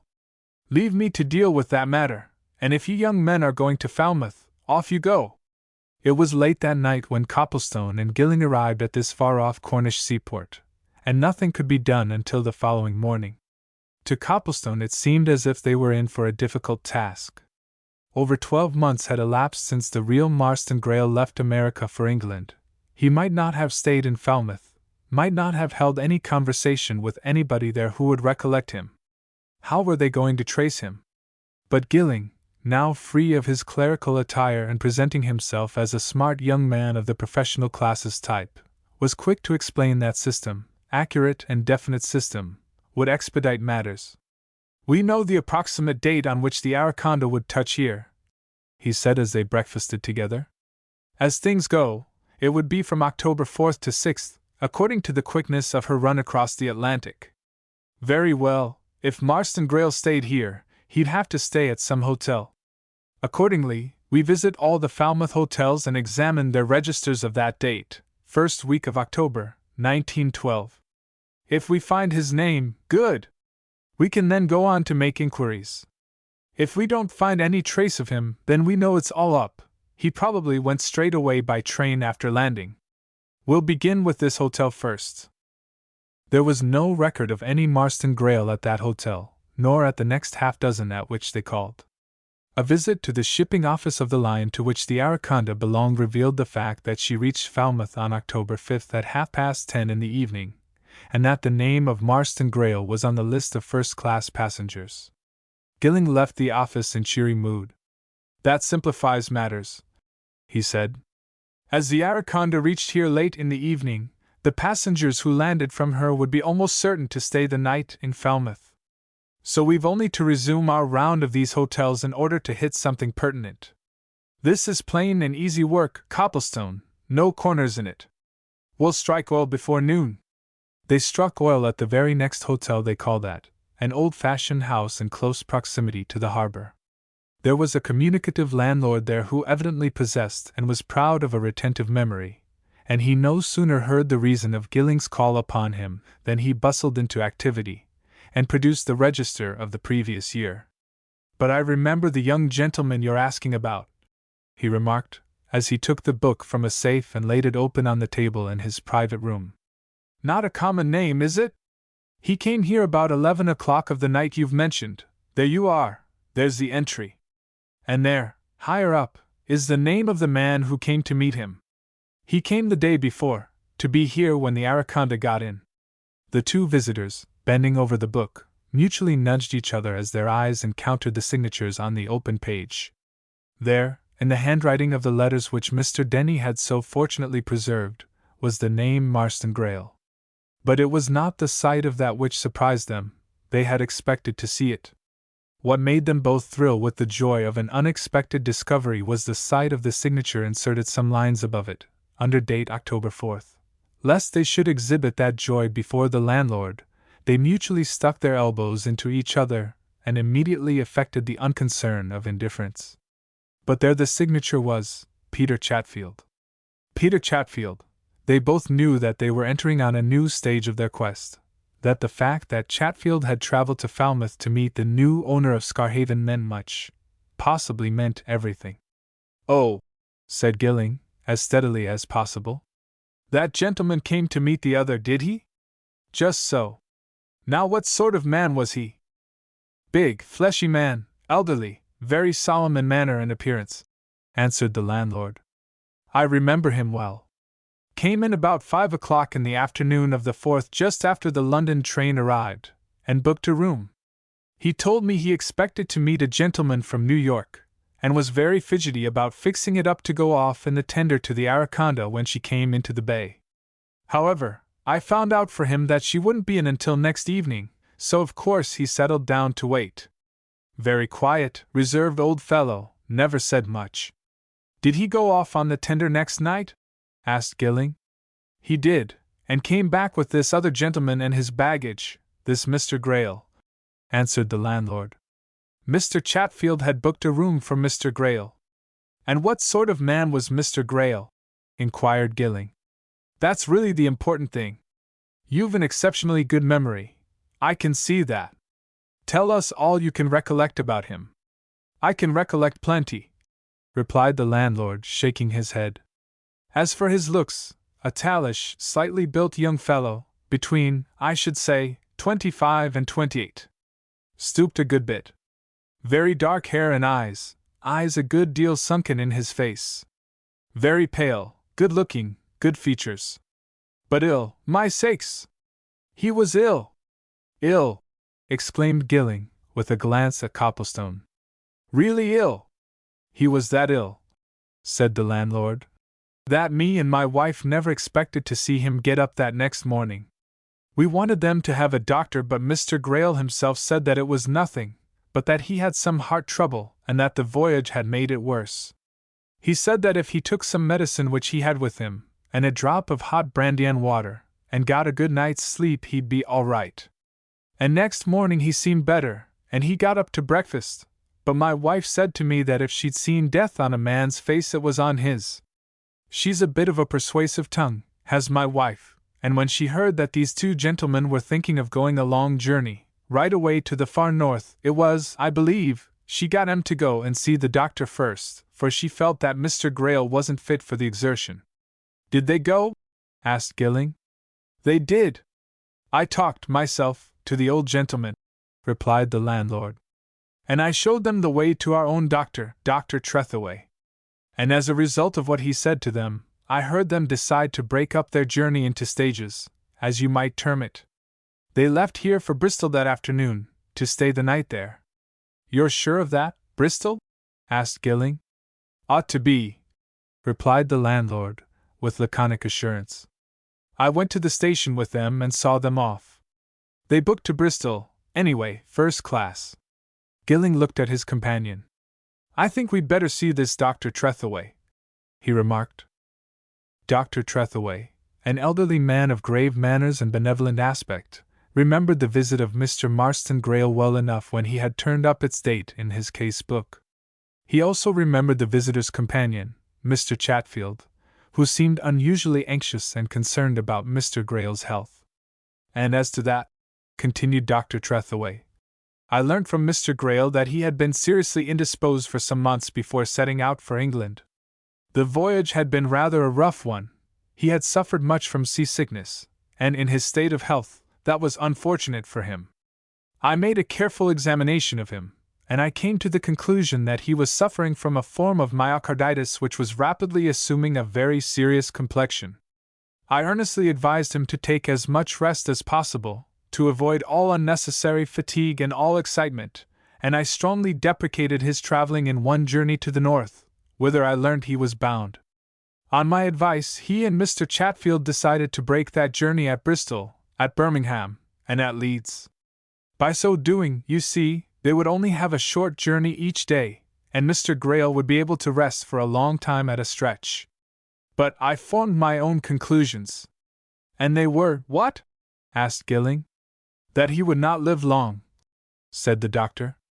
Finding that he was going to the neighborhood of Norcaster, where there is a most excellent school of medicine, I advised him to get the best specialist he could from there, and to put himself under his treatment. But my impression was that he had already reached a very, very serious stage. You think he was then likely to die suddenly? Suggested Gilling. It was quite possible. I should not have been surprised to hear of his death, answered Dr. Trethaway. He was, in short, very ill indeed. You never heard anything? Inquired Gilling. Nothing at all, though I often wondered. Of course, said the doctor with a smile. They were only chance visitors. I often have transatlantic passengers drop in, and they forget that a physician would sometimes like to know how a case submitted to him in that way has turned out. No, I never heard any more. Did they give you any address, either of them? Asked Copplestone, seeing that Gilling had no more to ask. No, replied the doctor. They did not. I knew, of course, from what they told me, that Mr. Grail had come off the Araconda the night before, and that he was passing on. No, I only gathered that they were going to the neighborhood of Norcaster from the fact that Mr. Grail asked if a journey to that place would be too much for him. He said with a laugh, that over there in the United States a journey of 500 miles would be considered a mere jaunt. He was very plucky, poor fellow, but... Dr. Trethaway ended with a significant shake of the head, and his two visitors left him and went out into the autumn sunlight. Copplestone, said Gilling as they walked away. That chap, the real Marston Grail, is dead. That's as certain as that we're alive. And now the next thing is to find out where he died and when. And by George, that's going to be a big job. How are you going to set about it? Asked Copplestone. It seems as if we were up against a blank wall, now. Not at all, my son, retorted Gilling cheerfully. One step at a time, that's the sure thing to go on, in my calling. We've found out a lot here, and quickly, too. And we know where our next step lies. Bristol. Like looking for needles in a bundle of hay? Not a bit of it. If those two broke their journey at Bristol, they'd have to stop at an hotel. Well, now we'll adjourn to Bristol, bearing in mind that we're on the track of Peter Chatfield. Chapter 17 The Old Playbill. Gilling's cheerful optimism was the sort of desirable quality that is a good thing to have, but all the optimism in the world is valueless in face of impregnable difficulty. And the difficulty of tracing Chatfield and his sick companion in a city the size of Bristol did indeed seem impregnable when Gilling and Copplestone had been attacking it for 24 hours. They had spent a whole day in endeavoring to get news. They had gone in and out of hotels until they were sick of the sight of one. They had made exhaustive inquiries at the railway station and of the cabmen who congregated there. Nobody remembered anything at all about a big, heavy-faced man and a man in his company who seemed to be very ill. And on the second night Copplestone intimated plainly that in his opinion they were wasting their time. "How do we even know that they ever came to Bristol?" he asked, as he and Gilling refreshed themselves with a much-needed dinner. "The Falmouth landlord saw Chatfield take tickets for Bristol. That's nothing to go on. Put it to yourself in this way. Grail may have found even that journey too much for him. They may, in that case, have left the train at Plymouth, or at Exeter, or at Taunton. It would stop at each place. Seems to me we're wasting time here. Far better get nearer more tangible things. Chatfield, for instance. Or go back to town and find out what your friend Swallow has done." "Swallow," replied Gilling, "has done nothing so far, or I should have heard. Swallow knows exactly where I am, and where I shall be until I give him further notice. Don't be discouraged, my friend. One is often on the very edge of a discovery when one seems to be miles away from it. Give me another day, and if we haven't found out something by tomorrow evening I'll consult with you as to our next step. But I've a plan for tomorrow morning which ought to yield some result." "What?" demanded Copplestone, doubtfully. "This. There is in every center of population an official who registers births, marriages, and deaths. Now we believe the real Marston Grail to be dead. Let us suppose, for argument's sake, that he did die here, in Bristol, whither he and Chatfield certainly set off when they left Falmouth. What would happen? Notice of his death would have to be given to the registrar, by the nearest relative or by the person in attendance on the deceased. That person would, in this case, be Chatfield. If the death occurred suddenly, and without medical attendance, an inquest would have to be held. If a doctor had been in attendance he would give a signed certificate of the cause of death, which he would hand to the relatives or friends in attendance, who, in their turn, would have to hand it to the registrar. Do you see the value of these points? What we must do tomorrow morning is to see the registrar, or, as there will be more than one in a place this size, each of them in turn, in the endeavor to find out if, early in October, 1912, Peter Chatfield registered the death of Marston Grail here. But remember, he may not have registered it under that name. He may, indeed, not have used his own name. He's deep enough for anything. That, however, is our next best chance. Search of the registers. Let's try it, anyway, first thing in the morning. And as we've had a stiff day, I'd propose we dismiss all thought of this affair for the rest of the evening and betake ourselves to some place of amusement. Theatre, eh?" Copplestone made no objection to that, and when dinner was over, they walked round to the principal theatre in time for the first act of a play which, having been highly successful in London, had just started on a round of the leading provincial theatres. Between the second and third acts of this production there was a long interval, and the two companions repaired to the foyer to recuperate their energies with a drink and a cigarette. While thus engaged, Copplestone encountered an old school friend with whom he exchanged a few words. Gilling, meanwhile, strolled about, inspecting the pictures, photographs, and old playbills on the walls of the saloon and its adjacent apartments. And suddenly he turned back, waited until Copplestone's acquaintance had gone away, and then hurried up and smacked his co-searcher on the shoulder. "Didn't I tell you that one's often close to a thing when one seems furthest off it?" he exclaimed triumphantly. "Come here, my son, and look at what I've just found." He drew Copplestone away to a quiet corner and pointed out an old playbill, framed and hung on the wall. Copplestone stared at it, and saw nothing but the title of a well-known comedy, the names of one or two fairly celebrated actors and actresses, and the usual particulars which appear on all similar announcements. "Well?" he asked. What of this? That, replied Gilling, flicking the tip of his finger on a line in the bill. That, my boy! Copplestone looked again. He started at what he read. Margaret Sayers, Miss Adela Chatfield. And now look at that, continued Gilling, with an accentuation of his triumphal note. See! These people were here for a fortnight, from October 3rd to 17th, 1912. Therefore, if Peter Chatfield brought Marston Greyle to Bristol on October 6th, Peter Chatfield's daughter would also be in the town. Copplestone looked over the bill again, rapidly realizing possibilities. Would Chatfield know that? He asked reflectively. It's only likely that he would, replied Gilling. Even if father and daughter don't quite hit things off in their tastes, it's only reasonable to suppose that Peter would usually know his daughter's whereabouts. And if he brought Greyle here, ill, and they had to stop, it's only likely that Peter would turn to his daughter for help. Anyway, Copplestone, here are two undoubted facts. Chatfield and Greyle booked from Falmouth for Bristol on October 6, 1912, and may therefore be supposed to have come here. That's one fact. The other is, Addie Chatfield was certainly in Bristol on that date and for 11 days after it. Well, what next? Asked Copplestone. I've been thinking that over while you stared at the bill, answered Gilling. I think the best thing will be to find out where Addie Chatfield put herself up during her stay. I dare say you know that in most of these towns there are lodgings which are almost exclusively devoted to the theatrical profession. Actors and actresses go to them year after year. Their owners lay themselves out for their patrons. What's more, your theatrical landlady always remembers names and faces, and has her favorites. Now, in my stage experience, I never struck Bristol, so I don't know much about it, but I know where we can get information, the stage doorkeeper.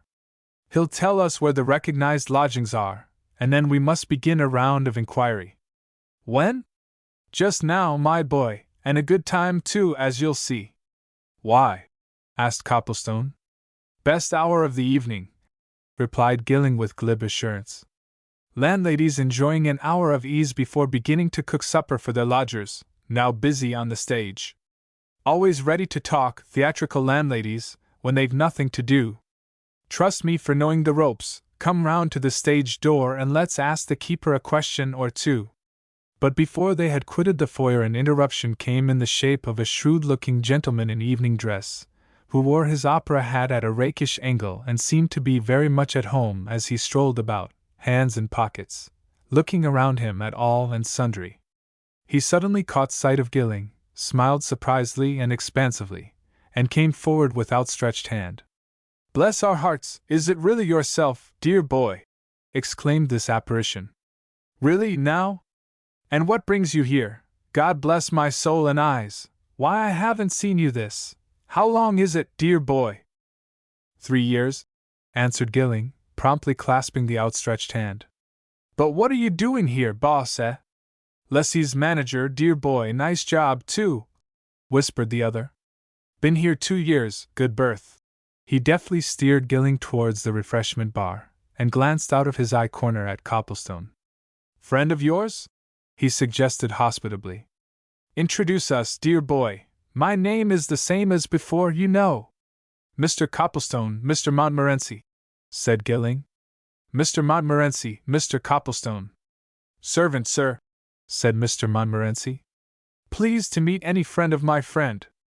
And what will you take, dear boys, and how are things with you, Gilling, old man? Now who on earth would have thought of seeing you here? Copplestone held his peace while Gilling and Mr. Montmorency held interesting converse. He was sure that his companion would turn this unexpected meeting to account, and he therefore felt no surprise when Gilling, after giving him a private nudge, plumped the manager with a direct question. Did you see Addie Chatfield when she was here about a year ago? He asked. You remember, she was here in Mrs. Swain's necklace, here a fortnight. I remember very well, dear boy, responded Mr. Montmorency, with a judicial sip at the contents of his tumbler. I saw the lady several times. More by token, I accidentally witnessed a curious little scene between Miss Addie and a gentleman whom nature appeared to have specially manufactured for the part of heavy parent, you know the type.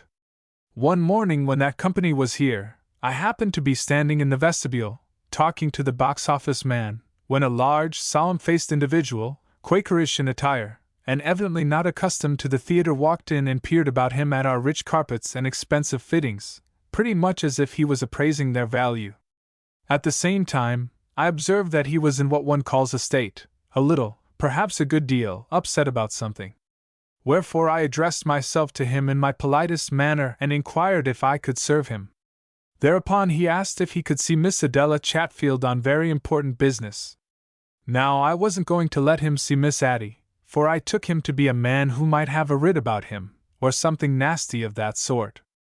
But at that very moment, Miss Addie, who had been rehearsing, and had come out by the house instead of going through the stage door, came tripping into the vestibule and let off a sharp note of exclamation. After which she and old Wooden-Face stepped into the street together, and immediately exchanged a few words. And that the old man told her something very serious was abundantly evident from the expression of their respective countenances. But of course I never knew what it was, nor who he was, dear boy, not my business, don't you know. They went away together, those two? Asked Gilling, favoring Copplestone with another nudge. Up the street together, certainly, talking most earnestly, replied Mr. Montmorency. Ever see that old chap again? Asked Gilling. I never did, dear boy, once was sufficient, said Mr. Montmorency, lightly. But, he continued, dropping his bantering tone, are these questions pertinent? Has this to do with this new profession of yours, dear boy? If so, mum's the word, you know. I'll tell you what, Monty, answered Gilling. I wish you'd find out for me where Addie Chatfield lodged when she was here that time. Can it be done? Between you and me, I do want to know about that, old chap. Never mind why now, I will tell you later. But it's serious. Mr. Montmorency tapped the side of his handsome nose. All right, my boy, he said. I understand. Wicked, wicked world. Done? Dear boy, it shall be done. Come down to the stage door. Our man knows every landlady in the town. By various winding ways and devious passages he led the two young men down to the stage door. Its keeper, not being particularly busy at that time, was reading the evening newspaper in his glass-walled box, and glanced inquiringly at the strangers as Mr. Montmorency pulled them up before him. Prickett, said Mr. Montmorency, leaning into the sanctum over its half-door and speaking confidentially. You keep a sort of register of lodgings, don't you, Prickett? Now I wonder if you could tell me where Miss Adela Chatfield, of the Mrs. Swain's Necklace Company, stopped when she was last here? That's a year ago or about it. Prickett, he went on, turning to Gilling, puts all this sort of thing down, methodically, so that he can send callers on, or send up urgent letters or parcels during the day. Isn't that it, Prickett? That's about it, sir, answered the doorkeeper. He had taken down a sort of ledger as the manager spoke, and was now turning over its leaves. He suddenly ran his finger down a page and stopped its course at a particular line. Mrs. Salmon, 5, Montargis Crescent, second to the right outside, he announced briefly. Very good lodgings, too, are those. Gilling promised Mr. Montmorency that he would look him up later on, and went away with Copplestone to Montargis Crescent. Within 5 minutes they were standing in a comfortably furnished, old-fashioned sitting-room, liberally ornamented with the photographs of actors and actresses, and confronting a stout, sharp-eyed little woman who listened intently to all that Gilling said and sniffed loudly when he had finished. Remember Miss Chatfield being here? She exclaimed. I should think I do remember. I ought to. Bringing mortal sickness into my house, and then death, and then a funeral, and her father going away, never giving me an extra penny for the trouble. Chapter 18. The Lie on the Tombstone. Gilling's glance at his companion was quiet enough, but it spoke volumes.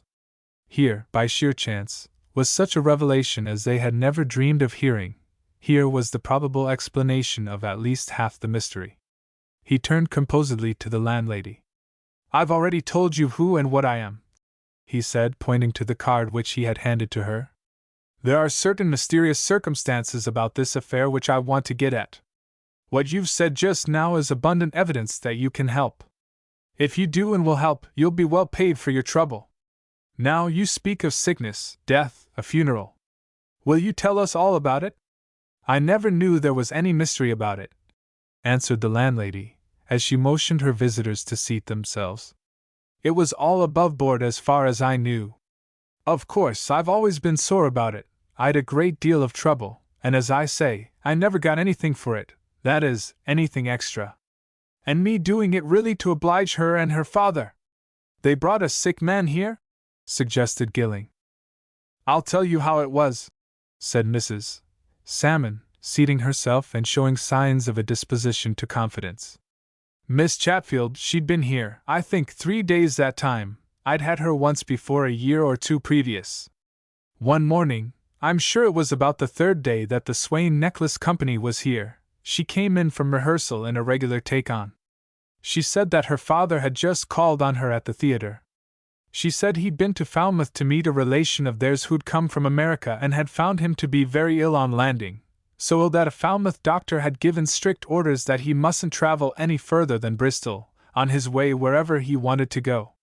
They'd got to Bristol and the young man was so done up that Mr. Chatfield had had to drive him to another doctor, one close by here, Dr. Valdi, as soon as they arrived. Dr. Valdi said he must go to bed at once and have at least 2 days' complete rest in bed, and he advised Mr. Chatfield to get quiet rooms instead of going to a hotel. So Mr. Chatfield, knowing that his daughter was here, do you see, sought her out and told her all about it. She came to me and asked me if I knew where they could get rooms. Well now, I had my drawing-room floor empty that week, and as it was only for 2 or 3 days that they wanted rooms, I offered to take Mr. Chatfield and the young man in. Of course, if I'd known how ill he was, I shouldn't. What I understood, and mind you, I don't say they willfully deceived me, for I don't think they did, what I understood was that the young man simply wanted a real good rest. But he was evidently a deal worse than what even Dr. Valdi thought. He'd stopped at Dr. Valdi's surgery while Mr. Chatfield went to see about rooms, and they moved him from there straight in here. And as I say, he was a deal worse than they thought, much worse, and the doctor had to be fetched to him more than once during the afternoon. Still, Dr. Valdi himself never said to me that there was any immediate danger. But that's neither here nor there. The young fellow died that night. That night! Exclaimed Gilling. The night he came here? Very same night, assented Mrs. Salmon. Brought in here about 2 in the afternoon, and died just before midnight, soon after Miss Chatfield came in from the theater. Went very suddenly at the end. Were you present? Asked Copplestone. I wasn't. Nobody was with him but Mr. Chatfield. Miss Chatfield was getting her supper down here, replied Mrs. Salmon. And I was busy elsewhere. Was there an inquest then? Inquired Gilling. Oh no, said Mrs. Salmon, shaking her head. Oh no, there was no need for that, the doctor, ye see, had been seeing him all day. Oh no, the cause of death was evident enough, in a way of speaking. Heart. Did they bury him here then? Asked Gilling. 2 days after, replied Mrs. Salmon. Kept everything very quiet, they did. I don't believe Miss Chatfield told any of the theater people. She went to her work just the same, of course. The old gentleman saw to everything, funeral and all. I'll say this for them, they gave me no unnecessary trouble, but still, there's trouble that is necessary when you've death in a house and a funeral at the door, and they ought to have given me something for what I did. But they didn't, so I considered it very mean. Mr. Chatfield, he stayed 2 days after the funeral, and when he left he just said that his daughter would settle up with me. But when she came to pay she added nothing to my bill, and she walked out remarking that if her father hadn't given me anything extra she was sure she shouldn't. Shabby! Very shabby! Agreed Gilling. Well, you won't find my clients quite so mean, ma'am. But just a word, don't mention this matter to anybody until you hear from me. And as I like to give some earnest of payment, here's a banknote which you can slip into your purse, on account, you understand. Now, just a question or two, did you hear the young man's name? The landlady, whose spirits rose visibly on receipt of the banknote, appeared to reflect on hearing this question, and she shook her head as if surprised at her own inability to answer it satisfactorily. Well now, she said, it may seem a queer thing to say, but I don't recollect that I ever did. You see, I didn't see much of him after he once got here. I was never in his room with them, and they didn't mention his name, that I can remember, when they spoke about him before me. I understood he was a relative, cousin or something of that sort. Didn't you see any name on the coffin? Asked Gilling. I didn't, replied Mrs. Salmon. You see, the undertaker fetched him away when him and his men brought the coffin, the next day. He took charge of the coffin for the second night, and the funeral took place from there. But I'll tell you what, the undertaker'll know the name, and of course the doctor does. They're both close by. Gilling took names and addresses, and once more pledging the landlady to secrecy, led Copplestone away. That's the end of another chapter, he said when they were clear of that place. We know now that Marston Greyle died there, in that very house, Copplestone, and that Peter Chatfield was with him. That's fact. And it's fact, too, that the daughter knows, observed Copplestone in a low voice. Fact, too, that Addie Chatfield was in it, agreed Gilling. Well, but what happened next? However, before we go on to that, there are 3 things to do in the morning. We must see this Dr. Valdi, and the undertaker, and Marston Greyle's grave. And then? Asked Copplestone. Stiff, big question, sighed Gilling. Go back to town and report, I think, and find out if Swallow has discovered anything. And egad, there's a lot to discover.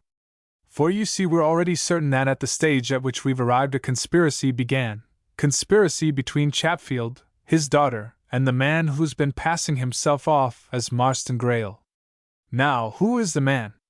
Where did they get hold of him? Is he some relation of theirs? All that's got to be found out.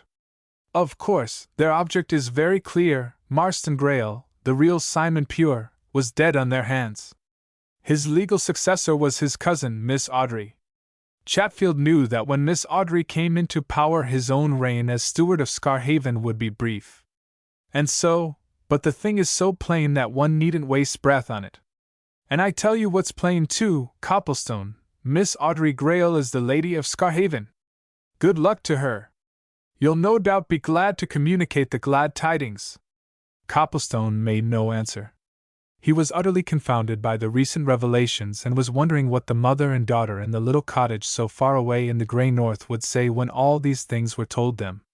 Let's make dead certain of everything, he said after a long pause. Don't let's leave any loophole. Oh, we'll leave nothing, here at any rate, replied Gilling confidently. But you'll find in the morning that we already know almost everything. In this he was right. The doctor's story was a plain one. The young man was very ill indeed when brought to him, and though he did not anticipate so early or sudden an end, he was not surprised when death came, and had, of course, no difficulty about giving the necessary certificate. Just as plain was the undertaker's account of his connection with the affair, a very ordinary transaction in his eyes. And having heard both stories, there was nothing to do but to visit one of the adjacent cemeteries and find a certain grave the number of which they had ascertained from the undertaker's books. It was easily found, and Copplestone and Gilling found themselves standing at a new tombstone, whereon the monumental mason had carved 4 lines. Mark Gray, born April 12, 1884, died October 6, 1912, aged 28 years. Short, simple, eminently suited to the purpose, murmured Gilling as the two turned away. Somebody thought things out quickly and well, Copplestone, when this poor fellow died. Do you know, I've been thinking as we walked up here that if Bassett Oliver had never taken it into his head to visit Scarhaven that Sunday, this fraud would never have been found out. The chances were all against its ever being found out. Consider them. A young man who is an absolute stranger in England comes to take up an inheritance, having on him no doubt the necessary proofs of identification. He's met by one person only, his agent. He dies next day. The agent buries him, under a false name, takes his effects and papers, gets some accomplice to personate him, introduces that accomplice to everybody as the real man, and there you are. Oh, Chatfield knew what he was doing. Who on earth, wandering in this cemetery, would ever connect Mark Gray with Marston Greyle? Just so, But there was one danger spot which must have given Chatfield and his accomplices a good many uneasy hours, answered Copplestone. You know that Marston Greyle actually registered in his own name at Falmouth and was known to the landlord and the doctor there. Yes, and Falmouth is 300 miles from London and 500 from Scarhaven, replied Gilling dryly. And do you suppose that whoever saw Marston Greyle at Falmouth cared two pins, comparatively, what became of him after he left there? No, Chatfield was almost safe from detection as soon as he'd got that unfortunate young fellow laid away in that grave. However, we know now what we do know. And the next thing, now that we know Marston Greyle lies behind us there, is to get back to town and catch the chap who took his place. We'll wire to Swallow and to Petherton and get the next express. Sir Cresswell, Oliver, and Petherton were in conference with Swallow at the solicitor's office when Gilling and Copplestone arrived there in the early afternoon. Gilling interrupted their conversation to tell the result of his investigations. Copplestone, watching the effect, saw that neither Sir Cresswell nor Petherton showed surprise. Petherton, indeed, smiled as if he had anticipated all that Gilling had to say. I told you that I knew the Greyle family solicitors, he observed. I find that they have only once seen the man whom we will call the Squire. Chatfield brought him there. He produced proofs of identification, papers which Chatfield no doubt took from the dead man. Of course, the solicitors never doubted for a moment that he was the real Marston Greyle, never dreamed of fraud. Well, the next step. We must concentrate on finding this man. And Swallow has nothing to tell, yet. He has never seen anything more of him. You'd better turn all your attention to that, Gilling, you and Swallow. As for Chatfield and his daughter, I suppose we shall have to approach the police. Copplestone presently went home to his rooms in Jermyn Street, puzzled and wondering, and there, lying on top of a pile of letters, he found a telegram from Audrey Greyle. It had been dispatched from Scarhaven at an early hour of the previous day, and it contained but 3 words: Can you come? Chapter 19: The Steam Yacht. Copplestone had seen and learned enough of Audrey Greyle during his brief stay at Scarhaven to make him assured that she would not have sent for him save for very good and grave reasons. It had been with manifest reluctance that she had given him her promise to do so. Her entire behavior during the conference with Mr. Denny and Gilling had convinced him that she had an inherent distaste for publicity, and an instinctive repugnance to calling in the aid of strangers. He had never expected that she would send for him. He himself knew that he should go back to her, but the return would be on his own initiative. There, however, was her summons, definite as it was brief. He was wanted, and by her.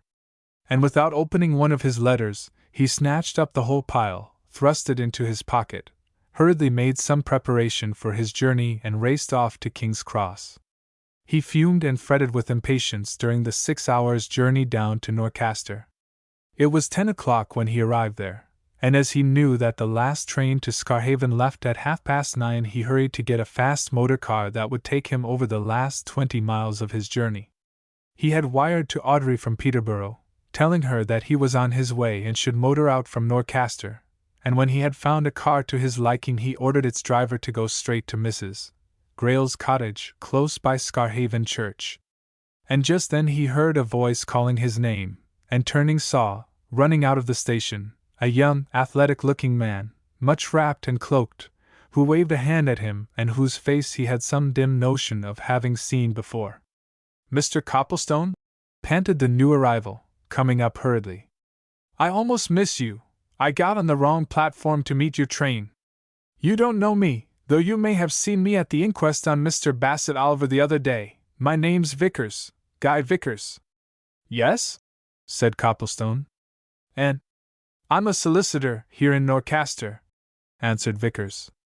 At least, my firm, you know, we sometimes act for Mrs. Greyle at Scarhaven. I got a wire from Miss Greyle late this evening, asking me to meet you here when the London train got in and to go on to Scarhaven with you at once. She added the words urgent business so. "Then in heaven's name, let's be off!" exclaimed Copplestone. "It'll take us a good hour and a quarter as it is. Of course," he went on, as they moved away through the Norcaster streets, "of course, you haven't any notion of what this urgent business is?" None whatever, replied Vickers. But I'm quite sure that it is urgent, or Miss Grayle wouldn't have said so. No, I don't know what her exact meaning was, but of course, I know there's something wrong about the whole thing at Scarhaven, seriously wrong. You do, eh? Exclaimed Copplestone. What now? Ah, that I don't know, replied Vickers with a dry laugh. I wish I did. But you know how people talk in these provincial places. Ever since that inquest there have been all sorts of rumors.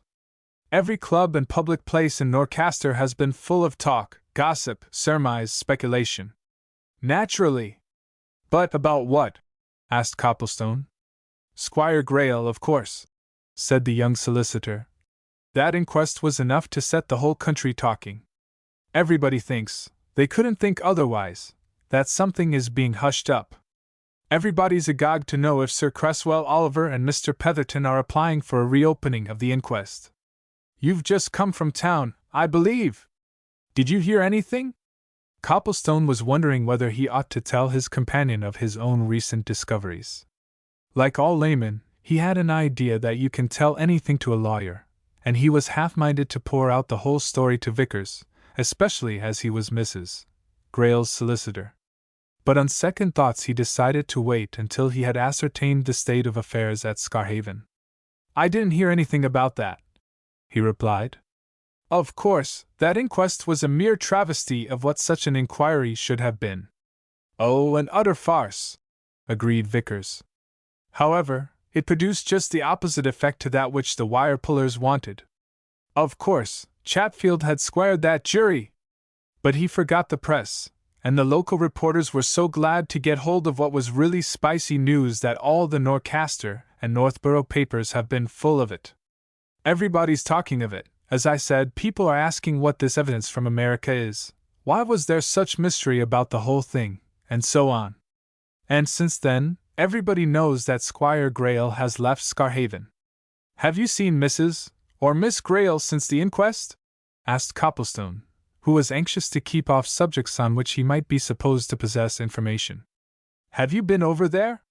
No, not since that day, replied Vickers.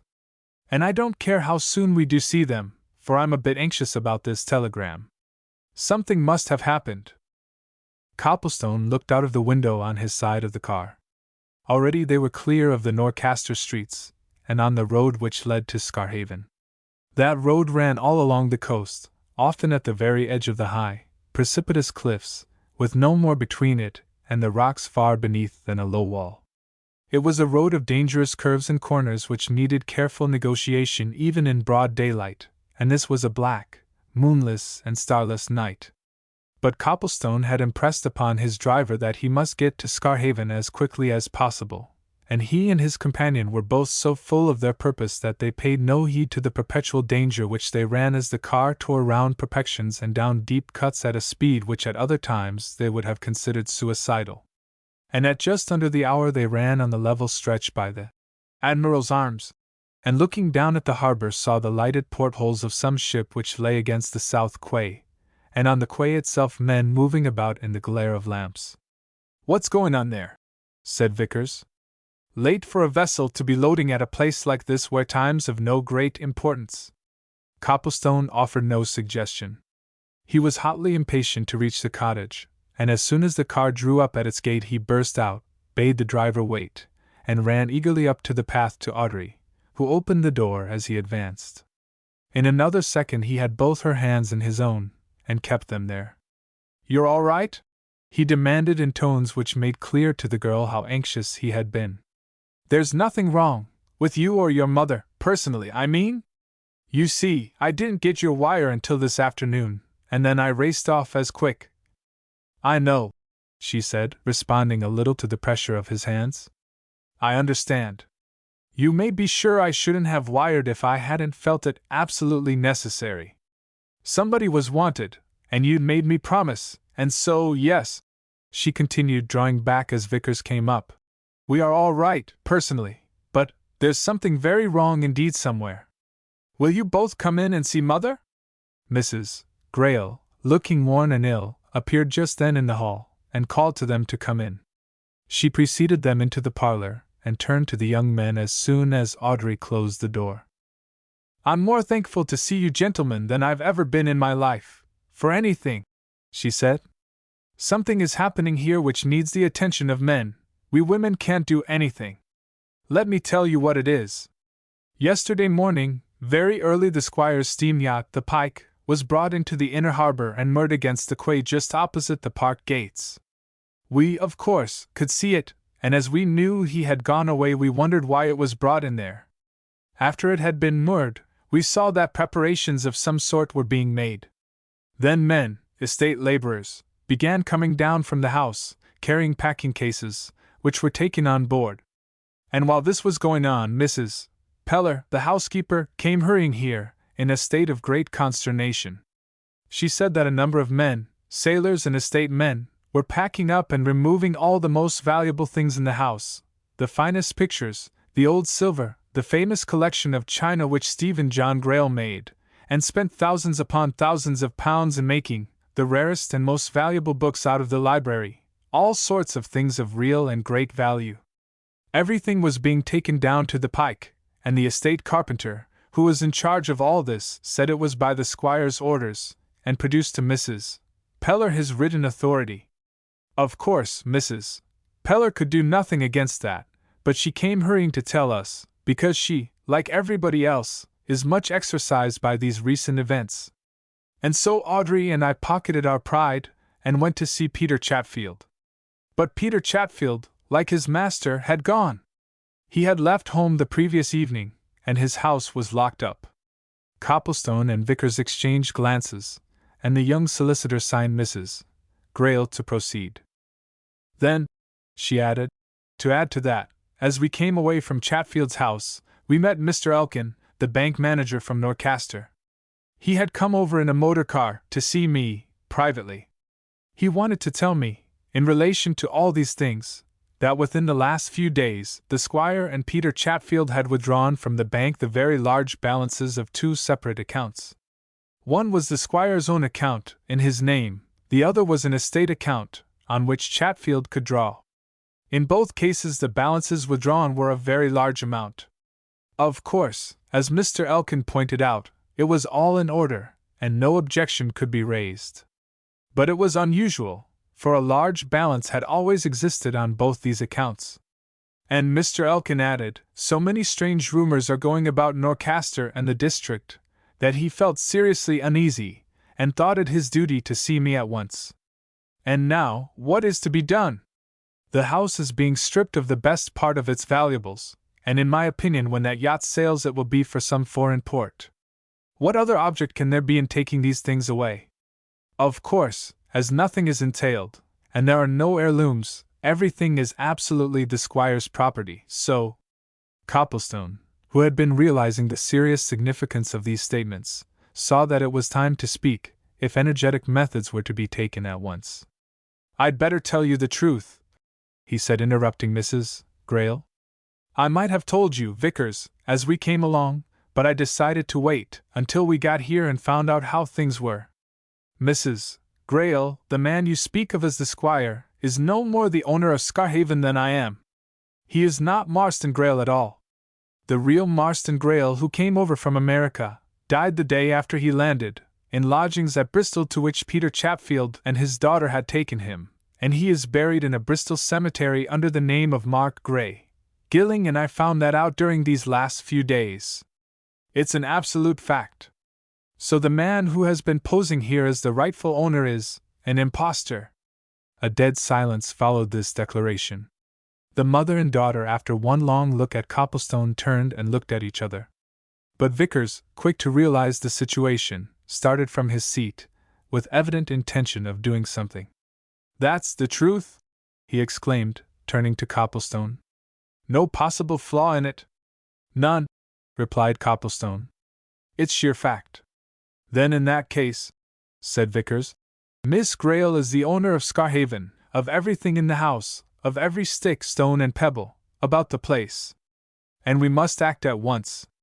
Miss Grail, you will have to assert yourself. You must do what I tell you to do. You must get ready at once, this minute, and come down with me and Mrs. Grail to that yacht and stop all these proceedings. In our presence you must lay claim to everything that's been taken from the house, yes, and to the yacht itself. Come, let's hurry! Audrey hesitated and looked at Mrs. Grail. Very well, she said quietly. But not my mother. No need, said Vickers. You will have us with you. Audrey hurried from the room, and Mrs. Grail turned anxiously to Vickers. What shall you do? She asked. Warn all concerned, answered Vickers, with a snap of the jaw which showed Copplestone that he was a man of determination. Warn them, if necessary, that the man they have known as Marston Grail is an impostor, and that everything they are handling belongs to Miss Grail. The Scarhaven people know me, of course. There ought not to be any great difficulty with them, and as regards the yacht people. You know, interrupted Mrs. Grail, that this man, the impostor, has made himself very popular with the people here. You saw how they cheered him after the inquest? You don't think there is danger in Audrey going down there? Wouldn't it be enough if you and I went? Suggested Copplestone. It's very late to drag Miss Grail out. I'm sorry, but it's absolutely necessary, said Vickers.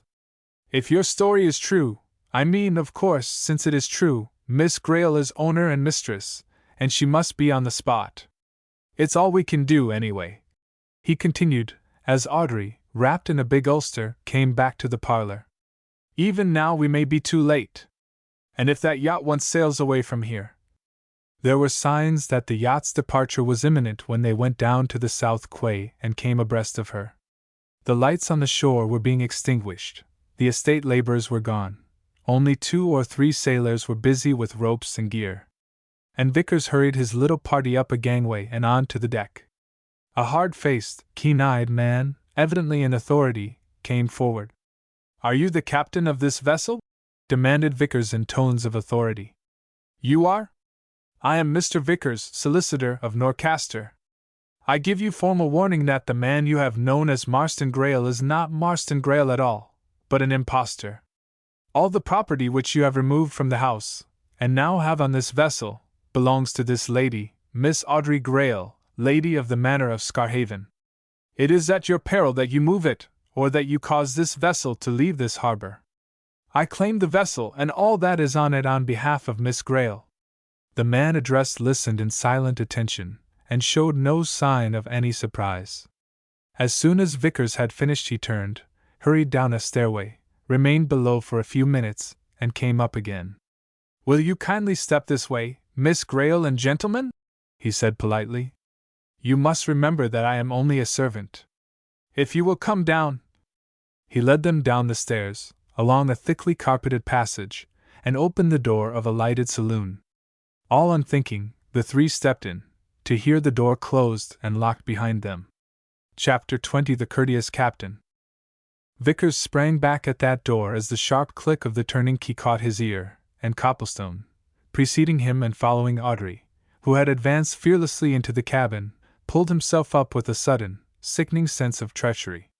The 2 young men looked at each other, and a dead silence fell on them and the girl. Then Vickers laid his hand on the door and shook it.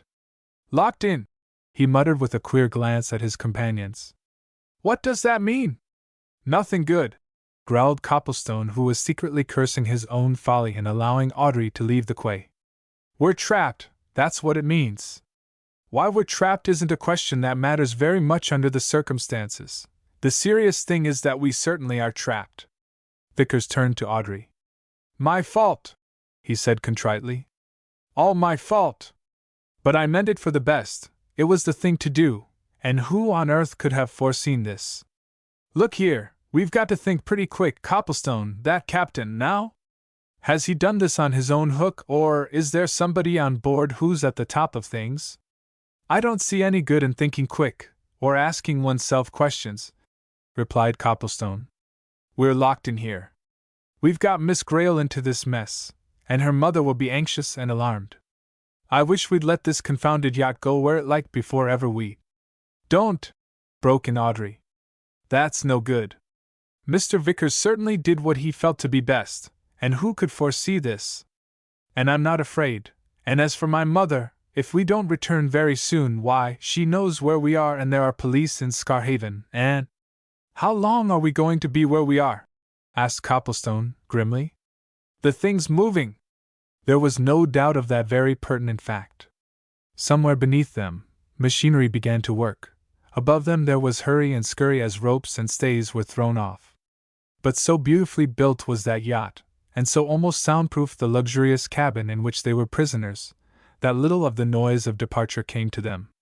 However, there was no mistaking the increasing throb of the engines nor the fact that the vessel was moving, and Vickers suddenly sprang on a lounge seat and moved away a silken screen which curtained a porthole window. "There's no doubt of that," he exclaimed. "We're going through the outer harbor. We've passed the light at the end of the quay. What do these people mean by carrying us out to sea? Copplestone, with all submission to you, whether it's relevant or not, I wish we knew more of that captain chap." "I know him," remarked Audrey. "I have been on this yacht before. His name is Andreas. He's an American, or American-Norwegian, or something like that." "And the crew?" asked Vickers. "Are they Scarhaven men?" "No," replied Audrey. "There isn't a Scarhaven man amongst them. My cousin, you know whom I mean, bought this yacht just as it stood, from an American millionaire early this spring, and he took over the captain, crew, and everything."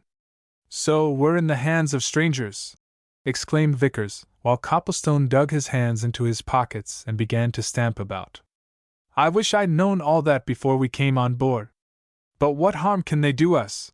said Audrey, incredulous of danger. "You don't suppose they'll want to murder us, surely? My own belief is that we never should have been locked up here if you hadn't let them know how much we know, Mr. Vickers."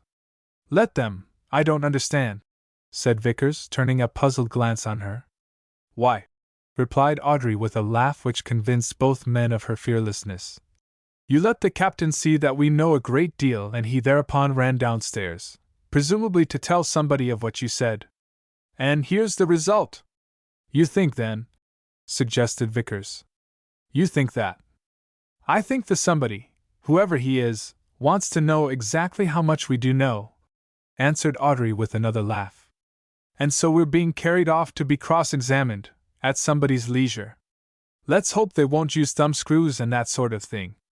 And anyway," she continued, looking from one to the other, "hadn't we better make the best of it? We're going out to sea, that's certain. Here's the bar."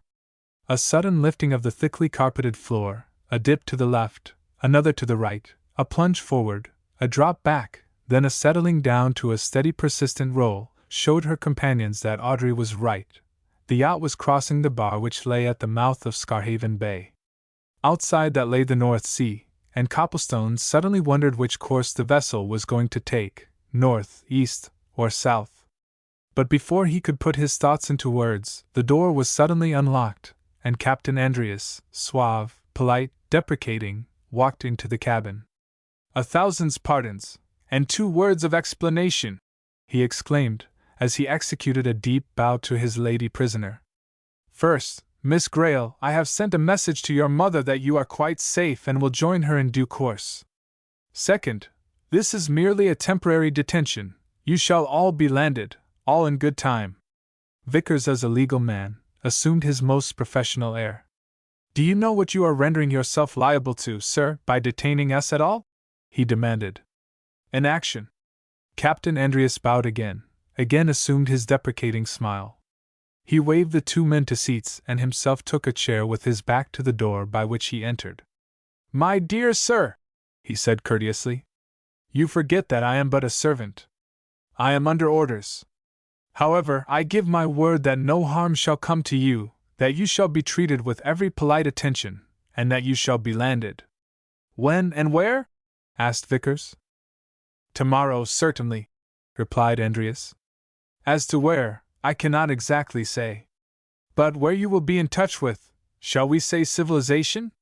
He showed a set of fine white teeth in such a curious fashion as he spoke the last word that Copplestone and Vickers instinctively glanced at each other, with a mutual instinct of distrust. "Won't do," said Vickers. "I insist that you put about and go into Scarhaven again. Andreas spread out his open palms and shook his head. Impossible, he answered. We are already en voyage. Time presses. Be placable. Tomorrow you shall be released. Vickers was about to answer this appeal with an angry refusal to be either placable or tractable, but he suddenly stopped the words which rose to his tongue. There was something in all this, some mystery, some queer game, and it might be worth while to find it out. Where are you taking this yacht? He demanded brusquely. Come now! I am under orders, said Andreas, with another smile. Whose orders? Persisted Vickers. Look here, it's no use trying to burk facts. Who's on board this vessel? You know what I mean. Is the man who calls himself Squire of Scarhaven here? Andreas shook his head quietly and gave his questioner a shrewd glance. Mr. Vickers, he said meaningly, I know you. You are a lawyer, though a young one. Lawyers are guarded in their speech. Now we are alone, we four. No one can hear anything we say. Tell me, is that right what you said to me on deck, that the man who has called himself Marston Grail is not so at all? Absolutely right, replied Vickers. An impostor? Demanded Andreas. He is. And never had any right to anything? No right whatever. Then, said Andreas, with a polite inclination of his head and shoulders to Audrey, the truth is that everything of the Scarhaven property belongs to this lady? Everything, exclaimed Vickers. Land, houses, furniture, valuables, everything. All the property which you have on this yacht, pictures, china, silver, books, objects of art, as I am instructed, removed from the house, are Miss Grail's sole property. Once more I warn you of what you are doing, and I demand that you immediately return to Scarhaven. This very yacht belongs to Miss Grail. Andreas nodded, looked fixedly at the young solicitor for a moment, and then rose. I am obliged to you, he said. That, of course, is your claim. But the other one, eh? It seems to me there might be something to be said for that, you know? So, all I can do is to renew my assurance of polite attention, offer you our best accommodation, which is luxurious, and promise to land you, somewhere, tomorrow. Miss Grail, we have 2 women servants on board. I shall send them to you at once and they will attend to you. Please consider them your own. You, gentlemen, will perhaps join me in my quarters? I have 2 spare cabins close to my own which are at your service. Copplestone and Vickers looked at each other, and at Audrey, undecided and vaguely suspicious. But Audrey was evidently neither alarmed nor uneasy. She nodded a ready assent to the captain's proposal. Thank you, Captain Andreas, she said coolly. I know the 2 women. You may send one of them. Do what he suggests, she murmured, turning to Copplestone, who had moved close to her. I'm not one scrap afraid of anything, and it's only until tomorrow. He'll land us, I'm sure of it. There was nothing for it, then, but to follow Andreas to his own comfortable quarters. There, utterly ignoring the strange circumstances under which they met, he played the part of host with genuine desire to make his guests feel at ease, and when he showed them to their berths, a little later, he emphasized his assurance of their absolute safety and liberty. You see, gentlemen, your movements are untrammeled, he said. You can go in and out of your quarters as you like. You can go where you like on the yacht tomorrow morning. There is no restriction on you. Sleep well, and tomorrow you are all free again, eh? Copplestone got a word or two with Vickers, alone. What do you think? He muttered. Shall you sleep? My impression, for I know what you're thinking about, said Vickers, is that Miss Grail's as safe as if she were in her mother's house. She's no fear, herself, anyway. There's some mystery somewhere, and I can't make this Andreas man out at all, but I believe all's right as regards personal safety. There's Miss Grail's cabin, anyhow, right opposite ours, and I can keep an eye and an ear open even when I'm asleep. But in spite of these assurances, Copplestone slept little.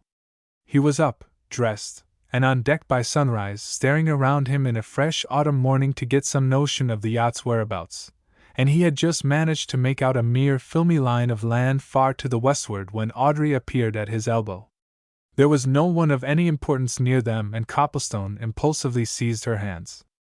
I've scarcely slept, he blurted out, gazing intently at her. Couldn't. Blaming myself for letting you get into this confounded mess. You're all right? Audrey responded a little to the pressure of his hands before she disengaged her own. It wasn't your fault, she said. It's nobody's fault. Don't blame Mr. Vickers, he couldn't foresee this. Yes, I'm all right, and I slept like a top. What's the use of worrying? Do you know, she went on, lowering her voice and drawing nearer to him, I believe something's going to come of all this, something that'll clear matters up once and for all. Why? Asked Copplestone, wonderingly. What makes you think that? Don't know, instinct, intuitiveness, perhaps, she answered. Besides, I'm dead certain we're not the only people, I don't mean crew and captain, aboard the Pike. I believe there's somebody else. There's some mystery anyway. Keep that to yourself, she said as Andreas and Vickers appeared from below. Don't show any sign, wait to see how things turn out. She turned away from him to greet the other two as unconcernedly as if there were nothing unusual in this situation, and Copplestone marveled at her coolness. He himself, not so well equipped with patience, was feverishly anxious to know how things would turn out, and when. But the day went by and nothing happened, except that Captain Andreas was very polite to his guests and that the yacht, a particularly fast sailer, continued to make headway through the gray seas, sometimes in bare sight of land and sometimes out of it. To one or two inquiries as to the fulfillment of his promise, Andreas made no more answer than a reassuring nod. Once when Vickers pressed him, he replied curtly that the day was not yet over. Vickers drew Copplestone aside on hearing that. Look here, he said. I've been reckoning things up as near as I can.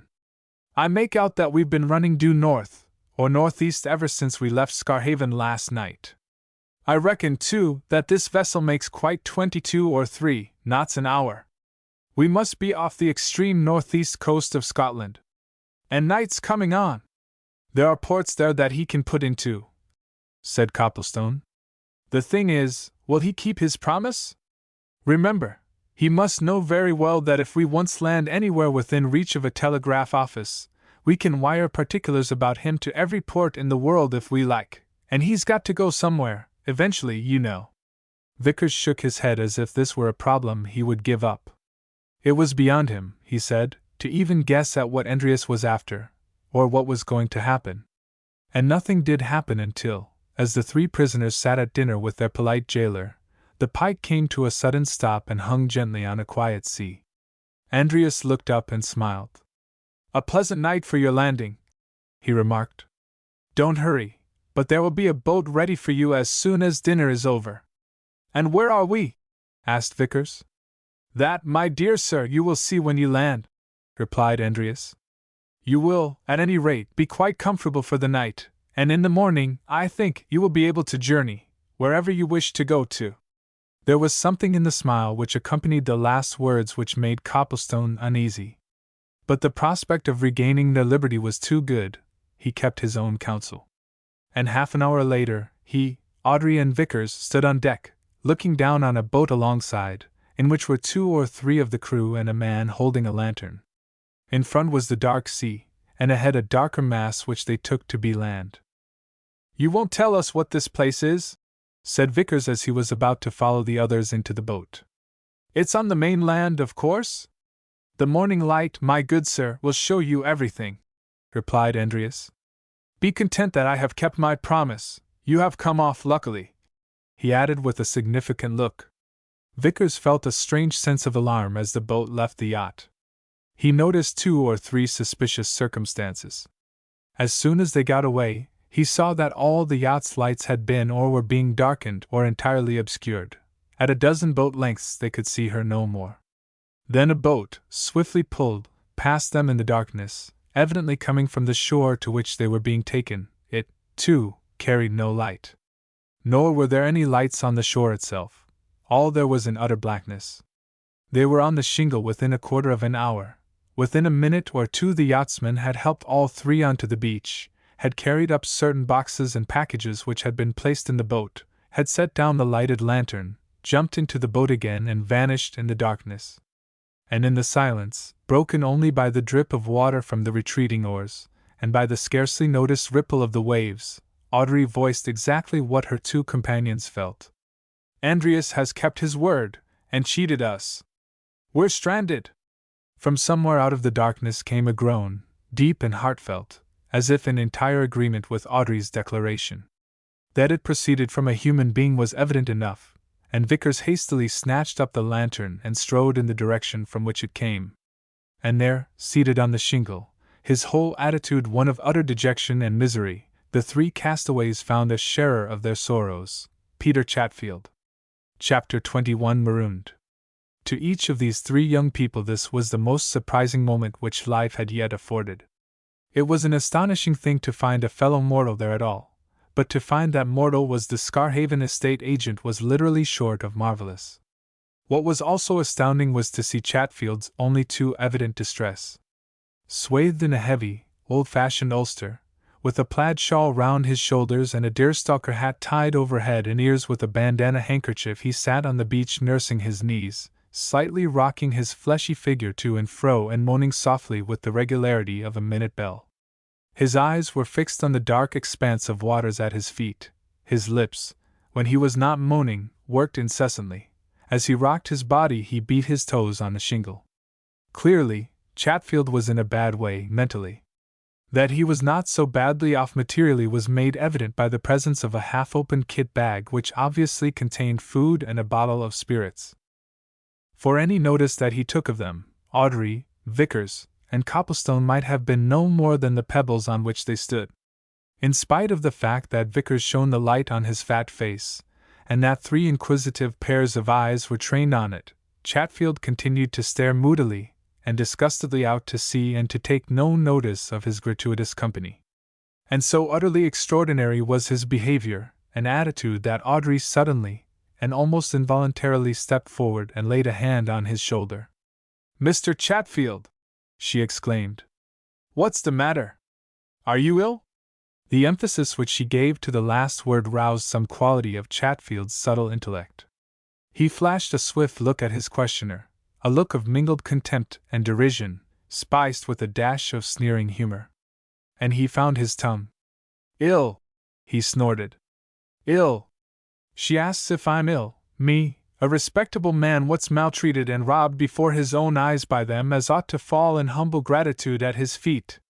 Ill, aye, ill with something that's worse nor any bodily aches and pains, let me tell you that. But not done for, either." "He's all right," said Copplestone. "That's a flash of his old spirit. You're all right, Chatfield, aren't you? And who's robbed and maltreated you, and how and when, especially when, did you come here?" Chatfield looked up at his old assailant with a glare of dislike. "You keep your tongue to yourself, young feller," he growled. "I shouldn't never ha' been here at all if it hadn't been for the likes of you, a poking your nose where it isn't wanted. It's 'cause o' you three comin' aboard o' that there yacht last night as I am here, a castaway." "Well, we're castaways too, Mr. Chatfield," said Audrey. "And we can't help believing that it's all your naughty conduct that's made us so. Why don't you tell the truth?" Chatfield uttered a few grumpy and inarticulate sounds. "It'll be a bad day for more than one when I do that, as I will," he muttered presently. "Oh, I'll tell the truth, when it suits me. But I'll be out of this first." "You'll never get out of this first or last until you tell us how you got in," said Vickers, assuming a threatening tone. "You'd better tell us all about it, you know. Come now, you know me and my firm." Chatfield laughed grimly and shook his much-swathed head. "I ought to," he said. "I've given 'em more than one nice job and said naught about their bills o' costs, either, my lad. You keep a civil tongue in your mouth. I ain't done for yet, noways. You let me get off this here place, wherever it is, and within touch of a telegraph office, and I'll make somebody suffer." "Andreas, of course," said Copplestone. "Come now, he put you ashore before he sent us off, didn't he? Why don't you own up?" "Never you mind, young feller," retorted Chatfield. "I was feeling very cast down, but I'm better. I've something that'll keep me going, revenge. I'll show 'em once I'm off this place, I will so." "Look here, Chatfield," said Vickers. "Do you know where this place is? What is it? Is it on the mainland, or is it an island, or where are we? It's all very well talking about getting off, but when and how are we to get off? Why don't you be sensible and tell us what you know?" The estate agent arose slowly and ponderously, drawing his shawl about him. He looked out seawards. In that black waste the steady beat of the yacht's propellers could be clearly heard, but not a gleam of light came from her, and it was impossible to decide in which direction she was going. And Chatfield suddenly shook his fist at the throbbing sound which came in regular pulsations through the night. "Never mind," he said sneeringly. "We aren't at the North Pole neither. I ain't a seafaring man, but I've a good idea of where we are. And perhaps there won't be naught to take me off when it's daylight, and perhaps there won't be no telegraphs near at hand, nor within 100 miles, and perhaps there ain't such a blessed person as that there Marconi and his wireless in the world. Oh, no! Just you wait, my fine fellers, that's all." "He's not addressing us, Vickers," said Copplestone. "You're decidedly better, Chatfield, you're quite better. The notion of revenge and of circumvention has come to you like balm. But you'd a lot better tell us who you're referring to, and why you were put ashore. Listen, Chatfield, there's property of your own on that yacht, eh? That it? Come now?" Chatfield gave his questioner a look of indignant scorn. He stooped for the kit bag, picked it up, and turned away. "I don't want to have naught to do with you," he remarked over his shoulder. "You keep yourselves to yourselves, and I'll keep myself to myself. If it hadn't been for what you blabbed out last night, them ungrateful devils you'd never have had such ideas put into their heads." As if he knew his way, Chatfield plodded heavily up the beach and was lost in the darkness, and the three left behind stood helplessly staring at each other. For a long time there was silence, broken only by the agent's heavy tread on the shingle. At last Vickers spoke. "I think I can see through all this," he said. Chatfield's cryptic utterances were somewhat suggestive. Robbed, maltreated, them as ought to have fallen in humble gratitude at his feet, vengeance, revenge, Marconi telegrams, ungrateful devils, I see it. Chatfield had associates on the pike, probably the impostor himself and Andreas. Probably, too, he had property of his own, as you suggested to him, Copplestone. The whole gang was doubtless off with their loot to far quarters of the globe. Very good, the other members have shelved Chatfield. They've done with him. But not if he knows it. That man will hunt the pike and her people, whoever they are, relentlessly when he gets off this. "I wish we knew what it is that we're on," said Copplestone. "Impossible till daybreak," replied Vickers. "But I've an idea. This is probably one of the 70-odd islands of the Orkneys. I've sailed round here before. If I'm right, it's most likely one of the outlying and uninhabited ones. Andreas, or his controlling power, has dropped us, and Chatfield, here, knowing that we may have to spend a few days on this island before we succeed in getting off. Those few days will mean a great deal to the pike. She can be run into some safe harborage on this coast, given a new coat of paint and a new name, and be off before we can do anything to stop her. I allow Chatfield to be right in this, that my perhaps too hasty declaration to Andreas revealed to that gentleman how he could make off with other people's property. Nothing will make me believe that Andreas is the solely responsible person for this last development," said Copplestone moodily. "There were other people on board, cleverly concealed. And what are we going to do?"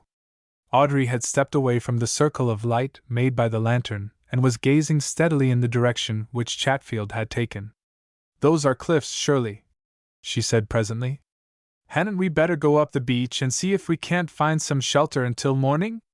Fortunately we're all warmly clad, and Andreas was considerate enough to throw rugs and things into the boat, as well as provisions. Come along, after all, we're not so badly off. And we have the satisfaction of knowing that we can keep Chatfield under observation. Remember that."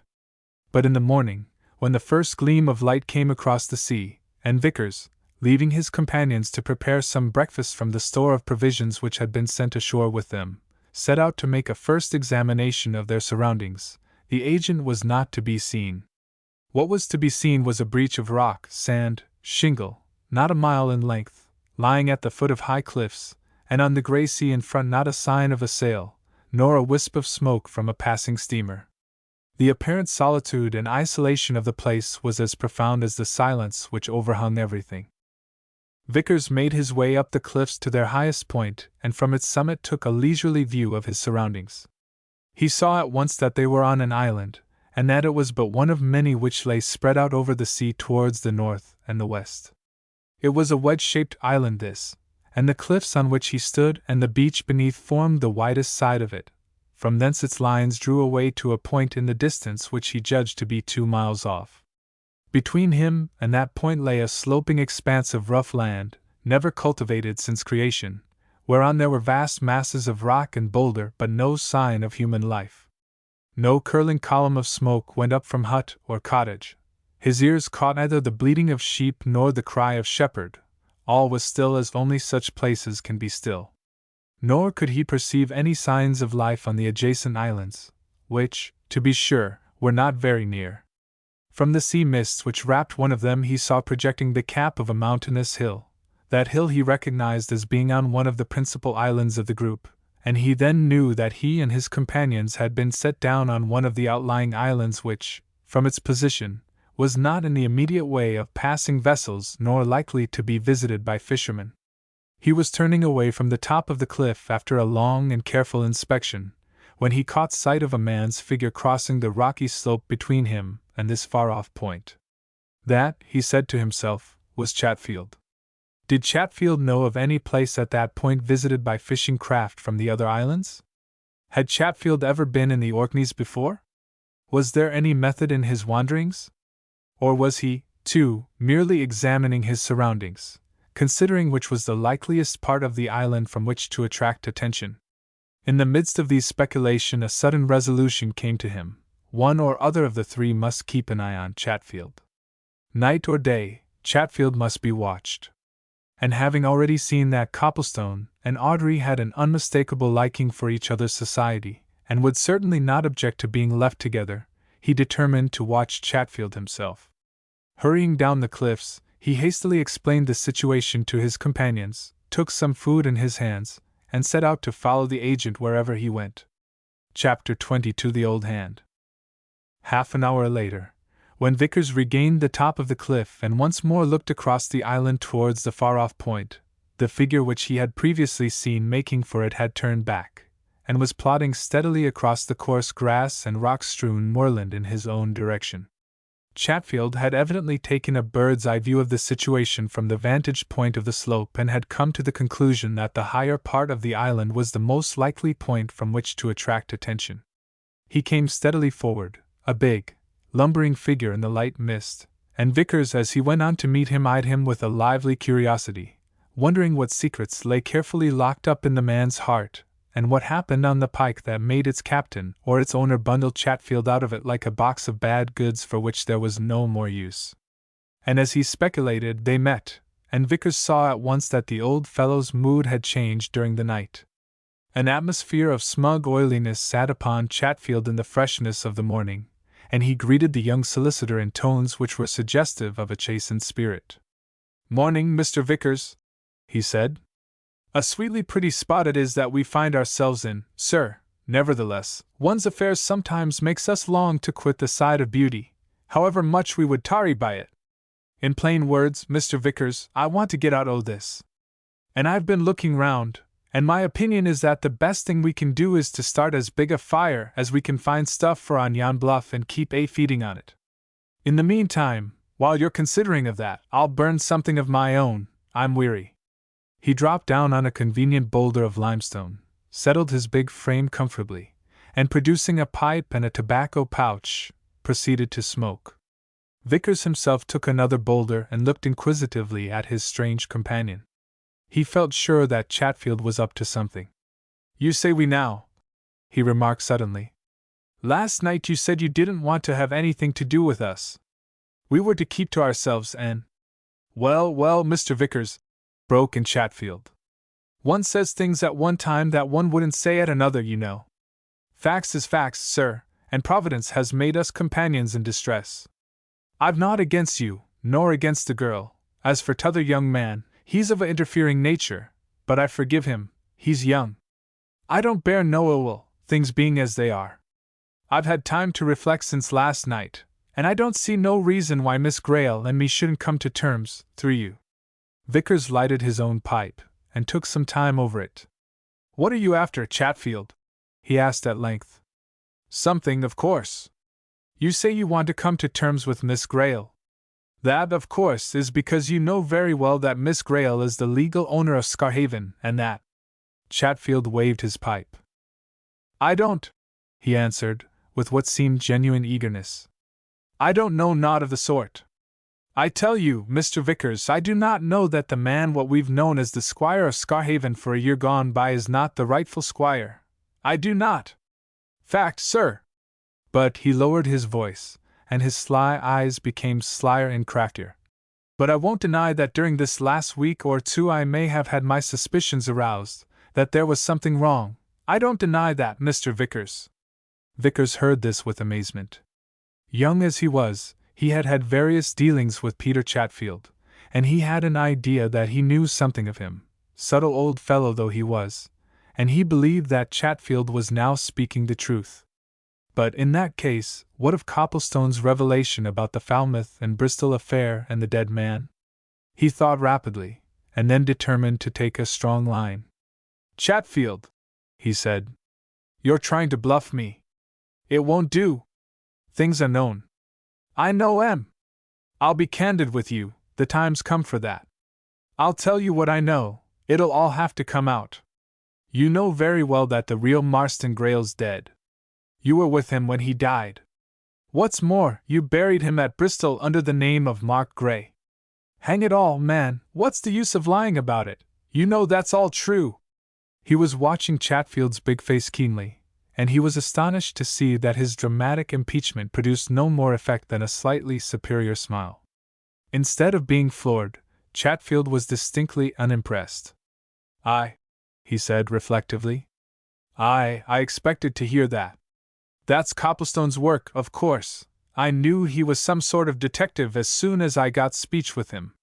His work and that there Sir Cresswell Oliver's as is making a mountain out of a molehill about his brother, who, of course, broke his neck quite accidental, poor man, and of that London lawyer, Petherton. Aye, but all the same, Mr. Vickers, it don't alter matters, nohow. Good heavens, man, what do you mean? Exclaimed Vickers, who was becoming more and more mystified. Do you mean to tell me, come, Chatfield, I'm not a fool? Why, Copplestone has found it all out, there's no need to keep it secret, now. You were with Marston Grayle when he died, you registered his death as Marston Grayle, and… Chatfield laughed softly and gave his companion a swift glance out of one corner of his right eye. And put another name on a bit of a tombstone, 6 months afterwards, what? He said quietly. Mr. Vickers, when you're as old as I am, you'll know that this here world is as full o' puzzles as yon sea's full o' fish. Vickers could only stare at his companion in speechless silence after that. He felt that there was some mystery about which Chatfield evidently knew a great deal, while he knew nothing. The old fellow's coolness, his ready acceptance of the Bristol facts, his almost contemptuous brushing aside of them, reduced Vickers to a feeling of helplessness. And Chatfield saw it, and laughed, and drawing a pocket flask out of his garments, helped himself to a tot of spirits, after which he good-naturedly offered like refreshment to Vickers. But Vickers shook his head. No, thanks, he said. He continued to stare at Chatfield much as he might have stared at the Sphinx if she had been present, and in the end he could only think of one word. Well? He asked lamely. Well? As to what, now? Inquired Chatfield with a sly smile. About what you said, replied Vickers. Miss Grayle, you know. I'm about thoroughly tied up with all this. You evidently know a lot. Of course you won't tell. You're devilish deep, Chatfield. But between you and me, what do you mean when you say that you don't see why you and Miss Grayle shouldn't come to terms? Didn't I say that during this last week or two I'd had my suspicions about the squire? Answered Chatfield. I did. I have had them suspicions, got 'em stronger than ever since last night. So, what I say is this. If things should turn out that Miss Grayle's the rightful owner of Scarhaven, and if I help her to establish her claim, and if I help, too, to recover them valuables that are on the pike, there's a good 60 to 80,000 pounds worth of stuff, silver, china, paintings, books, tapestry, on that there craft, Mr. Vickers. If, I say, I do all that, what will Miss Grayle give me? That's it, in a plain way of speaking. I thought it was, said Vickers dryly. Of course. Very well, you'd better come and talk to Miss Grayle. Come on, now! Copplestone and Audrey, having made a breakfast from the box of provisions which Andreas had been good enough to send ashore with them, had climbed to the head of the cliff after Vickers, and they were presently astonished beyond measure to see him returning with Chatfield under outward signs which suggested amity if not friendship. They paused by a convenient nook in the rocks and silently awaited the approach of these two strangely assorted companions. Vickers, coming near, gave them a queer and annoying look. Mr. Chatfield, he said gravely, has had the night in which to reflect. Mr. Chatfield desires peaceable relations. Mr. Chatfield doesn't see, now, having reflected, why he and Miss Grayle shouldn't be on good terms. Mr. Chatfield desires to discuss these terms. Is that right, Chatfield? Quite right, sir, assented the agent. He had been regarding the couple who faced him benevolently and indulgently, and he now raised his hat to them. Servant, ma'am, he said with a bow to Audrey. Servant, sir, he continued, with another bow to Copplestone. Ah, it's far better to be at peace one with another than to let misunderstandings exist forever. Mr. Copplestone, sir, you and me's had words in times past. I'd brush 'em away, sir, like that there. The memory's departed. I desire naught but better feelings. Happen Mr. Vickers repeat what's passed between him and me. Copplestone stood rooted to the spot with amazement, while Vickers hastily epitomized the recent conversation. His mouth opened and his speech failed him. But Audrey laughed and looked at Vickers as if Chatfield were a new sort of entertainment. What do you say to this, Mr. Vickers? She asked. Well, if you want to know, replied Vickers, I believe Chatfield when he says that he does not know that the squire is not the squire. May seem strange, but I do. As a solicitor, I do. Great Scott! Exclaimed Copplestone, finding his tongue. You believe that? I've said so, retorted Vickers. Thank you, sir, said Chatfield. I'm obliged to you. Mr. Copplestone, sir, doesn't yet understand that there's a deal of conundrum in life. He'll know better some day. He'll know, too, that the poet spoke truthful when he said that things isn't what they seem. Copplestone turned angrily on Vickers. Is this a farce? He demanded. Good heavens, man! You know what I told you! Mr. Chatfield has a version, answered Vickers. Why not hear it? On terms, Mr. Vickers, remarked Chatfield. On terms, sir. What terms? asked Audrey. To Mr. Chatfield's personal advantage, of course. Chatfield, who was still the most unconcerned of the group, seated himself on the rocks and looked at his audience. I've said to Mr. Vickers here that if I help Miss Grayle to the estate, I ought to be rewarded, handsome, he said. Mind you, I don't know that I can, for as I say, I do not know, as a matter of strict fact, that this man as we've called the squire, isn't the squire. But recent events, very recent events, has made me suspicious that he isn't, and happen I can do a good bit, a very good bit, to turning him out. Now, if I help in that there work, will Miss Grayle continue me in my post of estate agent at Scarhaven? Not for any longer than it will take to turn you out of it, Mr. Chatfield, replied Audrey with an energy and promptitude which surprised her companions. So we need not discuss that. You will never be my agent. Very good, ma'am, that's quite according to my expectations, said Chatfield meekly. I was always a misunderstood man. However, this here proposition will perhaps be more welcome. It's always been understood that I was to have a retiring pension of £500 per annum. The family has always promised it. I've letters to prove it. Will Miss Grayle stand to that if she comes in? I've been a faithful servant for nigh on to 50 years, Mr. Vickers, as all the neighborhood is aware. If I come in, As you call it, you shall have your pension, said Audrey. Chatfield slowly felt in a capacious inner pocket and produced a large notebook and a fountain pen. He passed them to Vickers. We'll have that there in writing, signed and witnessed, he said.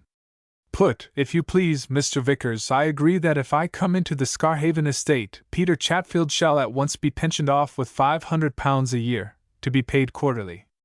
Same to be properly assured to him for his life, and then if Miss Gray'll sign that document, and you gentlemen will witness it, I shall consider that henceforth I'm in Miss Gray's service. And, he added, with a significant glance all round, I shall be a deal more use as a friend nor what I should be as what you might term an enemy. Mr. Vickers knows that. Vickers held a short consultation with Audrey, the result of which was that the paper was duly signed, witnessed, and deposited in Chatfield's pocket. And Chatfield nodded his satisfaction. All right, he said. Now then, ma'am, and gentlemen, the next thing is to get away out o' this, and get on the track of them as put us here. We'd better start a big fire out o' this dry stuff. But what about these revelations you were going to make? Said Vickers. I understood you were to tell us. Sir, replied Chatfield, I'll tell and I'll reveal in due course, and in good order. Events, sir, is the thing. Let me get to the nearest telegraph office, and we'll have some events, right smart. Let me attract attention. I've sailed in these seas before. There's steamers goes out of Kirkwall yonder frequent, we must get hold of one. A telegraph office, that's what I want. I'm going to set up a blaze, and I'll set up a blaze elsewhere as soon as I can lay hands on a bundle o' telegraph forms. He leisurely took off his shawl and overcoat, laid them on a shelf of rock, and moved away to collect the dry stuff which lay to hand. The three young people exchanged glances. What's this new mystery? Asked Audrey. All bluff, some deep game of his own, growled Copplestone. He's the most consummate old liar I ever.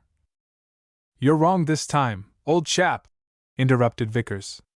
He's a bad un, but he's on our side now, I'm convinced. It is a game he's playing, and a deep one, and I don't know what it is, but it's for our benefit. Chatfield simply transferred his interest and influence to us, that's all. For his own purposes, of course. And he suddenly paused, gazed seaward, and then jumped to his feet. Chatfield, he called quietly. You needn't light any fire. Here's a steamer. Chapter 23 The Yacht Comes Back. Chatfield, his arms filled with masses of dried bracken and coarse grass, turned sharply on hearing Vickers's call and stared hard and long in the direction which the young solicitor pointed out. His small, crafty eyes became dilated to their full extent. Suddenly they contracted again with a look of cunning satisfaction, and throwing away his burdens he drew out a big many-colored handkerchief and mopped his high forehead as if the perspiration which burst out were the result of intense mental relief. Didn't I know we should be rescued from this here imprisonment? He cried with unctuous joy. Thought they'd pin me here for best part of a week, no doubt, while they could get theirselves quietly away, far away. But it's my experience you tee them as has served the Lord's never deserted, Mr. Vickers, and if you live as long as— Don't be blasphemous, Chatfield, said Vickers curtly. None of that. What we'd better think about is the chance of that steamer sighting us. We'll light that fire, anyway. She's coming straight on for the island, remarked Copplestone, who had been narrowly watching the approaching vessel. So straight that you'd think she was actually making for it. She'll be some craft bound for Kirkwall, said Vickers, pointing northward to the main group of islands. And in that case she'll probably take this channel on our west. That fire, now! Come on all of you, and let's make as big a smoke as we can get out of this stuff. The weather being calm and the grass and bracken which they heaped together as dry as tinder, there was little difficulty about raising a thick column of smoke which presently rose high in the sky. But Audrey, turning away from the successful result of their labors, suddenly glanced at Copplestone with a look that challenged an answer to her own thoughts. They were standing a little apart from the others, and she lowered her voice. I say, she murmured, I don't think we need have bothered ourselves to light that fire. That vessel, whatever it is making for us. Look! Copplestone shaded his eyes and stared out across the sea. The steamer was by that time no more than 2 or 3 miles away. But she was coming towards them in a dead straight line, and as she was accordingly bow on, and as her top deck and lamps were obscured by clouds of black smoke, pouring furiously from her funnels, they could make little out of her appearance. Copplestone's first notion was that she was a naval patrol boat, or a torpedo destroyer. Whatever she was, it seemed certain that she was heading direct for the island, at that very point on which the fugitives had been landed the previous night. And it was very evident that she was in a great hurry to make her objective. "I think you're right," he said, turning to Audrey. "But it's strange that any vessel should be making for an uninhabited island like this." "What? But you've got some notion in your mind," he broke off suddenly, seeing her glance at him again. "What is it?" Audrey shook her head, with a cautious look at Chatfield. "I was wondering if that's the Pike, come back," she whispered. "And if it is, why?"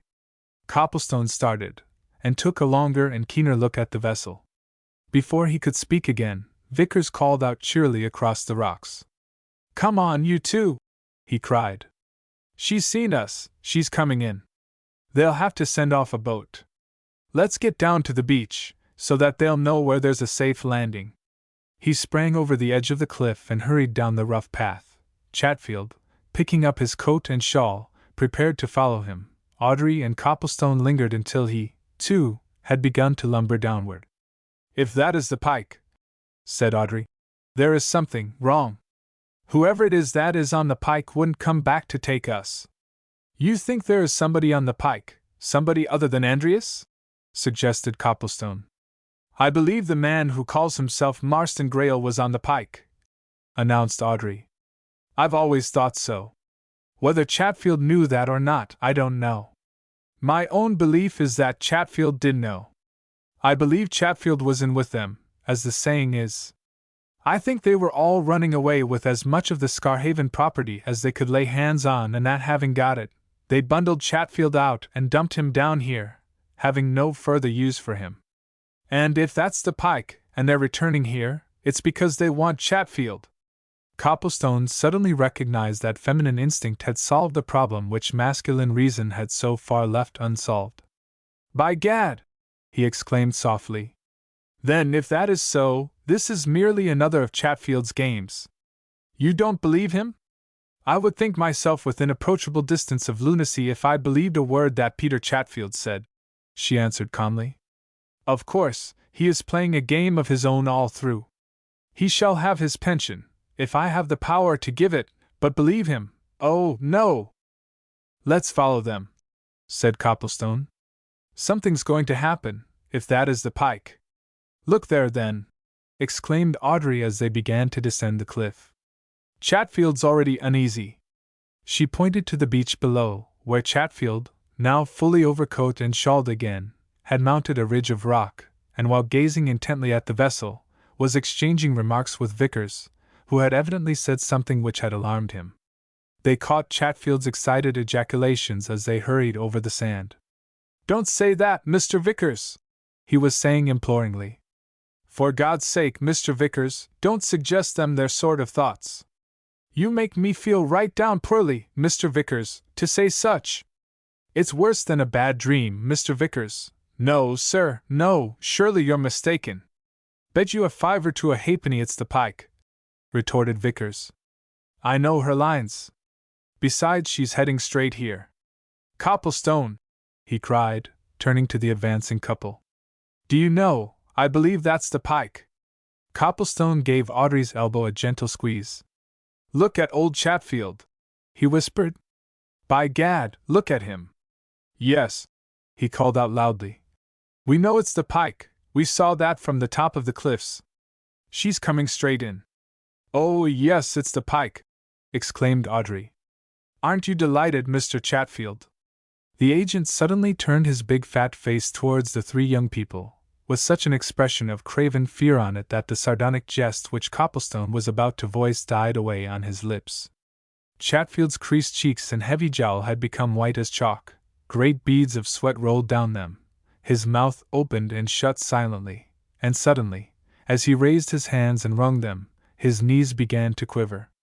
It was evident that the man was badly, terribly afraid, and as they watched him in amazed wonder his eyes began to search the shore and the cliffs as if he were some hunted animal seeking any hole or cranny in which to hide. A sudden swelling of the light wind brought the steady throb of the oncoming engines to his ears, and he turned on Vickers with a look that made the onlookers start. "For goodness sake, Mr. Vickers!" he said in a queer, strained voice. "For heaven's sake, let's get ourselves away! Mr. Vickers, it ain't safe for none of us. We'd best to run, sir. Let's get to the other side of the island. There's caves there, places. Let's hide till something comes from the other islands, or till these folks goes away. I tell you it's dangerous for us to stop here."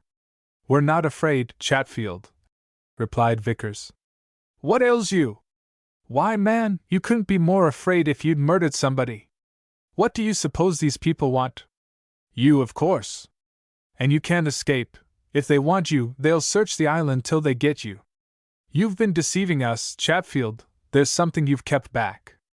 Now, what is it? What have they come back for?"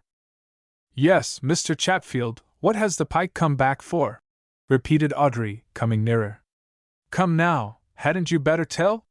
"It is the pike," remarked Copplestone. "Look there! And they're going to send in a boat. Better be quick, Chatfield." The agent turned an ashen face towards the yacht. She had swung round and come to a halt, and the rattle of a boat being let down came menacingly to the frightened man's ears. He tittered a deep groan and his eyes again sought the cliffs. "It's not a bit of good, Chatfield," said Vickers. "You can't get away. Good heavens, man, what are you so frightened for?" Chatfield moaned and drew haltingly nearer to the other three, as if he found some comfort in their mere presence. "It's the money," he whispered. "The money as was in the Norcaster Bank, 2 lots of it. He, the squire, gave me authority to get out his lot what was standing in his name, you know, and the other, the estate lot, that was standing in mine, some £50,000 in all, Mr. Vickers. I had it all in gold, packed in sealed chests, and those on board there, thought I took them chests aboard the pike with me. I did take chests, d'ye see, but they'd lead in 'em. The real stuff is hidden, buried, never mind where. And I know what they've come back for.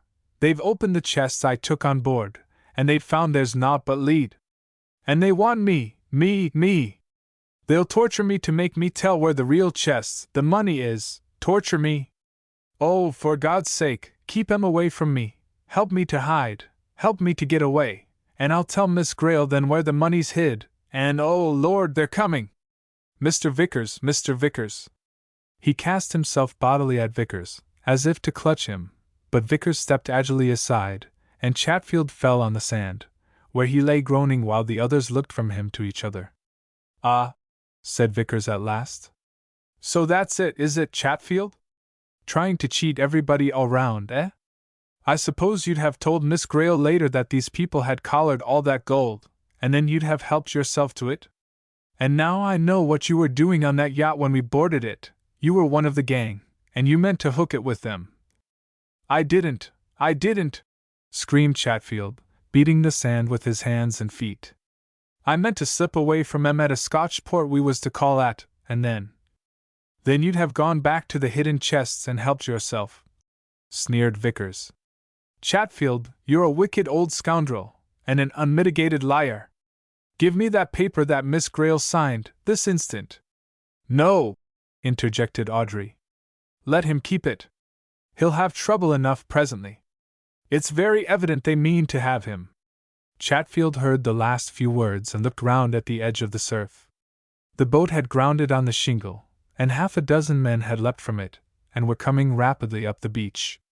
"Armed, by George!" exclaimed Copplestone. "No chance for you, Chatfield!" The agent suddenly sprang to his feet with a howl of terror. He gave one more glance at the men and then he ran, clumsily, but with a speed made desperate by terror. He made straight for the rocks, and at that 2 of the men, at a word from their leader, raised their rifles and fired. And with a shriek that set all the echoes ringing, the sea-birds screaming, and made Audrey clap her hands to her ears, Chatfield threw up his arms and dropped heavily on the sands. That's sheer murder! Exclaimed Vickers, as the yachtsman came running up. You'll answer for that, you know.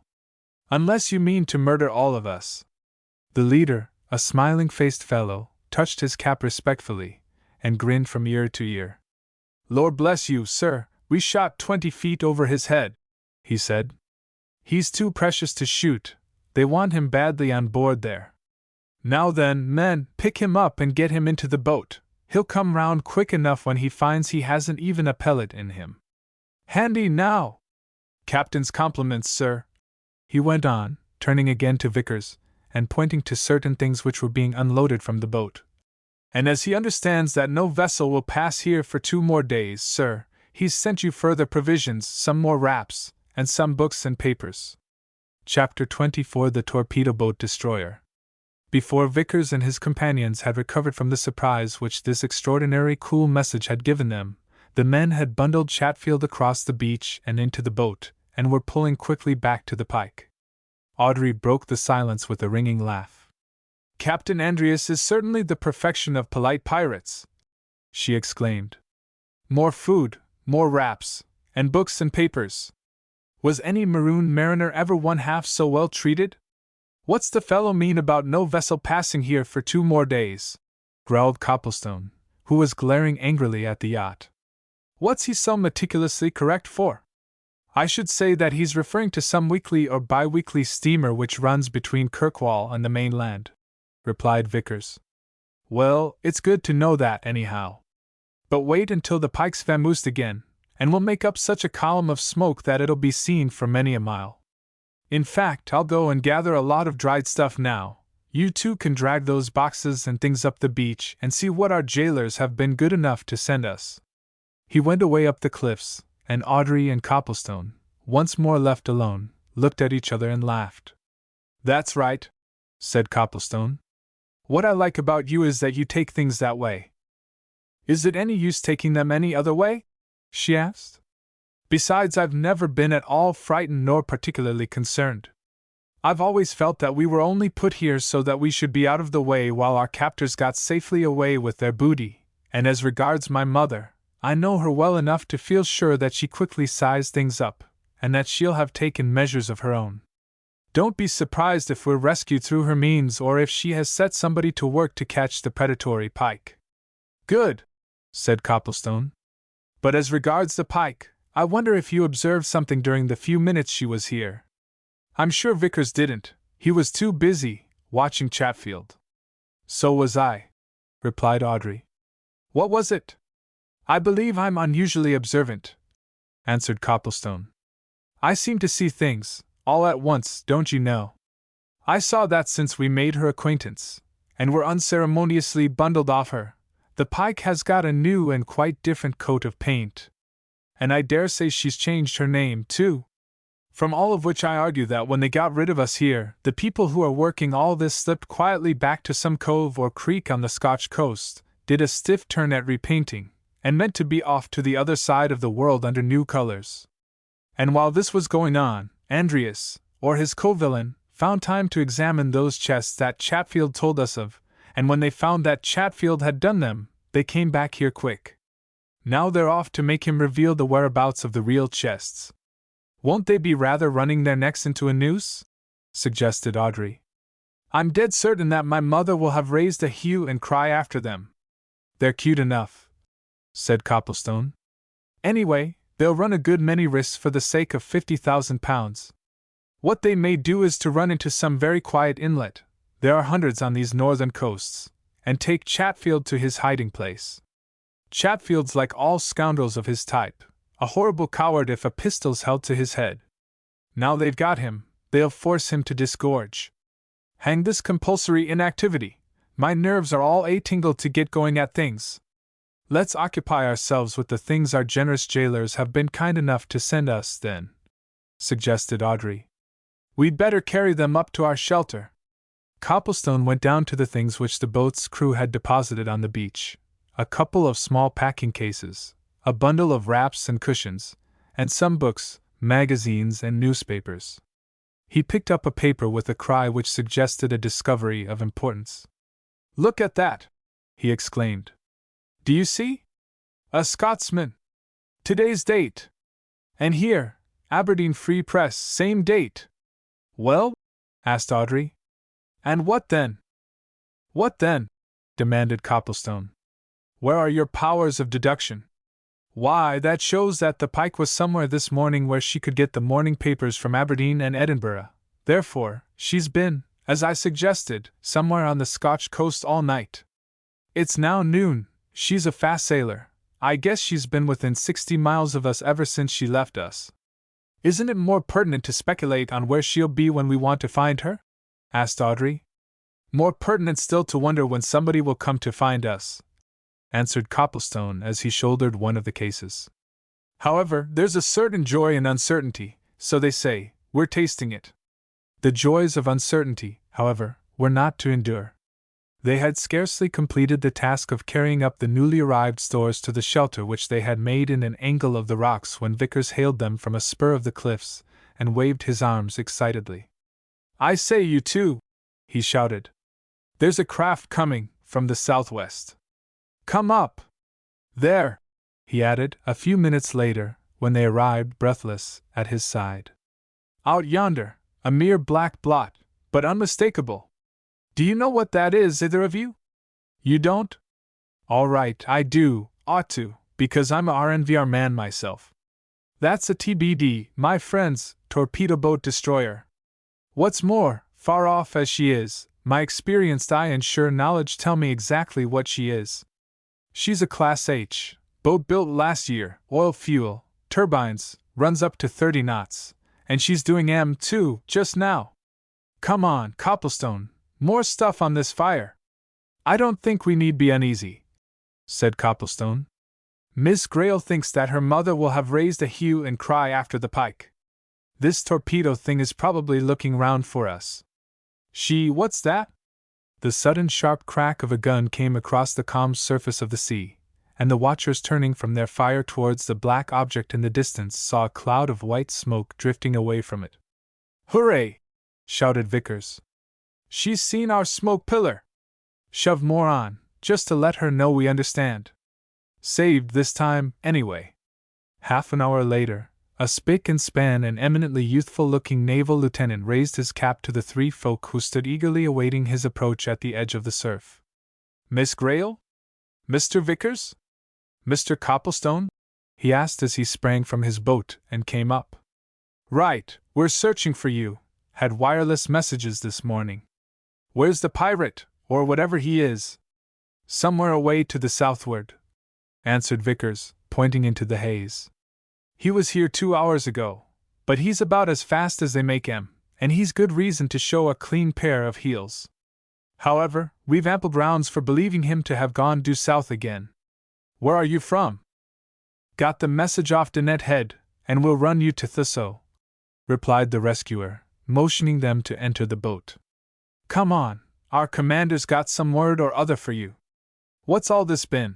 He went on, gazing at Audrey with youthful assurance as they moved away from the shore. You don't mean to say you've actually been kidnapped? Kidnapped and marooned, replied Vickers. And I hope you'll catch our kidnapper. He's got a tremendous amount of property on him which belongs to this lady, and he'll make tracks for the other side of the Atlantic as soon as he gets hold of some more which he's gone to collect. The lieutenant regarded Audrey with still more interest. Oh, all right, he said confidently. He'll not get away.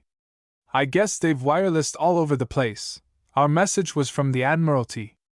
That's Sir Cresswell's doing, said Copplestone, turning to Audrey. Your mother must have wired to him. I wonder what the message is, he asked, facing the lieutenant. Do you know? Something about if you're found to tell you to get south as fast as possible, he answered. And we've worked that out for you. You can get on by train from Thusso to Inverness, and from Inverness, of course, you'll get the Southern Express will put you off at Thusso by 2 o'clock, just time to give you such lunch as our table affords, bit rough, you know. So you've really been all night on that island? He went on with unaffected curiosity. What a lark! You'd have had an opportunity of studying character if you'd been with us, replied Vickers. We lost a fine specimen of humanity 2 hours ago. Tell about it aboard, said the lieutenant. We'll be thankful. We've been round this end of everywhere coast for a month and we're tired. It's quite a godsend to have a little adventure. Copplestone had been right in surmising that Sir Cresswell Oliver had bestirred himself to find him and his companions. They were presently shown his message. They were to get to Norcaster as quickly as possible, and to wire their whereabouts as soon as they were found. If, as seemed likely, they were picked up on the north coast of Scotland, they were to ask at Inverness railway station for telegrams.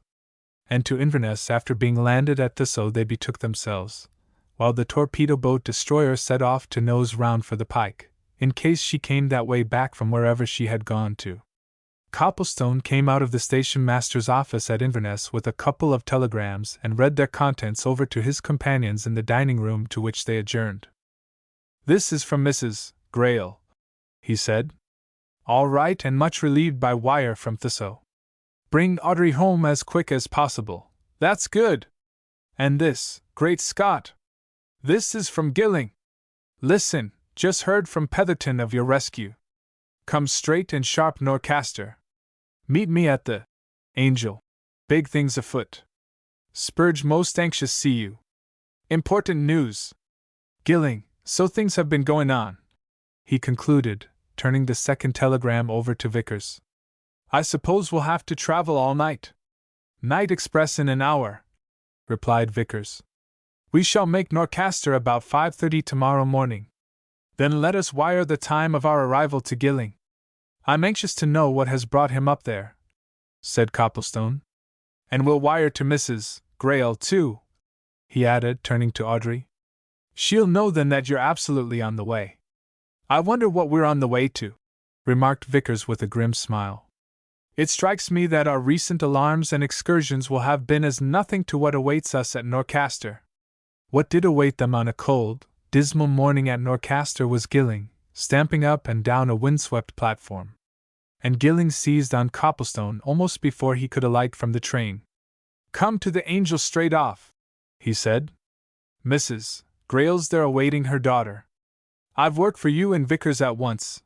That chap Spurge is somewhere about the Angel, too, been hanging round there since yesterday, heavy with news that he'll give to nobody but you." Chapter 25. The Squire. Such of the folk of the Angel Hotel, a night porter, a waiter, a chambermaid, as were up and about that grey morning, wondered why the two old gentlemen who had arrived from London the day before should rise from their beds to hold a secret and mysterious conference with the three young ones who, with a charming if tired-looking young lady, drove up before the city clocks had struck 6. But Sir Cresswell Oliver and Mr. Petherton knew that there was no time to be lost, and as soon as Audrey had been restored to and carried off by her mother to Mrs. Grayle's room, they summoned Vickers and Copplestone to a private parlour and demanded their latest news. Sir Cresswell listened eagerly, and in silence, until Copplestone described the return of the Pike. At that he broke his silence. "That's precisely what I feared," he exclaimed. "Of course, if she's been hurriedly repainted and renamed, she stands a fair chance of getting away. Our instructions to the patrol boats up there are to look for a certain vessel, the Pike. Naturally, they won't look for anything else. We must get the wireless to work at once. But there's this," said Copplestone. "They certainly fetched old Chatfield to make him hand over the gold. They won't go away without that. And he said that he'd hidden the gold somewhere near Scarhaven. Therefore, they'll have to come down this coast to get it." "Not necessarily," replied Sir Cresswell, with a knowing shake of the head. "You may be sure they're alive to all the exigencies of the situation. They could do several things once they'd got Chatfield on board again. Some of them could land with him at some convenient port and make him take them to where he's hidden the money. They could recapture that and go off to some other port, to which the yacht had meanwhile been brought round. If we only knew where Chatfield had planted that money." "He said near Scarhaven, unmistakably," remarked Vickers. "Near Scarhaven," repeated Sir Cresswell, laughing dismally. "That's a wide term, a very wide one. Behind Scarhaven, as you all know, are hills and moors and valleys and ravines in which one could hide a dreadnought. Well, that's all I can think of, getting into communication with patrol boats and coastguard stations all along the coast between here and Wick. And that mayn't be the least good. Somebody may have escorted Chatfield ashore after they left you yesterday, brought him hereabouts by rail or motor car, and the yacht may have made a wide detour round the Shetlands and be now well on her way to the North Atlantic. But in that case, the money? Asked Copplestone. They would get hold of the money, take it clean away, and ship it from Liverpool or Glasgow or anywhere, replied Sir Cresswell. You may be sure they've plenty of resources at command, and that they'll work secretly. Of course, we must keep a lookout round about here for any sign or reappearance of Chatfield, but, as I say, this country is so wild that he and his companions can easily elude observation, especially as they're sure to come by night. Still, we must do what we can, and at once. But first, there are one or two things I want to ask you young men. You said, Mr. Vickers, that Chatfield solemnly insisted to you that he did not know that the man who had posed as Marston Greyle was not Marston Greyle? He did, replied Vickers. And though Chatfield is an unmitigated old scoundrel, I believe him.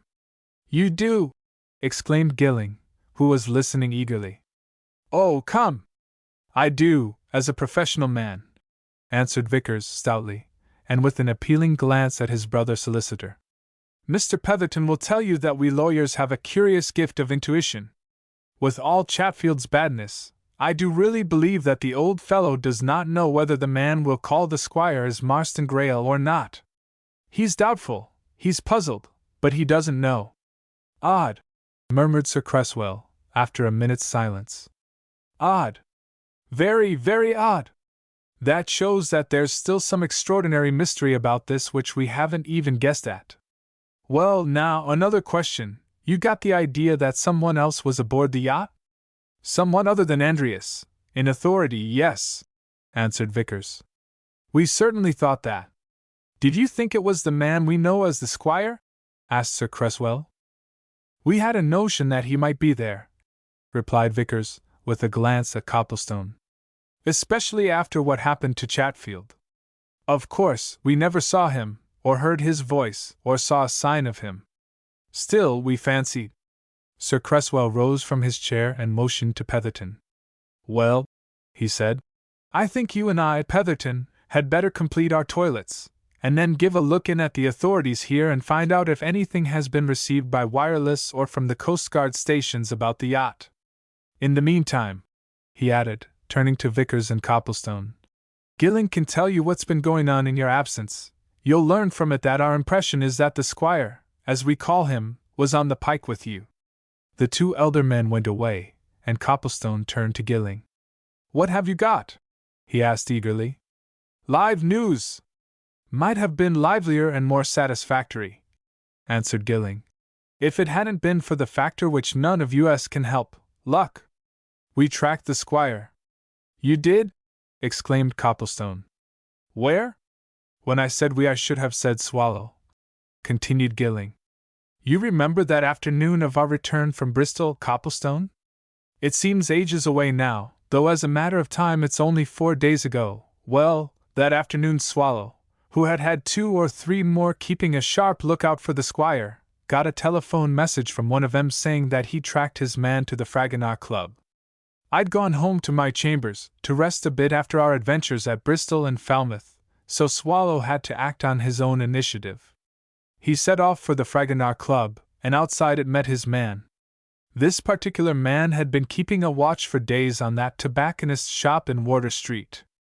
That afternoon he suddenly saw the squire leave it, by a side door. He followed him to the Fragonard Club, watched him enter, then he himself turned into a neighboring bar and telephoned to Swallow. The squire was still in the Fragonard when Swallow got there. From that time he kept a watch. The squire remained in the club for an hour. Which proves, interrupted Copplestone, that he's a member, and that I ought to have followed up my attempt to get in there. Well, anyway, continued Gilling, there he was, and thence he eventually emerged, with a kit bag. He got into a taxi, and Swallow heard him order its driver to go to King's Cross. Now Swallow was there alone, and he had just before that met his man scooting round to see if there was a rear exit from the Fragonard, and he hadn't returned. Swallow, of course, couldn't wait, every minute was precious. He followed the squire to King's Cross, and heard him book for Northborough. Northborough! Exclaimed Copplestone, in surprise. Not Norcaster? Well, Northborough's a port too, isn't it? Northborough is as near to Scarhaven as Norcaster is, you know, said Gilling. To Northborough he booked, anyhow. So did Swallow, who, now that he'd got him, was going to follow him to the North Pole, if need be. The train was just starting. Swallow had no time to communicate with me. Also, the train didn't stop until it reached Grantham. There he sent me a wire, saying he was on the track of his man. Well, they went on to Northborough, where they arrived late in the evening. There, what is it, Copplestone? He broke off, seeing signs of a desire to speak on Copplestone's part. You're talking of the very same afternoon and evening that I came down, 4 evenings ago, said Copplestone. My train was the 4 o'clock. I got to Norcaster at 10. Surely they didn't come on the same train. I feel sure they did, but anyhow, these trains to the north are usually very long ones, and you were probably in a different part, replied Gilling. Anyway, they got to Northborough soon after 9. Swallow followed his man onto the platform, out to some taxicabs, and heard him commission one of the chauffeurs to take him to Scarhaven. When they'd gone, Swallow got hold of another taxi, and told its driver to take him to Scarhaven too. Off they went, in a pitch-black night, I'm told. We know that, said Vickers with a glance at Copplestone. We motored from Norcaster, just about the same time. Well, continued Gilling, it was at any rate so dark that Swallow's driver, who appears to have been a very nervous chap, made very poor progress. Also, he took 1 or 2 wrong turnings. Finally, he ran his car into a guide-post which stood where 2 roads forked, and there Swallow was landed, scarcely halfway to Scarhaven. They couldn't get the car to move, and it was some time before Swallow could persuade the landlord at the nearest inn to hire out a horse and trap to him. Altogether, it was near or just past midnight when he reached Scarhaven, and when he did get there, it was to see the lights of a steamer going out of the bay. The Pike, of course, muttered Copplestone. Of course, and some men on the quay told him, continued Gilling. Well, that put Swallow in a fix. He was dead certain, of course, that his man was on that yacht. However, he didn't want to rouse suspicion, so he didn't ask any of those quayside men if they'd seen the squire. Instead, remembering what I told him about Mrs. Grayle, he asked for her house and was directed to it. He found Mrs. Grayle in a state of great anxiety. Her daughter had gone with you two to the yacht and had never returned. Mrs. Grayle, watching from her windows, had seen the yacht go out to sea. Swallow found her, of course, seriously alarmed as to what had happened. Of course, he told her what he had come down for, and they consulted. Next morning. Stop a bit, interrupted Vickers. Didn't Mrs. Grayle get any message from the yacht about her daughter? Andreas said he'd sent one, anyway. A lie, replied Gilling. She got no message. The only consolation she had was that you and Copplestone were with Miss Grayle. Well, first thing next morning, Swallow and Mrs. Grayle set every possible means to work. They went to the police, they wired to places up the coast and down the coast to keep a lookout, and Swallow also wired full particulars to Sir Cresswell Oliver, with the result that Sir Cresswell went to the naval authorities and got them to set their craft up north to work. Having done all this, and finding that he could be of no more service at Scarhaven, Swallow returned to town to see me and to consult. Now, of course, we were in a position by then to approach that Fragonard Club. Ah! Exclaimed Copplestone. Just so! The man, whoever he is, had been there an hour on the day Swallow and his man tracked him, continued Gilling. Therefore, something must be known of him. Swallow and I, armed with certain credentials, went there. And we could find out next to nothing. The hall porter there said he dimly remembered such a gentleman coming in and going upstairs, but he himself was new to his job, didn't know all the members. There are hundreds of them, and he took this man for a regular habitué. A waiter also had some sort of recollection of the man, and seeing him in conversation with another man whom he, the waiter, knew better, though he didn't know his name. Swallow is now moving everything to find that man, to find anybody who knows our man, and something will come of it, in the end, must do. In the meantime, I came down here with Sir Cresswell and Mr. Petherton to be on the spot. And from your information, things will happen here. That hidden gold is the thing. They'll not leave that without an effort to get it. If we could only find out where that is and watch it, then our present object would be achieved." "What is the present object?" asked Copplestone. "Why," replied Gilling, "we've got warrants out against both Chatfield and the Squire for the murder of Bassett Oliver. The police here have them in hand. Petherton's seen to that.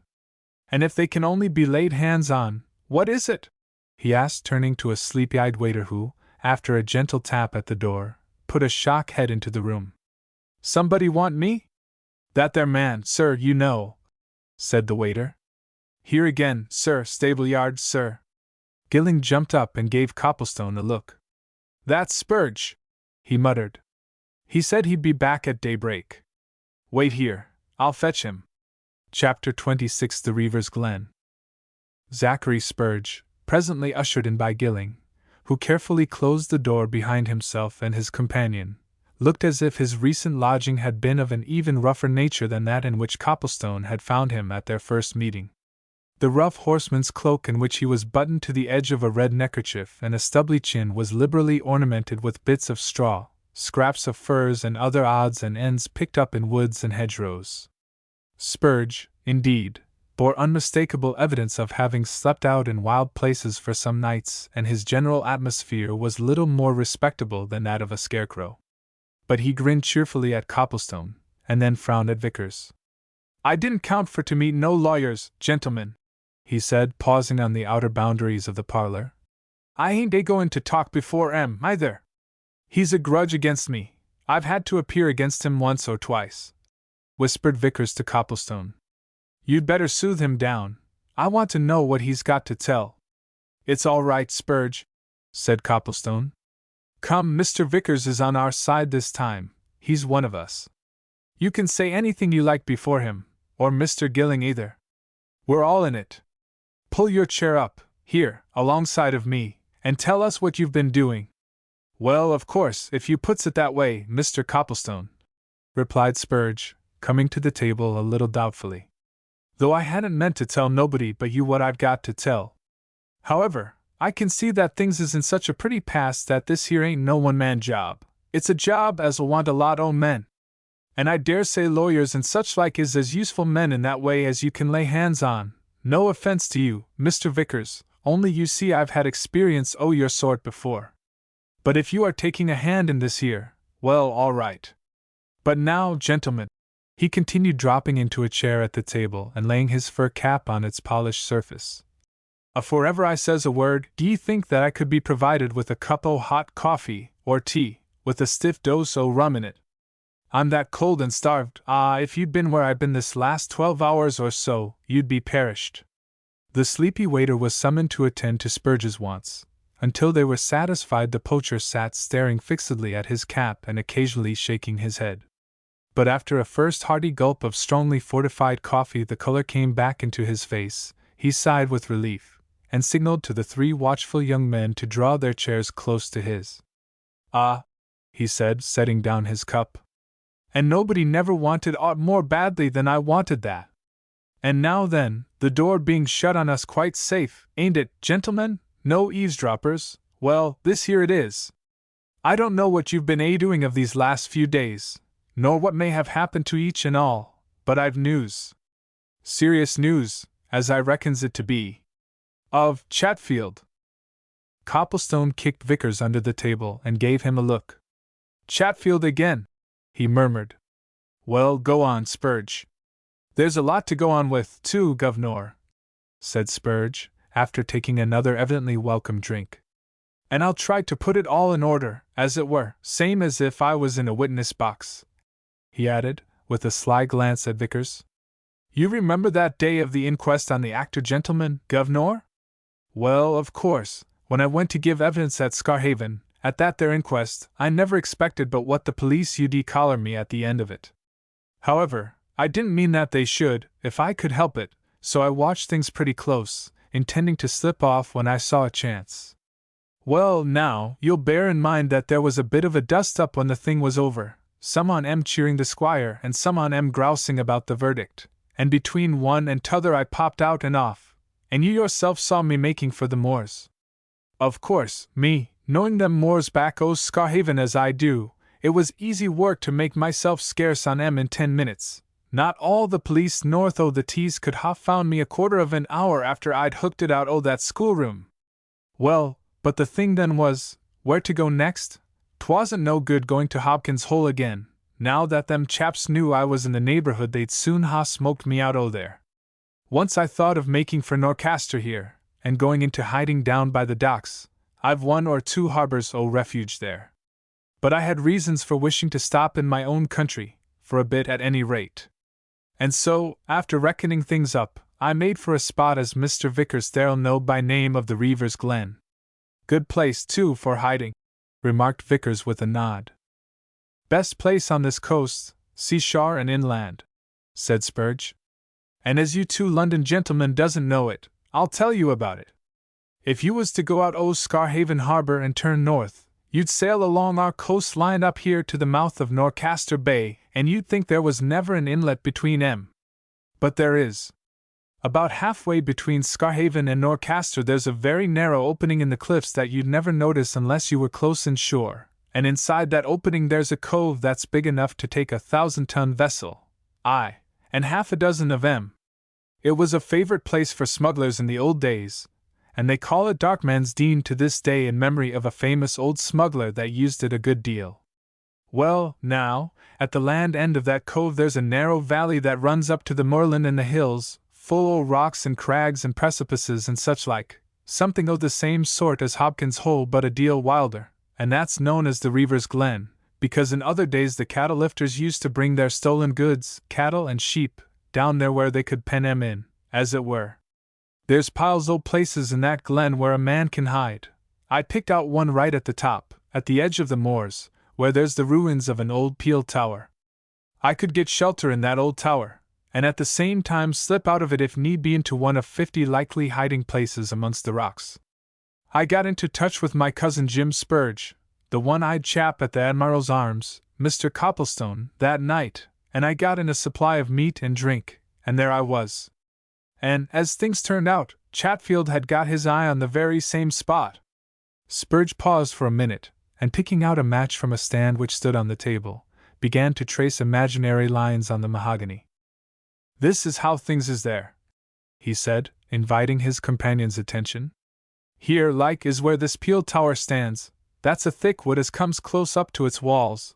That there is a road as crosses the moors and the wood about, maybe, 100 yards or so behind the tower on the land side. Now there, one afternoon as I was in that there tower, a reading of a newspaper that Jim had brought me the night before, I hears wheels on that moorland road, and I looked out through a convenient loophole, and who should I see but Peter Chatfield in that old pony trap of his. He was coming along from the direction of Scarhaven, and when he got abreast of the tower he pulled up, got out, left his pony to crop the grass and came strolling over in my direction. Of course, I wasn't afraid of him. There's so many ways in and out of that old peel as there is out of a rabbit warren. Besides, I felt certain he was there on some job of his own. Well, he comes up to the edge of the glen, and he looks into it and round it, and up and down at the tower, and he wanders about the heaps of fallen masonry that there is there, and finally he puts thumbs in his armhole and went slowly back to his trap. But you'll be coming back, my old swindler, says I to myself. You'll be back again, I doubt not at all. And back he did come, that very night. Oh, yes. Alone? asked Copplestone. Alone, replied Spurge. It had got to be dark, and I was thinking of going to sleep, having naught else to do and not expecting Cousin Jim that night, when I heard the sound of horses' feet and of wheels. So I cleared out of my hole to where I could see better. Of course, it was Chatfield, same old trap and pony, but this time he came from Norcaster way. Well, he gets out, just where he'd got out before, and he leads the pony and trap across the moor to close by the tower. I could tell by the way that trap went over the grass that there was some sort of a load in it, and it wouldn't have surprised me, gentlemen, if the old reptile had brought a dead body out of it. After a bit, I hear him taking something out, something which he bumped down on the ground with a thump. I counted 9 o' them thumps. and then after a bit I heard him begin a moving of some of the loose masonry what lies in such heaps at the foot o' the peel tower. Dark though it was, there was light enough in the sky for him to see to do that. But after he'd been at it some time, puffing and groaning and grunting, he evidently wanted to see better, and he suddenly flashed a light on things from one o' them electric torches. And then I see, me being not so many yards away from him, 9 small whitewood boxes, all clamped with metal bands, lying in a row on the grass, and I see, too, that Chatfield had been making a place for 'em amongst the stones. Yes, that was it, 9 small whitewood boxes, so small, considering, that I wondered what made 'em so heavy. Copplestone favored Vickers with another quiet kick. They were, without doubt, hearing the story of the hidden gold, and it was becoming exciting. Well, continued Spurge, into the place he'd cleared out them boxes went, and once they were all in he heaped the stones over 'em as natural as they were before, and he kicked a lot o' small loose stones round about and over the place where he'd been standing. And then the old sinner let out a great groan as if something troubled him, and he fetched a bottle out of his pocket and took a good pull at whatever was in it, after which, gentlemen, he wiped his forehead with his handkerchief and groaned again.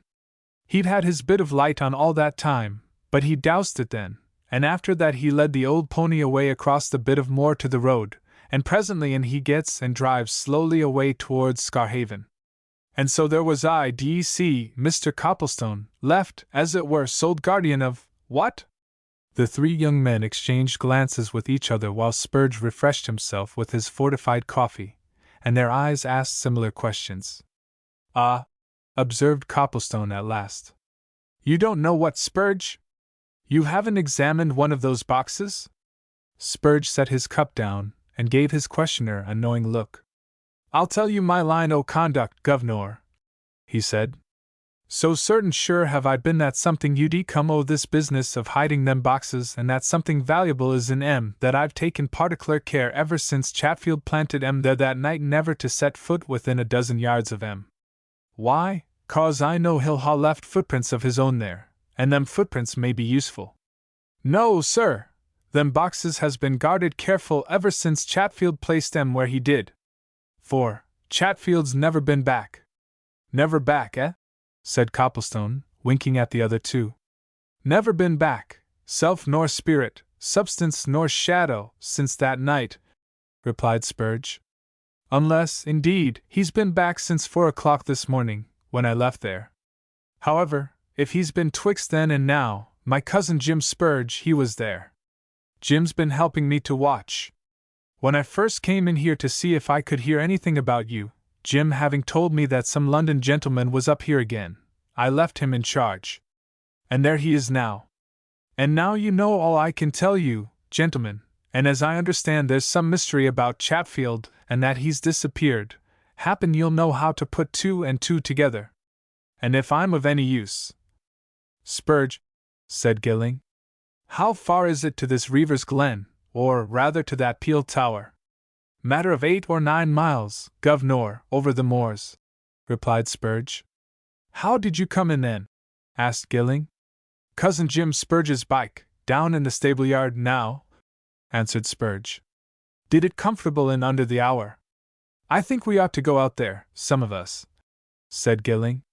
We ought. At that moment the door opened and Sir Cresswell Oliver came in, holding a bit of flimsy paper in his hand. He glanced at Spurge and then beckoned the 3 young men to join him. I've had a wireless message from the North Sea, and it puzzles me, he said. One of our ships up there has had news of what is surely the pike from a fishing vessel. She was seen late yesterday afternoon going due east, mind you. If that was she, and I'm sure of it, our quarry's escaping us. Chapter 27 The Peel Tower. Gilling took the message from Sir Cresswell and thoughtfully read it over. Then he handed it back and motioned the old seaman to look at Spurge. I think you ought to know what this man has just told us, sir, he said. We've got a story from him that exactly fits in with what Chatfield told Mr. Vickers when the pike returned to carry him off yesterday. Chatfield, you'll remember, said that the gold he'd withdrawn from the bank is hidden somewhere. Well, there's no doubt that this man Zachary Spurge knows where it is hidden. It's there now, and the presumption is, of course, that these people on the pike will certainly come into this coast, somehow, to get it. So in that case, Gad, that's valuable, said Sir Cresswell, glancing again at Spurge, and with awakened interest. Let me hear this story. Copplestone epitomized Spurge's account, while the poacher listened admiringly, checking off the main points and adding a word or two where he considered the epitome lacking. Very smart of you, my man, remarked Sir Cresswell, nodding benevolently at Spurge when the story was over. You're in a fair way to find yourself well rewarded. Now, gentlemen, he continued, sitting down at the table and engaging the attention of the others, I think we had better have a council of war. Petherton has just gone to speak to the police authorities about those warrants which have been taken out against Chatfield and the impostor, but we can go on in his absence. Now there seems to be no doubt that those chests which Spurge tells us of contain the gold which Chatfield procured from the bank, and concerning which he seems to have played his associates more tricks than one.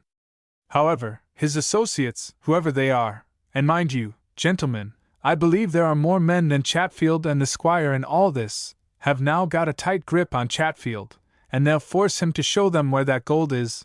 They'll certainly not give up the chances of £50,000 without a stiff try to get it. So, I'm considering all the possibilities and probabilities. We may conclude that sooner or later, sooner, most likely, somebody will visit this old peel tower that Spurge talks of. But who? For we're faced with this wireless message. I've no doubt the vessel here referred to is the Pike, no doubt at all. Now she was seen making due east, near this side of the Dogger Bank, late last night, so that it would look as if these men were making for Denmark, or Germany, rather than for this coast. But since receiving this message, I have thought that point out. The Pike is, I believe, a very fast vessel? Very, answered Vickers. She can do 27 or 8 knots an hour. Exactly, said Sir Cresswell. Then in that case they may have put in at some northern port, landed Chatfield and 2 or 3 men to keep an eye on him and to accompany him to this old tower, while the Pike herself has gone off till a more fitting opportunity arises of dodging in somewhere to pick up the chests which Chatfield and his party will in the meantime have removed. From what I have seen of it, this is such a wild part of the coast that Chatfield and such a small gang as I am imagining could easily come back here, keep themselves hidden and recover the chests without observation. So our plain duty is to now devise some plan for going to the Reaver's Glen and keeping a watch there until somebody comes. There's another thing that's possible, sir, said Vickers, who had listened carefully to all that Sir Cresswell had said. The Pike is fitted for wireless telegraphy. Yes? Said Sir Cresswell expectantly. And you think? You suggested that there may be more people than Chatfield and the squire in at this business, continued Vickers. Just so. We, Copplestone and myself, know very well that the skipper of the Pike, Andreas, is in it, that's undeniable. But there may be others, or one other or 2, on shore here. And as the Pike can communicate by wireless, those on board her may have sent a message to their shore confederates to remove those chests. So, capital suggestion, said Sir Cresswell, who saw this point at once. So we'd better lose no time in arranging our expedition out there. Spurge, you're the man who knows the spot best. What ought we to do about getting there, in force? Spurge, obviously flattered at being called upon to advise a great man, entered into the discussion with enthusiasm. Your honor mustn't go in force at all, he said. What's wanted, gentlemen, is strategy. Now if you'll let me put it to you, me knowing the lie of the land, this is what had ought to be done. A small party ought to go, with me to lead. We'll follow the road that cuts across the moorland to a certain point, then we'll take a by-track that gets you to High Nick. There we'll take to a thick bit o' wood and coppice that runs right up to the Peel Tower. Nobody'll track us, nor see us from any point, going that way. 3 or 4 of us, these here young gentlemen now, and me, I'll be enough for the job, if armed. A revolver apiece, your honor, that'll be plenty. And as for the rest, what you might call a reserve force, your honor said something just now about some warrants. Is the police to be in at it, then? The police hold warrants for the 2 men we've been chiefly talking about, replied Sir Cresswell. Well, let your honor come on a bit later with not more than 3 police plainclothes fellows, as far as High Nick, said Spurge. The police'll know where that is. Let 'em wait there, don't let 'em come further until I send back a message by my cousin Jim. You see, Governor, he added, turning to Copplestone, whom he seemed to regard as his own special associate. We don't know how things may be. We might have to wait hours. As I view it, me having listened careful to what His Honor the Admiral there says, best respects to your honor, them chaps'll never come anigh that place till it's night again, or at any rate, dusk, which'll be about 7 o'clock this evening. But they may watch, during the day, and it would be a foolish thing to have a lot of men about. A small force such as I can hide in that wood, and another in reserve at High Nick, which, Governor, is a deep hole in the hilltop, that's the ticket. Spurge is right, said Sir Cresswell. You youngsters go with him, get a motor car, and I'll see about following you over to High Nick with the detectives. Now, what about being armed? I've a supply of service revolvers at my office, down this very street, replied Vickers. I'll go and get them. Here. Let's apportion our duties. I'll see to that. Gilling, you see about the car. Copplestone, you order some breakfast for us, sharp. And I'll go round to the police, said Sir Cresswell. Now, be careful to take care of yourselves. You don't know what you've got to deal with, remember. The group separated, and Copplestone went off to find the hotel people and order an immediate breakfast. And passing along a corridor on his way downstairs, he encountered Mrs. Grayle, who came out of a room nearby and started at sight of him. Audrey is asleep, she whispered, pointing to the door she had just left. Thank you for taking care of her. Of course I was afraid, but that's all over now. And now the thing is, how are things? Coming to a head, in my opinion, answered Copplestone. But how or in what way, I don't know. Anyway, we know where that gold is, and they'll make an attempt on it, that's sure. So, we shall be there. But what fools Peter Chatfield and his associates must be, from their own villainous standpoint, to have encumbered themselves with all that weight of gold, exclaimed Mrs. Grayle. The folly of it seems incredible when they could have taken it in some more easily portable form. Ah, laughed Copplestone. But that just shows Chatfield's extraordinary deepness and craft. He no doubt persuaded his associates that it was better to have actual bullion where they were going, and tricked them into believing that he'd actually put it aboard the Pike. If it hadn't been that they examined the boxes which he put on the Pike and found they contained lead or bricks, the old scoundrel would have collared the real stuff for himself. Take care that he doesn't collar it yet, said Mrs. Grayle with a laugh as she went into her own room. Chatfield is resourceful enough for anything. And take care of yourselves.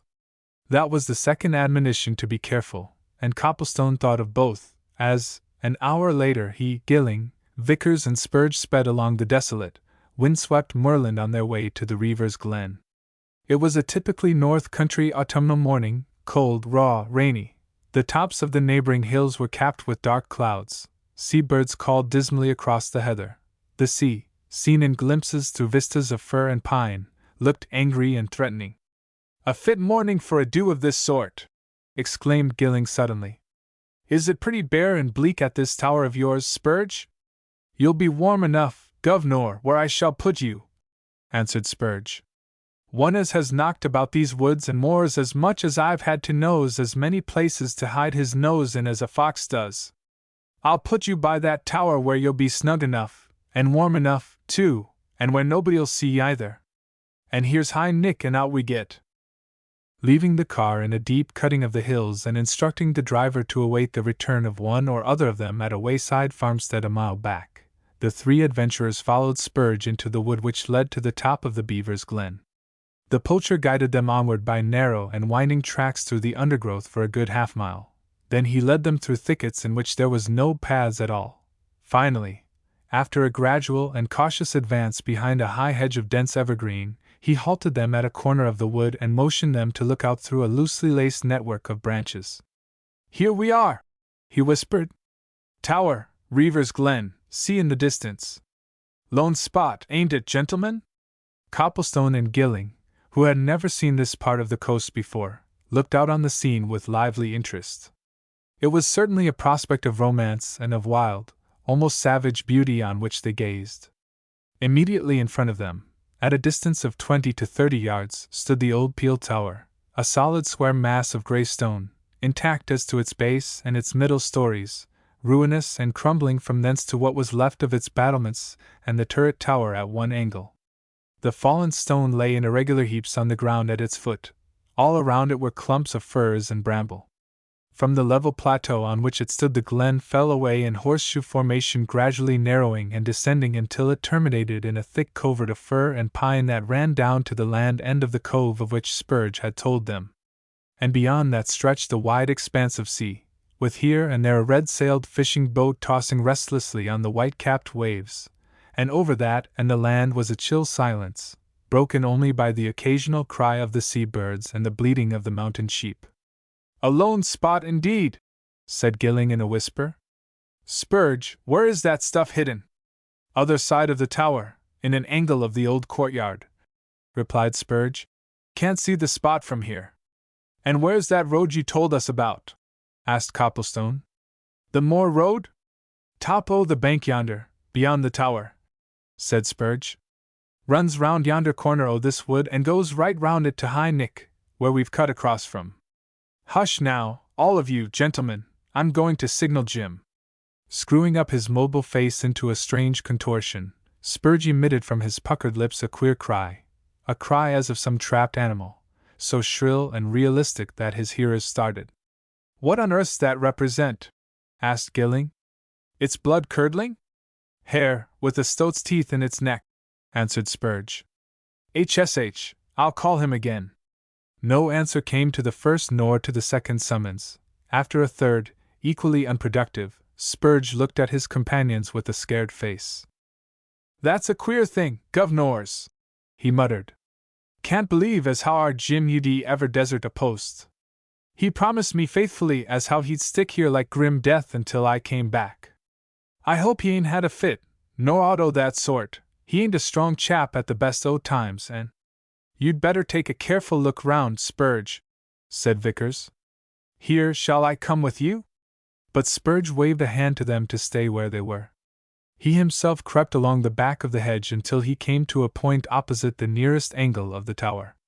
And suddenly he gave a great cry, human enough this time, and the three young men rushing forward found him standing by the body of a roughly clad man in whom Copplestone recognized the one-eyed odd-job man of the Admiral's Arms. Chapter 28. The Footprints. The man was lying face downwards in the grass and weeds which clustered thickly at the foot of the hedgerow, and on the line of rough, weather-beaten neck which showed between his fur cap and his turned-up collar there was a patch of dried blood. Very still and apparently lifeless he looked, but Vickers suddenly bent down, laid strong hands on him and turned him over. "He's not dead!" he exclaimed. "Only unconscious from a crack on his skull. Gilling, where's that brandy you brought? Hand me the flask." Zachary Spurge watched in silence as Vickers and Gilling busied themselves in reviving the stricken man. Then he quickly pulled Copplestone's sleeve and motioned him away from the group. "Gov'nor," he muttered, "there's been foul play here, and all along of them 9 boxes, that I'll warrant. Look you here, Gov'nor, Jim's been dragged to where we found him, dragged through this here gap in the hedge and flung where he's lying. See, there's the plain marks, all through the grass and stuff. Come on, Gov'nor, let's see where they lead." The marks of a heavy, inanimate body having been dragged through the wet grass were evidence enough, and Copplestone and Spurge followed them to a corner of the old tower where they ceased. Spurge glanced round that corner and uttered a sharp exclamation. "Just what I expected," he said. "Leastways, what I expected as soon as I see Jim A lying there. Gov'nor, the stuff's gone." He drew Copplestone after him and pointed to a corner of the weed-grown courtyard where a cavity had been made in the mass of fallen masonry, and the stones taken from it lay about just as they had been displaced and thrown aside. "That's where the 9 boxes were," he continued. "Well, there ain't one of 'em there now. Naught but the hole where they was. Well, this must ha' been during the early morning, after I left Jim to go into Norcaster. And of course him as put the stuff there must be him as fetched it away, Chatfield. Let's see if there's footmarks about, governor. Wait a bit, said Copplestone. We must be careful about that. Move warily. We'd be better do it systematically. There'd have to be some sort of a trap, a vehicle, to carry away those chests. Where's the nearest point of that road you spoke of?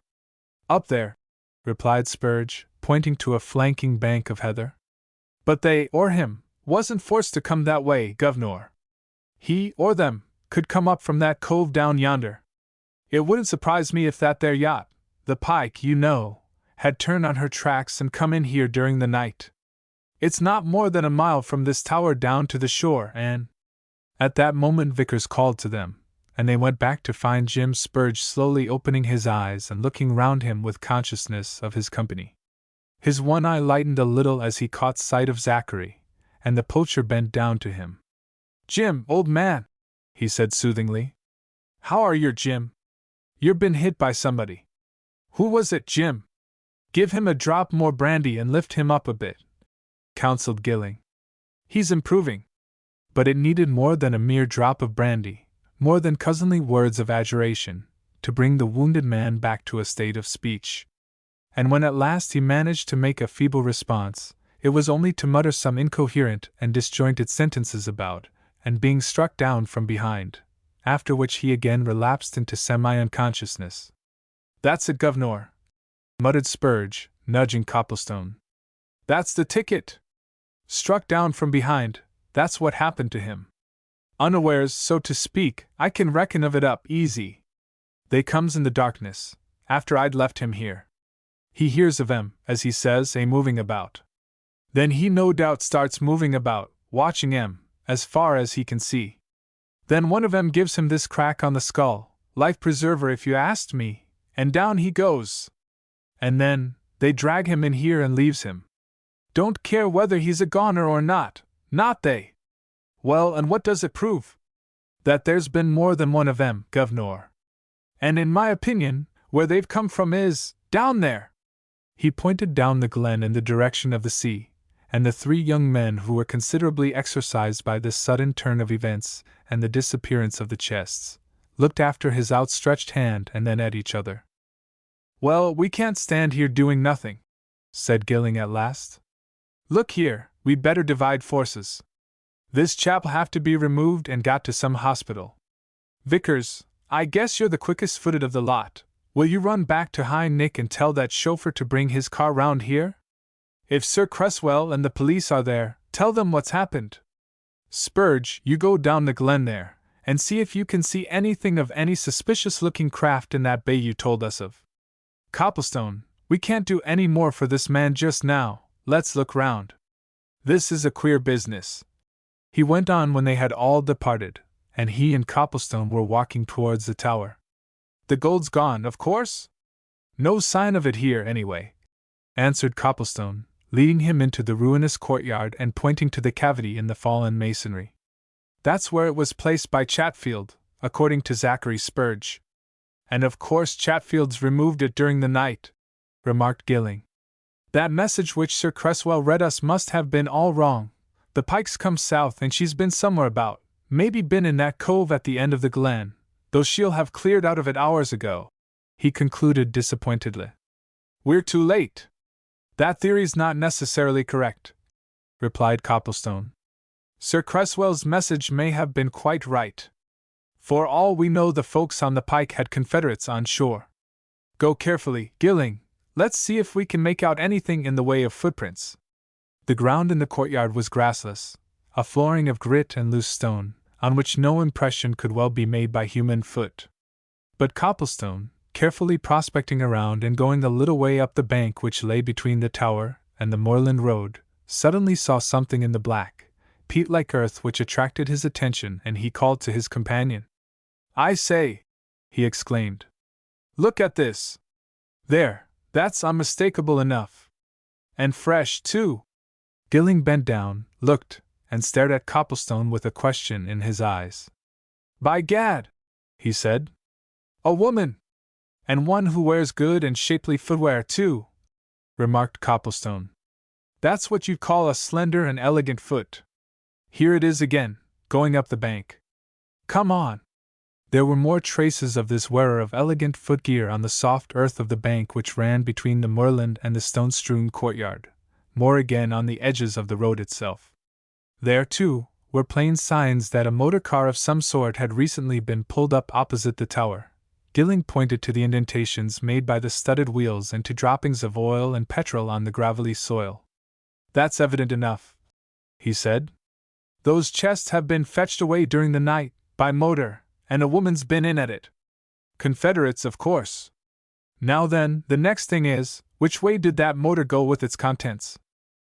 They followed the tracks for a short distance along the road, until, coming to a place where it widened at a gateway leading into the wood, they saw that the car had there been backed and turned. Gilling carefully examined the marks.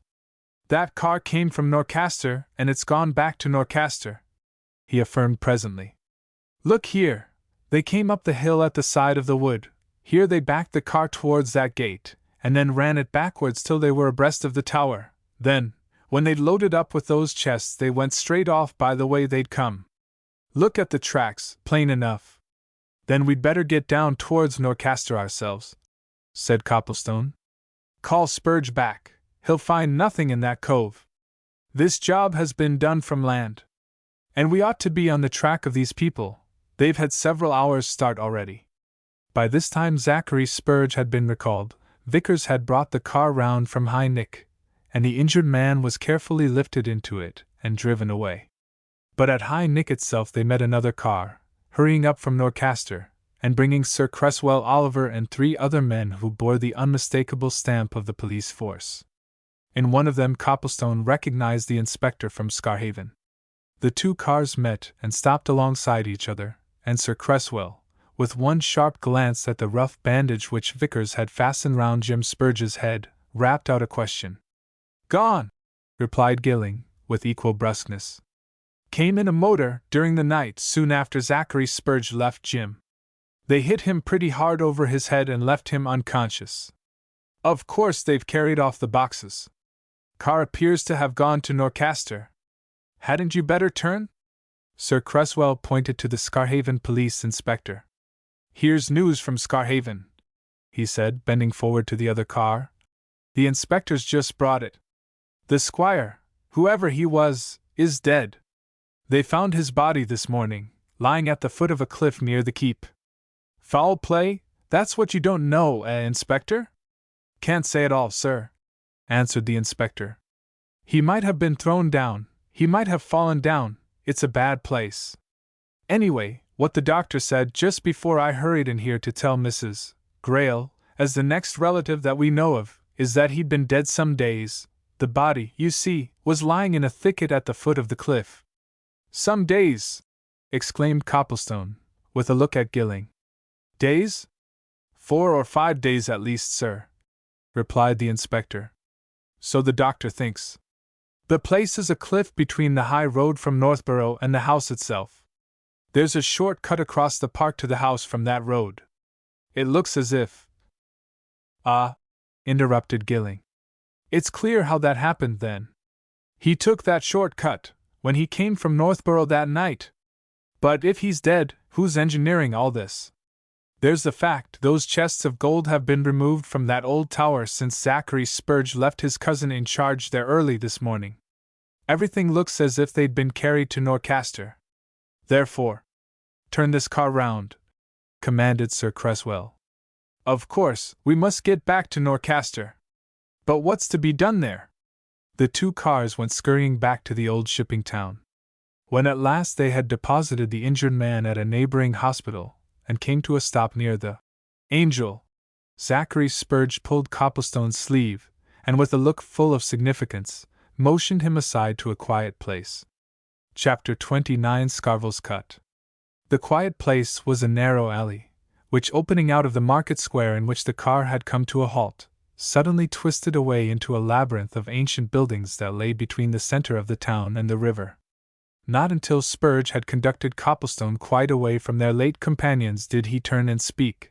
When he spoke, his words were accompanied by a glance which suggested mystery as well as confidence. "Governor!" he said. What's going to be done?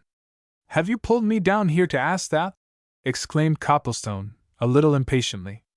Good heavens, man, with all these complications arising, the gold gone, the squire dead, why, there'll have to be a pretty deep consultation, of course. We'd better get back to it. But Spurge shook his head. Not me, governor, he said resolutely. I ain't no opinion o' consultations with lawyers and policemen, plain clothes or otherwise. They ain't no mortal good whatever, governor, when it comes to horse sense, 'cause why, 'tain't their fault, it's the system. They can't do nothing, start nothing, suggest nothing, they can only do things in the official, cut and dried, red tape way. Governor, you and me can do better. Well? Asked Copplestone. Listen, continued Spurge. There ain't no doubt that gold was carried off early this morning. Must ha' been between the time I left Jim and sun up, 'cause they'd want to do the job in darkness. Ain't no reasonable doubt, either, that the motor car what they used came here into Norcaster. Now, governor, I ask you, where is it possible they'd make for? Not a railway station, 'cause them boxes you'd be conspicuous and easy traced when inquiry was made. And yet they'd want to get 'em away, as soon as possible. Very well, what's the other way o' getting any stuff out o' Norcaster? What? Why, that. He jerked his thumb in the direction of a patch of grey water which shone dully at the end of the alley, and while his thumb jerked his eye winked. The river, he went on. The river, governor. Don't this here river, running into the free and bounding ocean 6 miles away, offer the best chance? What we want to do is to take a look round these here docks and quays and wharves, keeping our eyes open, and our ears as well. Come on with me, governor. I know places all along this riverside where you could hide the Bank of England till it was wanted, so to speak. But the others? Suggested Copplestone. Hadn't we better fetch them? No, retorted Spurge assertively. 2 on us is enough. You trust to me, governor, I'll find out something. I know these docks, and all that's alongside 'em. I'd do the job myself, now, but it'll be better to have somebody along of me, in case we want a message sending for help or anything of that nature. Come on, and if I don't find out before noon if there's any queer craft gone out o' this since morning, why then, I ain't what I believe myself to be. Copplestone, who had considerable faith in the poacher's shrewdness, allowed himself to be led into the lowest part of the town, low in more than one sense of the word. Norcaster itself, as regards its ancient and time-hallowed portions, its church, its castle, its official buildings and highly respectable houses, stood on the top of a low hill. Its docks and wharves and the mean streets which intersected them had been made on a stretch of marshland that lay between the foot of that hill and the river. And down there was the smell of tar and of merchandise, and narrow alleys full of seagoing men and raucous-voiced women, and queer nooks and corners, and ships being laden and ships being stripped of their cargoes, and such noise and confusion and inextricable mingling and elbowing that Copplestone thought it was as likely to find a needle in a haystack as to make anything out relating to the quest they were engaged in. But Zachary Spurge, leading him in and out of the throngs on the wharves, now taking a look into a dock, now inspecting a quay, now stopping to exchange a word or two with taciturn gentlemen who sucked their pipes at the corners of narrow streets, now going into shady-looking public houses by one door and coming out at another, seemed to be remarkably well satisfied with his doings and kept remarking to his companion that they would hear something yet. Nevertheless, by noon they had heard nothing, and Copplestone, who considered casual search of this sort utterly purposeless, announced that he was going to more savory neighborhoods. Give it another turn, governor, urged Spurge. Have a bit o' faith in me, now. You see, governor, I've an idea, a theory, as you might term it, of my very own, only time's too short to go into details, like.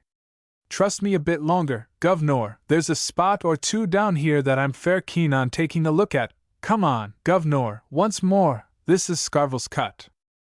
He drew his unwilling companion round a corner of the wharf which they were just then patrolling and showed him a narrow creek which, hemmed in by ancient buildings, some of them half-ruinous, sail-lofts, and sheds full of odds and ends of merchandise, cut into the land at an irregular angle and was at that moment affording harborage to a mass of small vessels, just then lying high and dry on the banks from which the tide had retreated.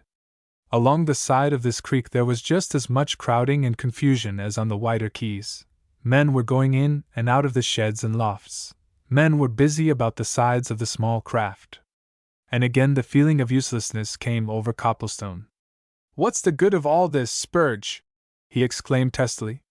"You'll never—" Spurge suddenly laid a grip on his companion's elbow and twisted him aside into a narrow entry between the sheds. "That's the good," he answered in an exulting voice. "Look there, Governor! Look at that North Sea tug, that one, lying out there. Whose face is, now peeping out o' that hatch? Come, now!" Copplestone looked in the direction which Spurge indicated. There, lying moored to the wharf, at a point exactly opposite a tumble-down sail loft, was one of those strongly built tugs which plied between the fishing fleets and the ports. It was an eminently business-looking craft, rakish for its class, and it bore marks of much recent sea usage. But Copplestone gave no more than a passing glance at it. What attracted and fascinated his eyes was the face of a man who had come up from her depths and was looking out of a hatchway on the top deck, looking expectantly at the sail loft. There was grime and oil on that face, and the neck which supported the unkempt head rose out of a rough jersey, but Copplestone recognized his man smartly enough. In spite of the attempt to look like a tug deckhand, there was no mistaking the skipper of the Pike. "Good heavens!" he muttered, as he stared across the crowded quay. "Andreas!" "Right you are, Governor," whispered Spurge. "It's that very same, and no mistake. And now you'll perhaps see how I put things together, like. No doubt those folk as sent Sir Cresswell that message did see the Pike going east last evening, just so, but there wasn't no reason, considering what that chap and his lot had at stake, why they shouldn't put him and one or two more, very likely, on one of the many tugs that's to be met with out there off the fishing grounds. What I conclude they did, Governor, was to charter one o' them tugs and run her in here.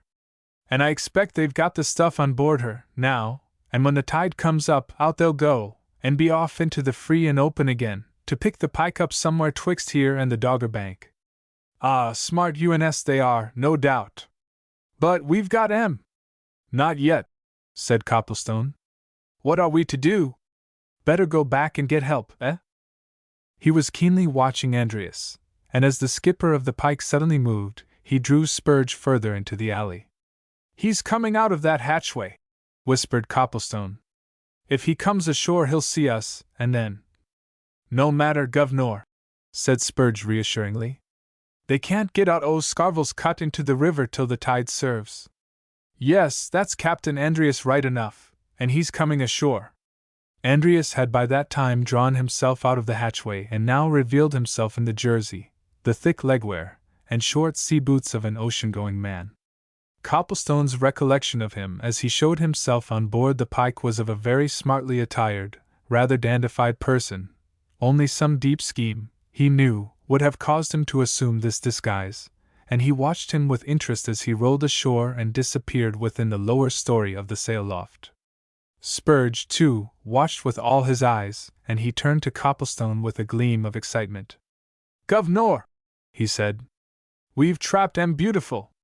I know that place, I've worked in there in my time. I know a way into it from the back, we'll get in that way and see what's being done. 'Tain't work no longer, that sail loft, it's all falling to pieces. But first, help." "How are we to get that?" asked Copplestone, eagerly. "I'll go it," replied Spurge. "I know a man just aback of here that'll run up to the town with a message, chap that can be trusted, sure and faithful. Bide here 5 minutes, sir. I'll send a message to Mr. Vickers. This chap know him and'll find him. He can come down with the rest, and the police, too, if he likes. Keep your eyes skinned, Governor." He twisted away like an eel into the crowd of workers and idlers, and left Copplestone at the entrance to the alley, watching. And he had not been so left more than a couple of minutes when a woman slipped past the mouth of the alley, swiftly, quietly, looking neither to right nor left, of whose veiled head and face he caught one glance. And in that glance he recognized her, Addie Chatfield. But in the moment of that glance Copplestone also recognized something vastly more important. Here was the explanation of the mystery of the early morning doings at the old tower. The footprints of a woman who wore fashionable and elegant boots. Addie Chatfield, of course. Was she not old Peter's daughter, a chip of the old block, even though a feminine chip? And did not he and Gilling know that she had been mixed up with Peter at the Bristol affair? Great Scott, why, of course. Addie was an accomplice in all these things. If Copplestone had the least shadow of doubt remaining in his mind as to this conclusion, it was utterly dissipated when, peering cautiously round the corner of his hiding-place, he saw Addie disappear within the old sail loft into which Andreas had betaken himself. Of course, she had gone to join her fellow conspirators. He began to fume and fret, cursing himself for allowing Spurge to bring him down there alone. If only they had had Gilling and Vickers with them, armed as they were. "All right, Governor," Spurge suddenly whispered at his shoulder. "They'll be here in a quarter of an hour. I telephoned to 'em." "Do you know what?" exclaimed Copplestone, excitedly. "Old Chatfield's daughter's gone in there, where Andreas went.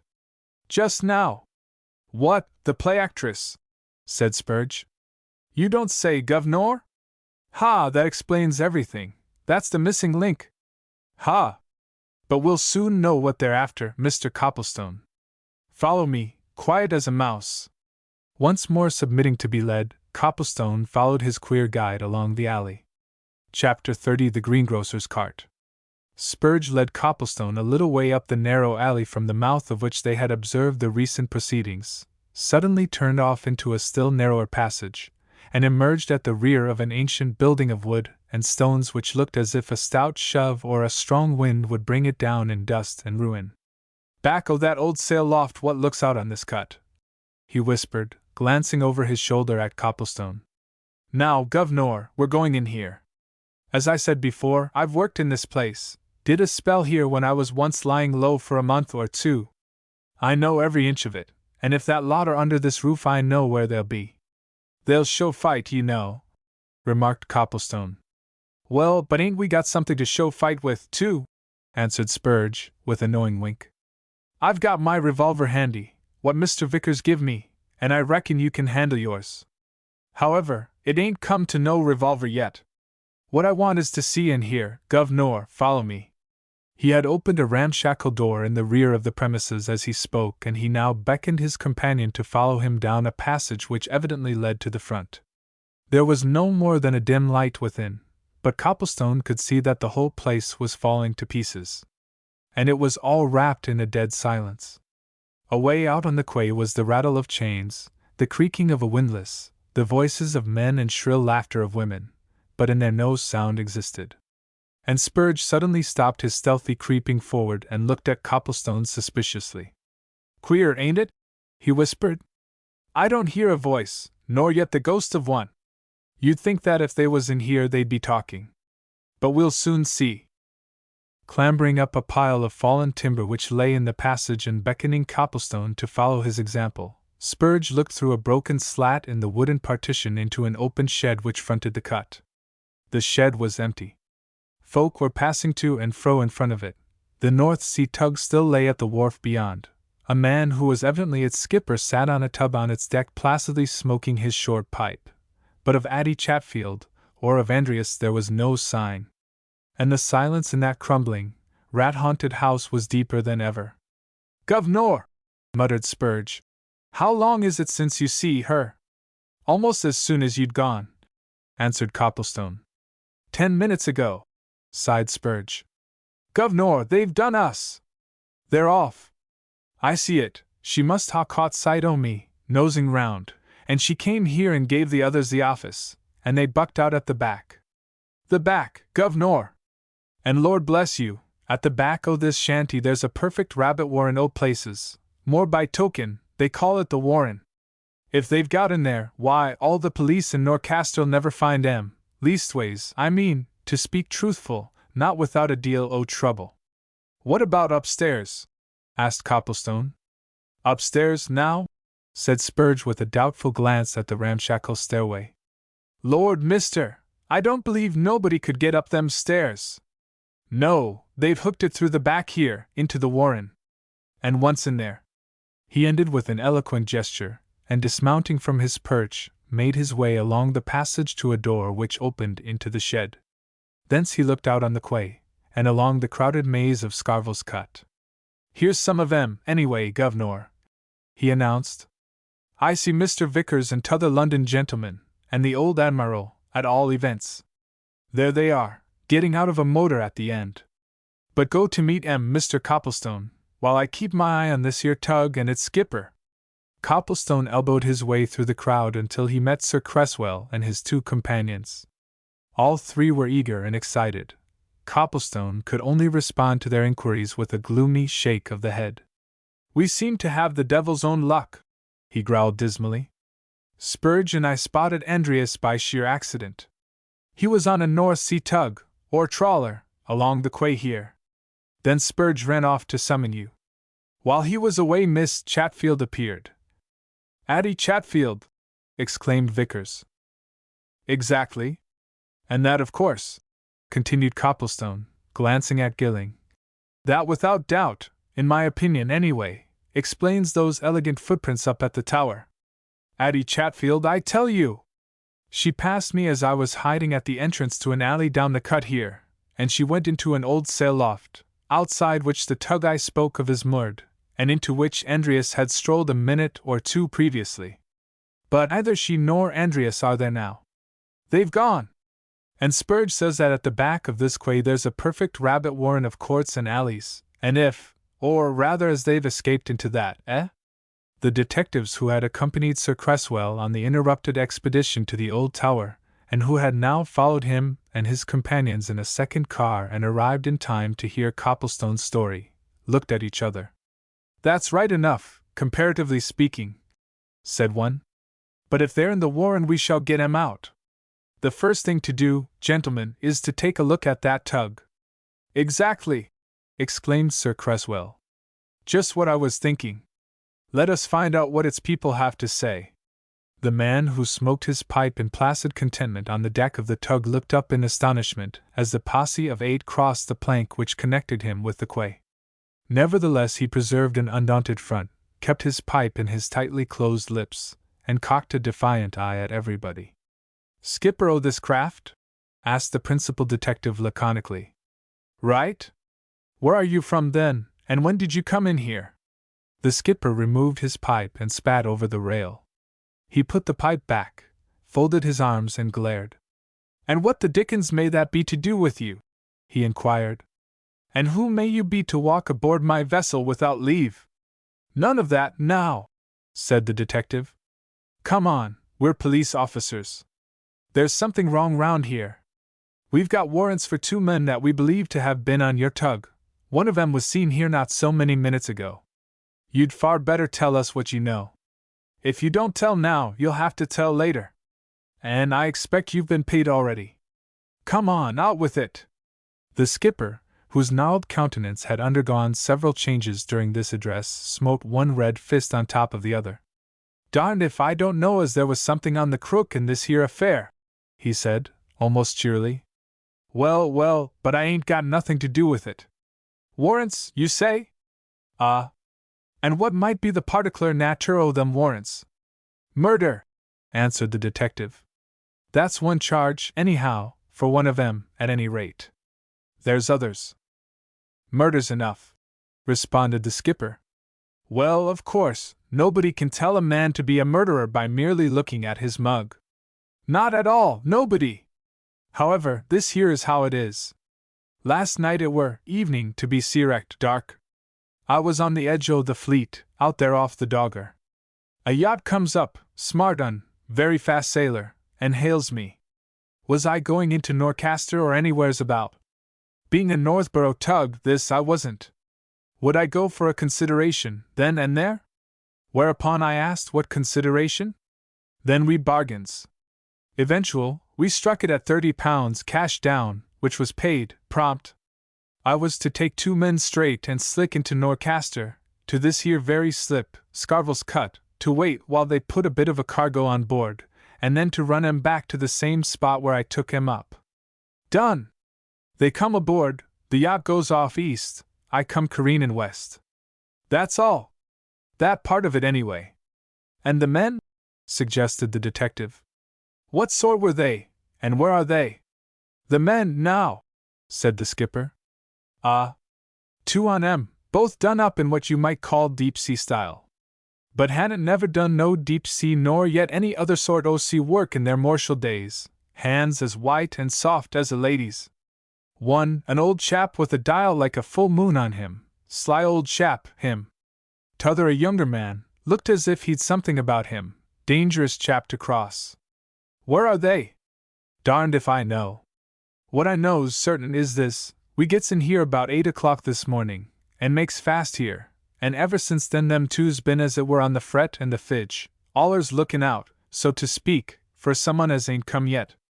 The old chap, he went across into that there sailmaker's loft an hour ago, and t'other, he followed of him, recent. I ain't seen 'em since. Try there. And I say? Well? Asked the detective. Shall I be wanted? Asked the skipper. 'Cause if not, I'm off and away as soon as the tide serves. Ain't no good me waitin' here for them chaps if you're going to take and hang 'em. Got to catch 'em first, said the detective, with a glance at his two professional companions. And while we're not doubting your word at all, we'll just take a look round your vessel. They might have slipped on board again, you see, while your back was turned. But there was no sign of Peter Chatfield, nor of his daughter, nor of the captain of the Pike on that tug, nor anywhere in the sailmaker's loft and its produce. And presently the detectives looked at one another, and their leader turned to Sir Cresswell. If these people, as seems certain, have escaped into this quarter of the town, he said, there'll have to be a regular hunt for them. I've known a man who was badly wanted stow himself away here for weeks. If Chatfield has accomplices down here in the Warren, he can hide himself and whoever's with him for a long time, successfully. We'll have to get a lot of men to work. But I say, exclaimed Gilling, you don't mean to tell me that 3 people, one a woman, could get away through these courts and alleys, packed as they are, without being seen? Come now! The detective smiled indulgently. You don't know these folks, said one of them, inclining his head towards a squalid street at the end of which they had all gathered. But they know us. It's a point of honor with them never to tell the truth to a policeman or a detective. If they saw those 3, they'd never admit it to us, until it's made worth their while. Get it made worth their while, then, exclaimed Gilling, impatiently. All in due course, sir, said the official voice. Leave it to us. The amateur searchers after the iniquitous recognized the futility of their own endeavors in that moment, and went away to discuss matters amongst themselves, while the detectives proceeded leisurely, after their fashion, into the Warren as if they were out for a quiet constitutional in its salubrious byways. And Sir Cresswell Oliver remarked on the difficulty of knowing exactly what to do once you had red tape on one side and unusual craftiness on the other. You think there's no doubt that gold was removed this morning by Chatfield's daughter? He said to Copplestone as they went back to the center of the town together, Gilling and Vickers having turned aside elsewhere and Spurge gone to the hospital to ask for news of his cousin. You think she was the woman whose footprints you saw up there at the Beaver's Glen? Seeing that she's here in Norcaster and in touch with those 2, what else can I think? Replied Copplestone. It seems to me that they got in touch with her by wireless, and that she removed the gold in readiness for her father and Andreas coming in here by that North Sea tug. If we could only find out where she's put those boxes, or where she got the car from in which she brought it down from the tower. Vickers has already started some inquiries about cars, said Sir Cresswell. She must have hired a car somewhere in the town. Certainly, if we could hear of that gold, we should be in the way of getting on their track. But they heard nothing of gold or of fugitives or of what the police and detectives were doing until the middle of the afternoon. And then Mr. Elkin, the manager of the bank from which Chatfield had withdrawn the estate and the private balance, came hurrying to the Angel, and to Mrs. Grayle, his usually rubicund face pale with emotion, his hand waving a scrap of crumpled paper. Mrs. Grayle and Audrey were at that moment in consultation with Sir Cresswell Oliver and Copplestone. The bank manager burst in on them without ceremony.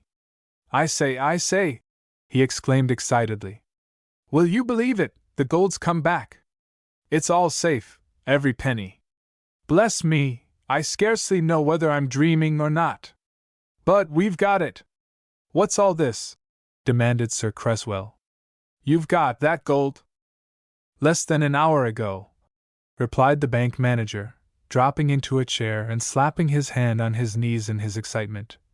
A man who turned out to be a greengrocer came with his cart to the bank and said he'd been sent with 9 boxes for delivery to us. Asked who had sent him, he replied that early this morning a lady whom he didn't know had asked him to put the boxes in his shed until she called for them. She brought them in a motor car. This afternoon she called again at 2 o'clock, paid him for the storage and for what he was to do, and instructed him to put the boxes on his cart and bring them to us.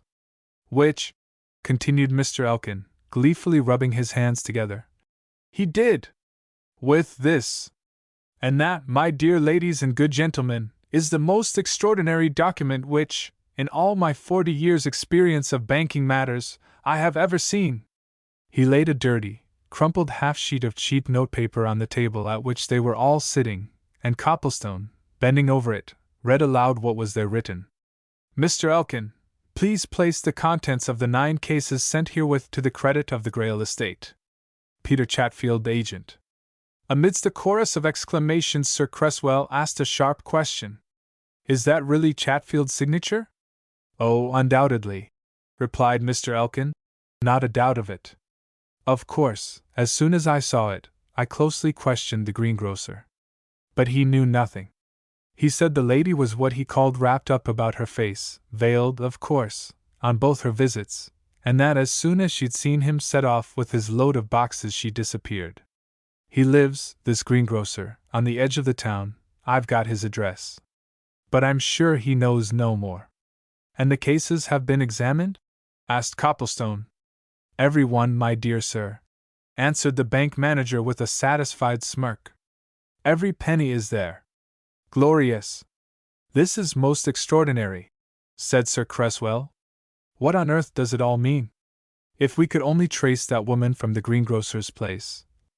But nothing came of an attempt to carry out this proposal, and no news arrived from the police, and the evening had grown far advanced, and Mrs.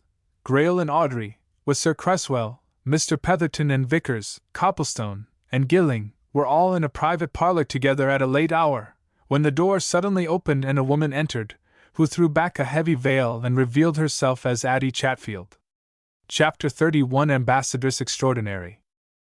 If Copplestone had never seen Addie Chatfield before, if he had not known that she was an actress of some acknowledged ability, her entrance into that suddenly silent room would have convinced him that here was a woman whom nature had undoubtedly gifted with the dramatic instinct. Addie's presentation of herself to the small and select audience was eminently dramatic, without being theatrical. She filled the stage. It was as if the lights had suddenly gone down in the auditorium and up in the proscenium, as if a hush fell, as if every ear opened wide to catch a first accent. And Addie's first accents were soft and liquid, and accompanied by a smile which was calculated to soften the 7 hearts which had begun to beat a little quicker at her coming. With the smile and the soft accent came a highly successful attempt at a shy and modest blush which mounted to her cheek as she moved towards the center table and bowed to the startled and inquisitive eyes. I have come to ask mercy. There was a faint sigh of surprise from somebody. Sir Cresswell Oliver, only realizing that a pretty woman had entered the room, made haste to place a chair for her. But before Addie could respond to his old-fashioned bow, Mr. Petherton was on his legs. I take it that this is the young W.O.M., the Miss Chatfield of whom we have had occasion to speak a good deal today, he said very stiffly. I think, Sir Cresswell, eh? Yes, said Sir Cresswell, glancing from the visitor to the old lawyer. You think, Petherton, yes? The situation is decidedly unpleasant, said Mr. Petherton, more icily than ever. Mr. Vickers will agree with me that it is most unpleasant, and very unusual. The fact is, the police are now searching for this, young lady. But I am here, exclaimed Addie. Doesn't that show that I'm not afraid of the police? I came of my own free will, to explain. And to ask you all to be merciful. To whom? Demanded Mr. Petherton. Well, to my father, if you want to know, replied Addie, with another softening glance. Come now, all of you, what's the good of being so down on an old man who, after all, hasn't got so very long to live? There are two of you here who are getting on, you know. It doesn't become old men to be so hard. Good doctrine that anyway, isn't it, Sir Cresswell? Sir Cresswell turned away, obviously disconcerted. When he looked round again, he avoided the eyes of the young men and glanced a little sheepishly at Mr. Petherton. It seems to me, Petherton, he said, that we ought to hear what Miss Chatfield has to say. Evidently she comes to tell us, of her own free will, something. I should like to know what that something is. I think Mrs. Grayle would like to know, too. Decidedly, exclaimed Mrs. Grayle, who was watching the central figure with great curiosity. I should indeed like to know, especially if Miss Chatfield proposes to tell us something about her father. Mr. Petherton, who frowned very much and appeared to be greatly disturbed by these irregularities, twisted sharply round on the visitor. Where is your father? He demanded. Where you can't find him, retorted Addie, with a flash of the eye that lit up her whole face. So's Andreas. They're off, my good sir, both of 'em. Neither you nor the police can lay hands on 'em now. And you'll do no good by laying hands on me. Come now, she went on.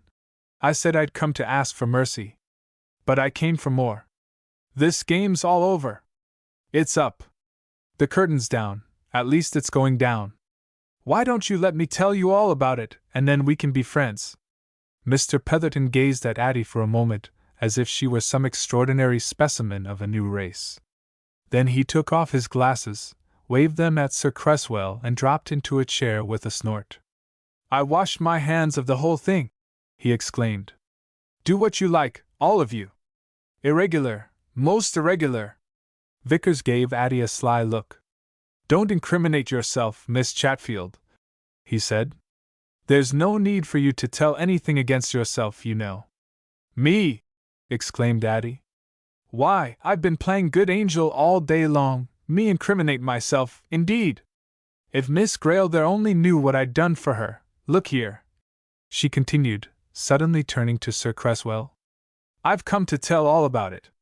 And first of all, every penny of that money that my father drew from the bank has been restored this afternoon. We know that, said Sir Cresswell.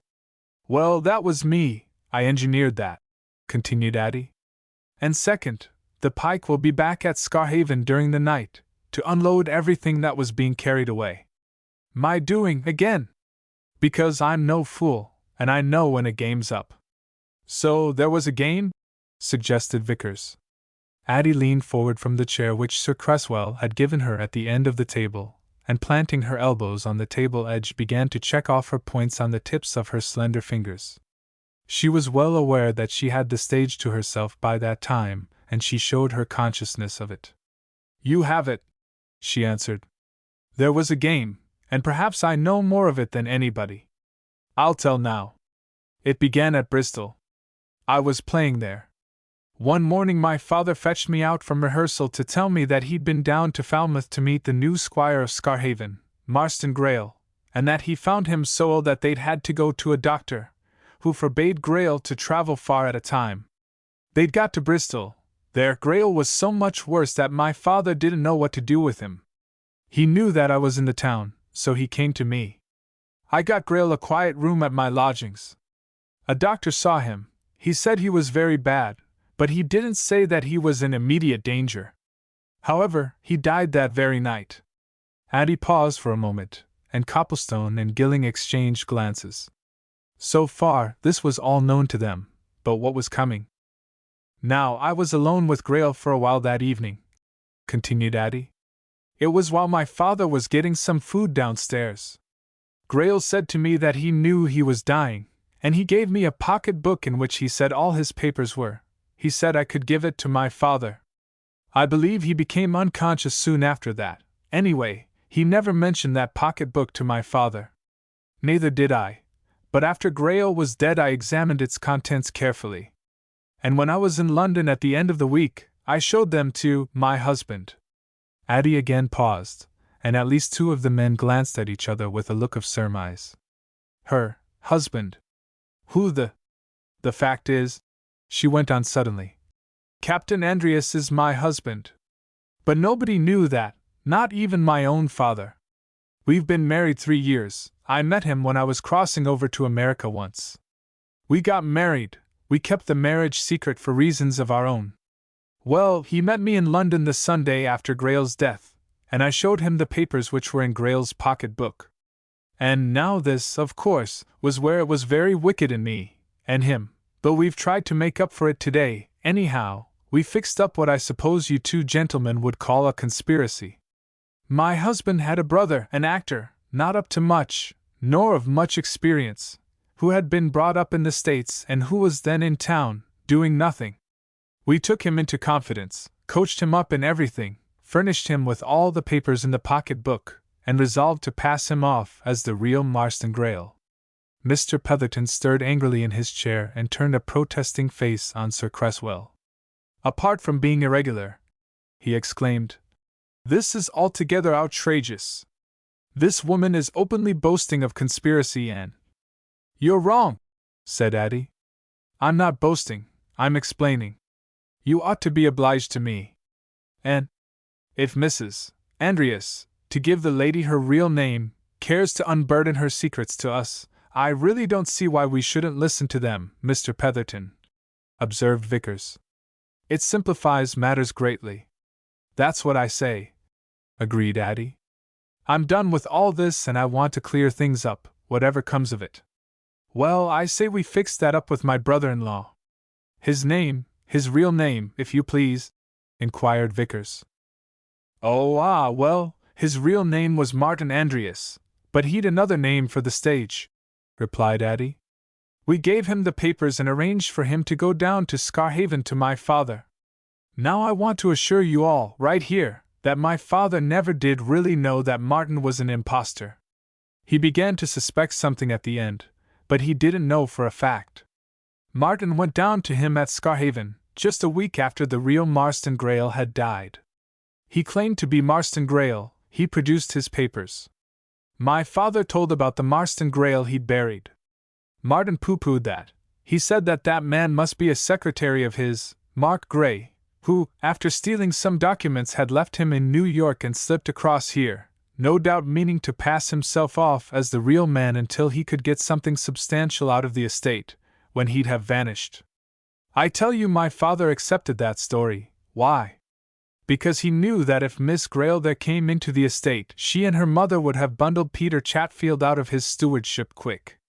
Proceed, if you please, said Sir Cresswell. There are other details about which I am anxious to hear. Meaning about your own brother, remarked Addie. I'm coming to that. Well, on his story and on his production of those papers, birth certificates, Grail papers of their life in America and so on, everybody accepted Martin as the real man, and things seemed to go on smoothly till that Sunday when Bassett Oliver had the bad luck to go to Scarhaven. And now, Sir Cresswell, I'll tell you the plain and absolute truth about your brother's death. It's the absolute truth, mind, nobody knows it better than I do.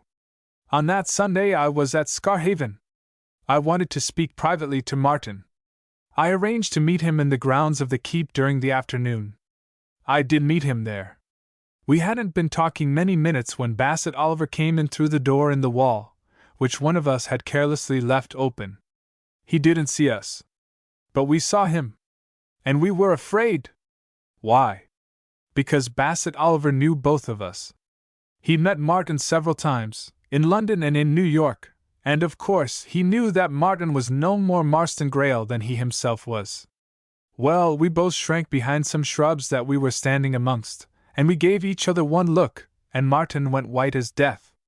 But Bassett Oliver went on across the lawn, never seeing us, and he entered the turret tower and went up. Martin just said to me, if Bassett Oliver sees me, there's an end to all this, what's to be done? But before I could speak or think, we saw Bassett at the top of the tower, making his way round the inside parapet. And suddenly, he disappeared. Addie's voice had become low and grave during the last few minutes, and she kept her eyes on the table at the end. But she looked up readily enough when Sir Cresswell seized her arm and rapped out a question almost in her ear. "Is that the truth, the real truth?" "It's the absolute truth," she answered, regarding him steadily. "I'm not altogether a good sort, nor a very bad sort, but I'm telling you the real truth in that. It was a sheer accident. He stepped off the parapet and fell. Martin went into the base of the tower, and came back saying he was dead. We were both dazed, we separated. He went off to the house, I went to my father by a roundabout way. We decided to let things take their course. You all know a great deal of what happened. But later, my husband and Martin began to take certain things into their own hands. They put me on one side. To this minute, I don't quite know how much my father got into their secrets or how little, but I do know that they determined to make what you might call a purse for themselves out of Scarhaven. Martin left certain powers in his brother's hands and went off to London. He was there, hidden, until Andreas got all ready for a flight on the Pike. Then he set off to Scarhaven to join her.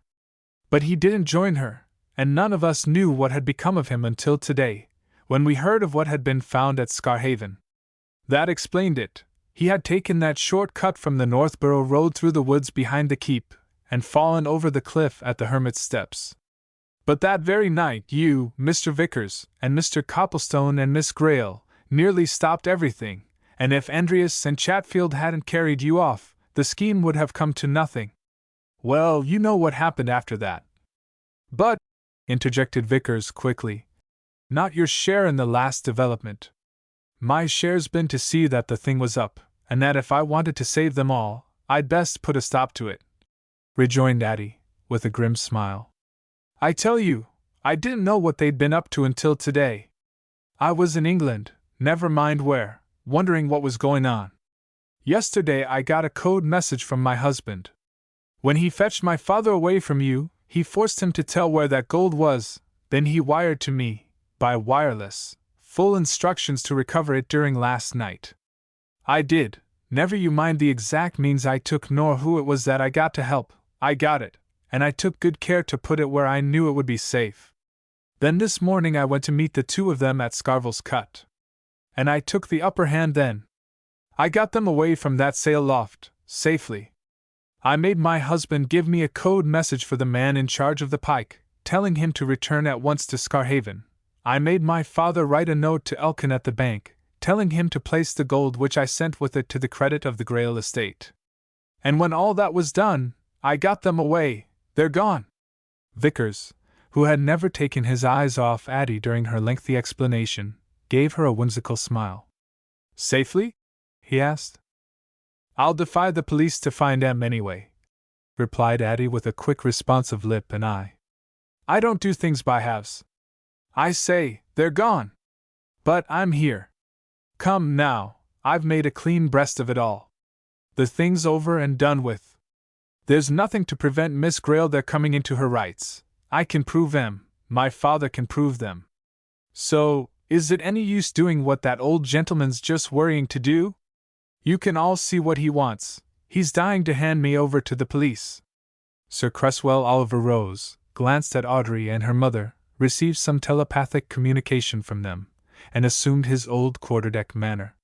Not tonight, I think, Petherton, he said authoritatively. No, certainly not tonight. Some months later, when Audrey Grayle had come into possession of Scarhaven, and had married Copplestone in the little church behind her mother's cottage, she and her husband, to satisfy a mutual and long-cherished desire, visited a certain romantic and retired part of the country. And in the course of their wanderings they came across a very pretty village, and in it a charmingly situated retreat, which looked so attractive from the road along which they were walking that they halted and peered at it through its trimly kept boundary hedge. And there, seated in the easiest of chairs on the smoothest of lawns, roses about him, a cigar in his mouth, the newspaper in his hand, a glass at his elbow, they saw Peter Chatfield. They looked at him for a long moment, then they looked at each other and smiled delightedly, as children might smile at a pleasure-giving picture, and they passed on in silence. But when that village lay behind them, Copplestone gave his wife a sly glance, and permitted himself to make an epigram. Chatfield, he said musingly. Chatfield. Sublimely ungrateful that he isn't in Dartmoor. The end.